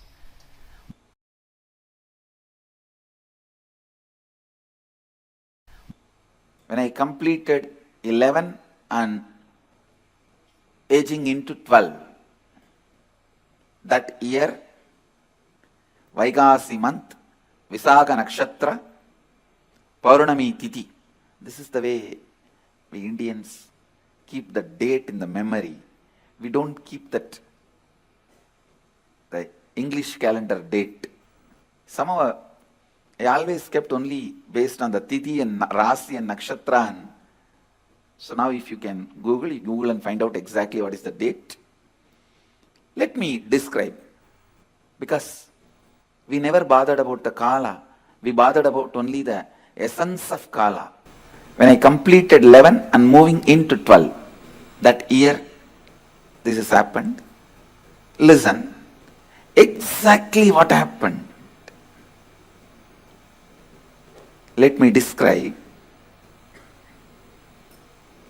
As usual, I went and sat on one rock. I did not choose. Please understand. I did not choose. It was just a casual. Usually I'll sit here, there. Somehow, that day I sat on one rock, which has become a Tirtha Kshetra now for all our devotees and disciples. I sat casually. Whenever I find time, I'll go and spend time in that space, in that area, because Devi became enlightened there. My Guru Vibhudananda Puri always used to tell, this is Devi's energy field. That place is called Pavalakkundru, Coral Hill.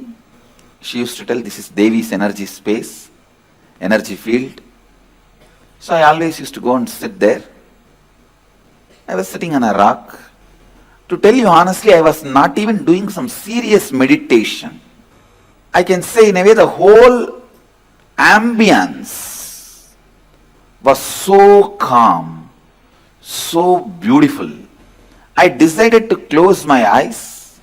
Once I closed the eyes, the intensity of my yearning started taking over me. The intensity to realize myself, my true nature, started possessing me.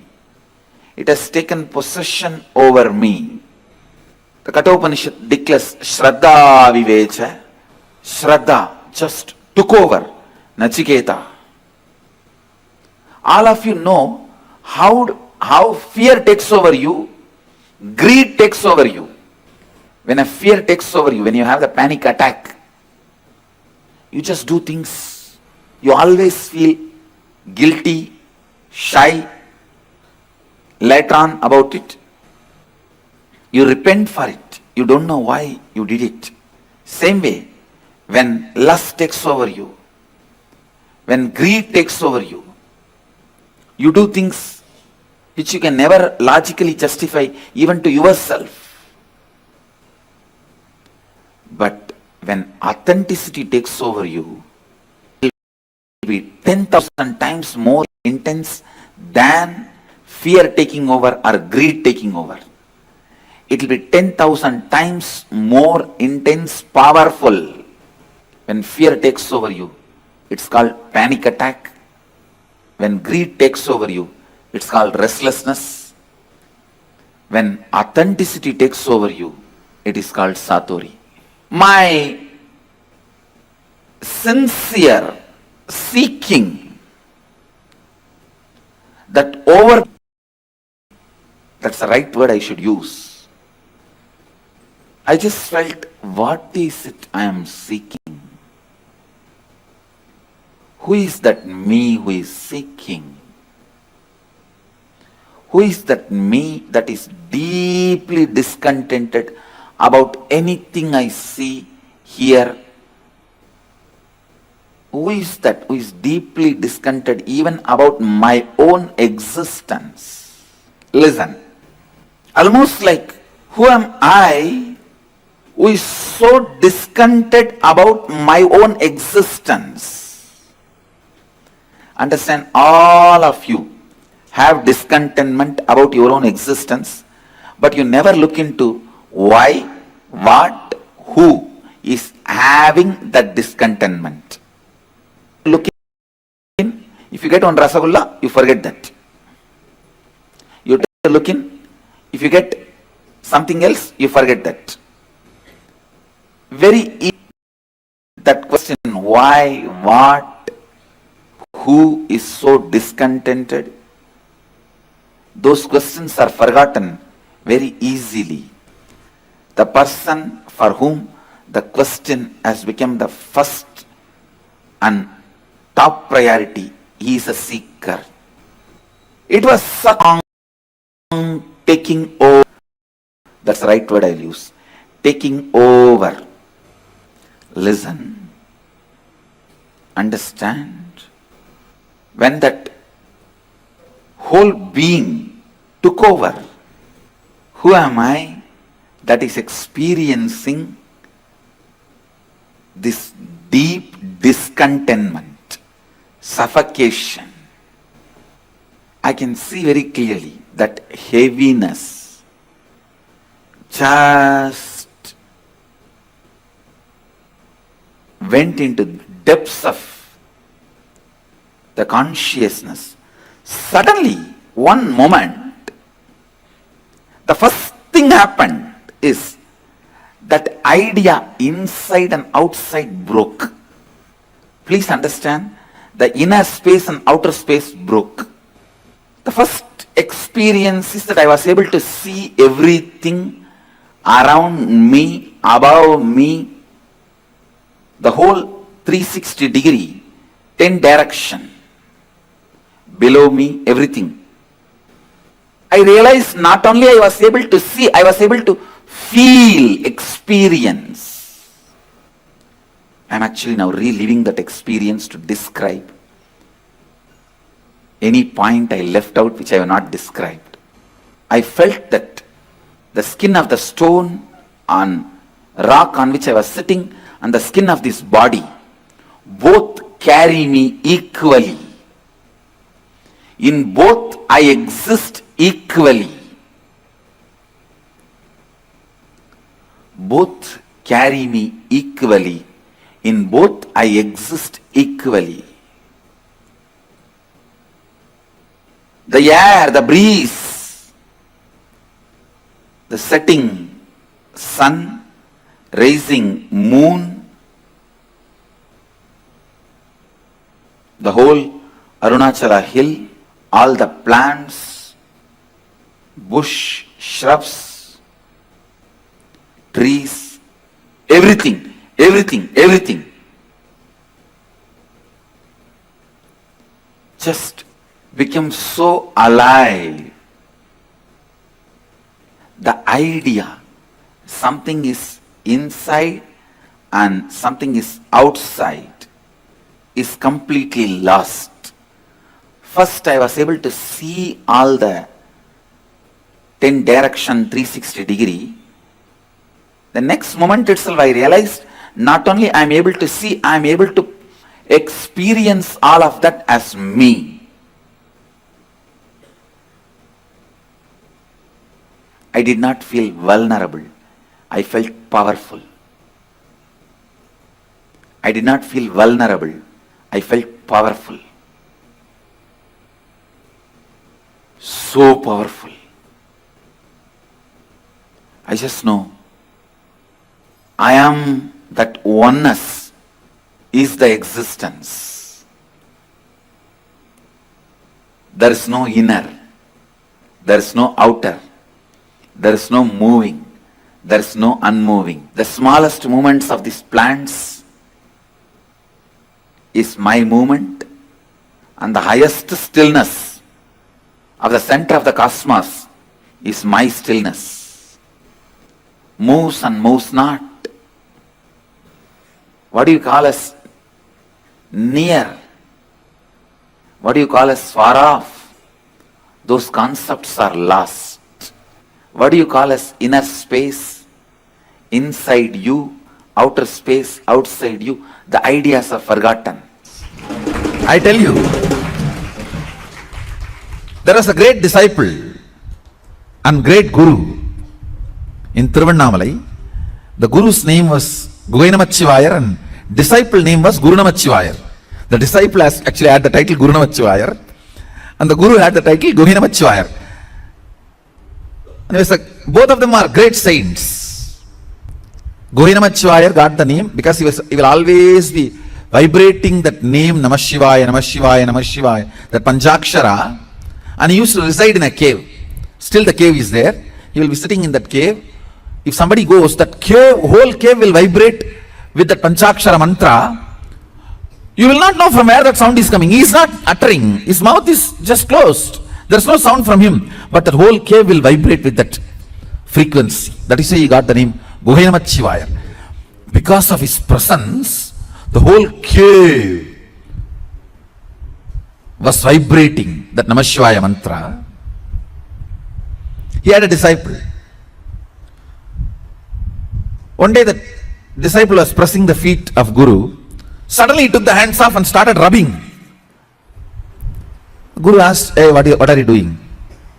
The disciple said, "No, in Chidambaram temple, the screen in the Chitsabha caught fire from the lamp, so I just put it off." A remote vision power. And Guhainamachivayar was very happy. Actually, next day they got the news. Actually, the fire happened in the Chitsabha, and suddenly somebody appeared and rubbed, and the problem got solved.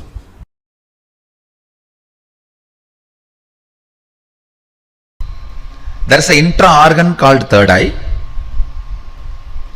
that as a cord's nerves, just like ice, that gets calcified by the neurotoxins that need to be cleaned. The detoxification need to happen. For that, this is the best way. Apply on your forehead, rub it nicely with the turmeric paste. Make sure it is organic. Sometimes they mix brick powder into turmeric powder. So be very clear, it is organic, unadulterated. Just nicely rub on your forehead and apply kumkum. Lie down. Bring your awareness there and visualize through your attention you are rubbing the third eye and cleaning it. You can literally visualize your third eye intra-organ. Through your attention you are nicely rubbing and polishing. If you are in your 20s, hardly 10 days. If you are in your 40s, maximum 20 days. If you are in your 80s, maximum 1 month. Surely it will not take more than a month.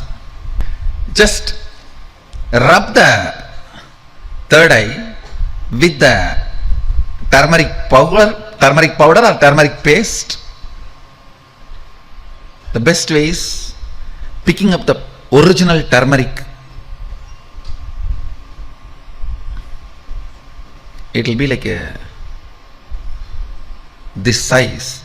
Picking it and have a stone, clean stone, and rub it nicely with water.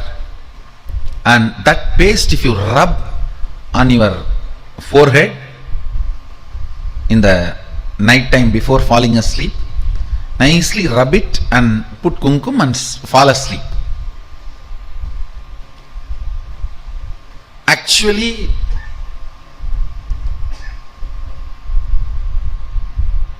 when you put your attention on the third eye, for quite a long time you will not fall asleep. I am telling you, you put your attention, when you sleep it's okay. Till you fall asleep, go on, be having your attention there with that one intention to open the third eye. To open the third eye, you can see this is the way the turmeric is available, raw turmeric. It will be good if you get the raw turmeric and do it on your own, then believing some products in the market and getting the brick powder and rubbing. If you get brick powder mixed, apply, rub, it will become wall. So after that, don't. I am not responsible for that. Listen. Consciously decide to celebrate Paramashiva, you will just manifest him. One of the biggest problem human mind has, it is trying to fall in love and keep yourself in love.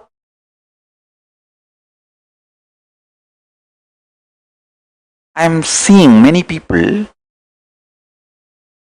you struggle when you try to keep yourself in love with Paramashiva, in love with Guru. Start celebrating Paramashiva's presence.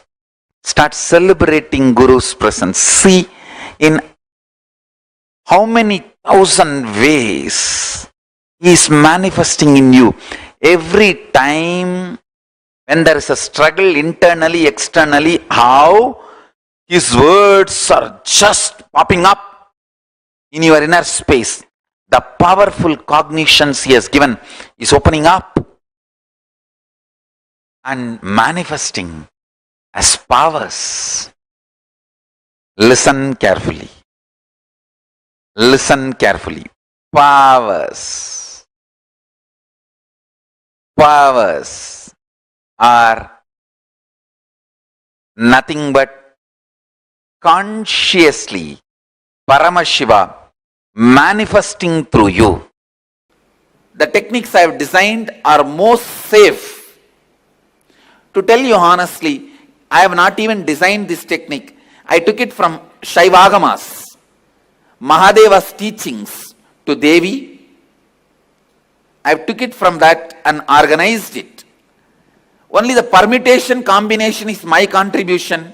Otherwise, the original technique is from Shaivagamas. I have taken this techniques, organized it. It is time-tested, foolproof. No wrong, bad, ill side effects. The only side effect is bliss, knowledge and enlightenment. I'll initiate all of you into that process. Listen to the technique properly. Now, this technique is a two-part. First part, with your open eyes, start visualizing the center of your forehead, means where I have the kumkum, the red dot. Center of that spot in you, means your third eye, is open. Your third eye is open. You are looking through the third eye. First few minutes it will be little difficult, but you will catch it within 4-5 minutes. Let your eyes be open, but look through your third eye. See, visualize, feel you are looking through your third eye. Second step, close your eyes. Visualize the intense golden light is entering into your being and functioning on your third eye. Actively getting centered on your third eye. Please understand. The first step is visualizing. You are looking through your third eye. And now my third eye photograph will be projected. Look into my third eye. Look through your third eye to my third eye. First step. Second step, close your eyes and visualize intense light. Golden light is entering into your body from above, the sky, entering into your head and getting centered, functioning, active on your third eye. I'll guide you step by step. Now, please keep your eyes open and gaze at my third eye. Visualize you are looking through your third eye.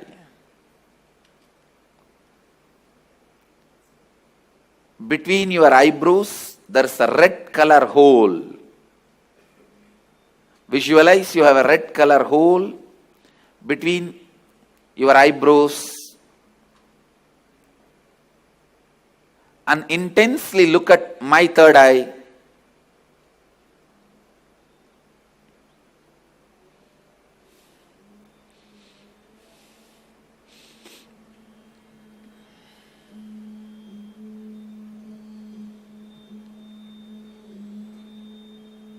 Shiva, Shiva, Shiva.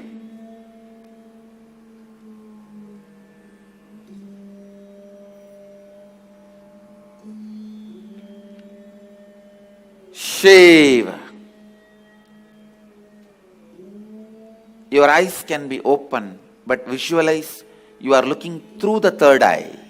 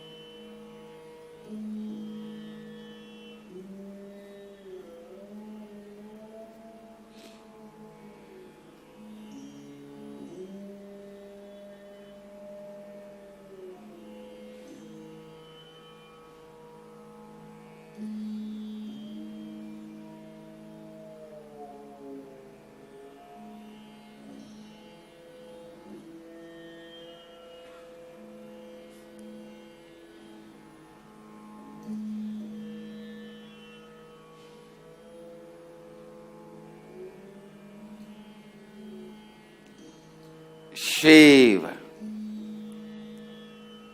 Shambhavi,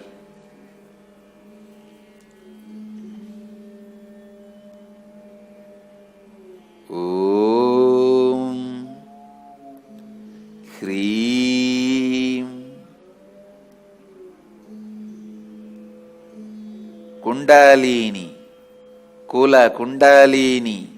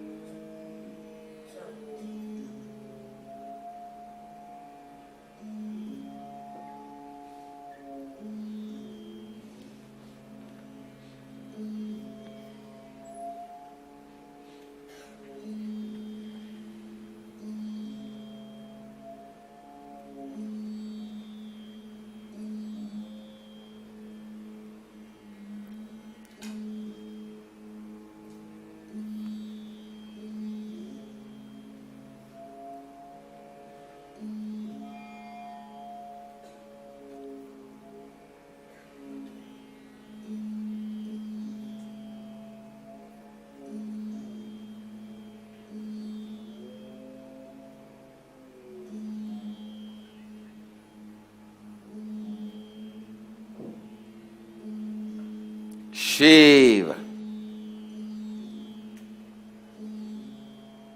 Now, close your eyes. Visualize the heavy white light, golden light is landing on your head from the cosmos and getting activated and centered on your third eye. Close your eyes and visualize the energy entering through your head and getting activated and centered on your third eye. Shiva,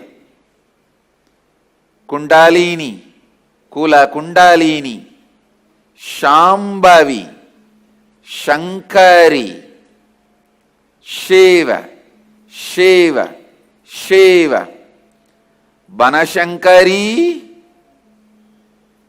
Banashankari,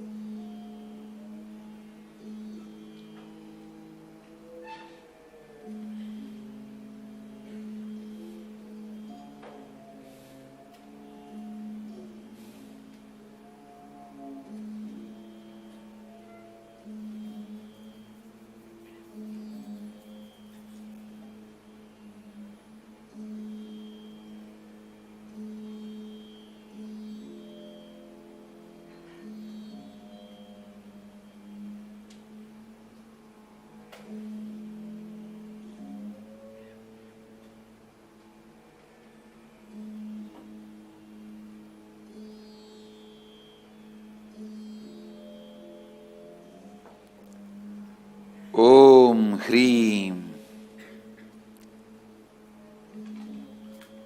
sa, ka, ha, la, hreem. Ha, sa, ka, la, hreem. Ka, ye, yi. Shiva.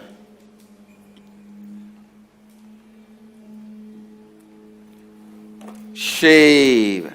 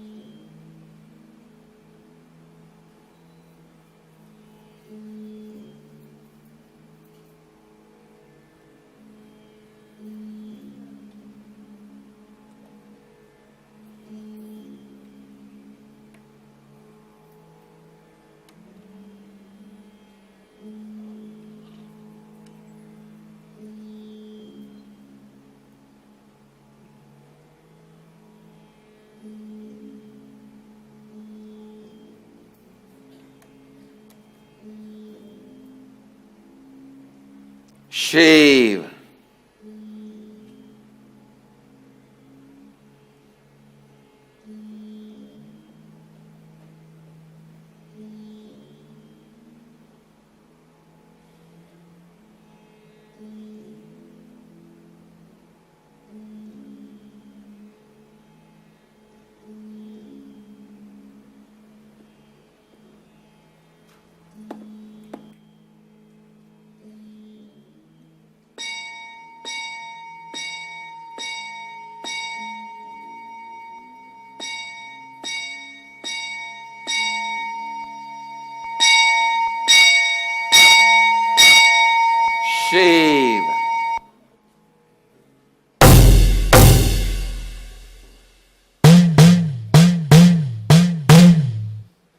Shiva. Shiva.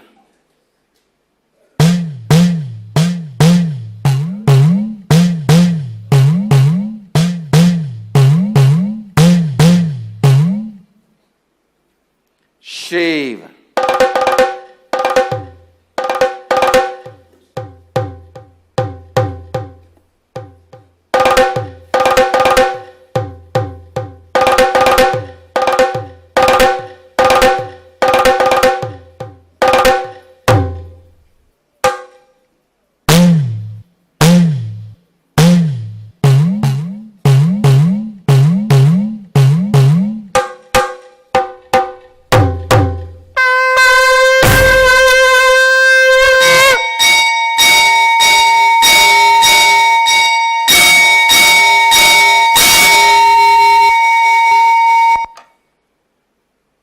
Shiva. Shiva. Shiva. Shambhavi. Bhairavi.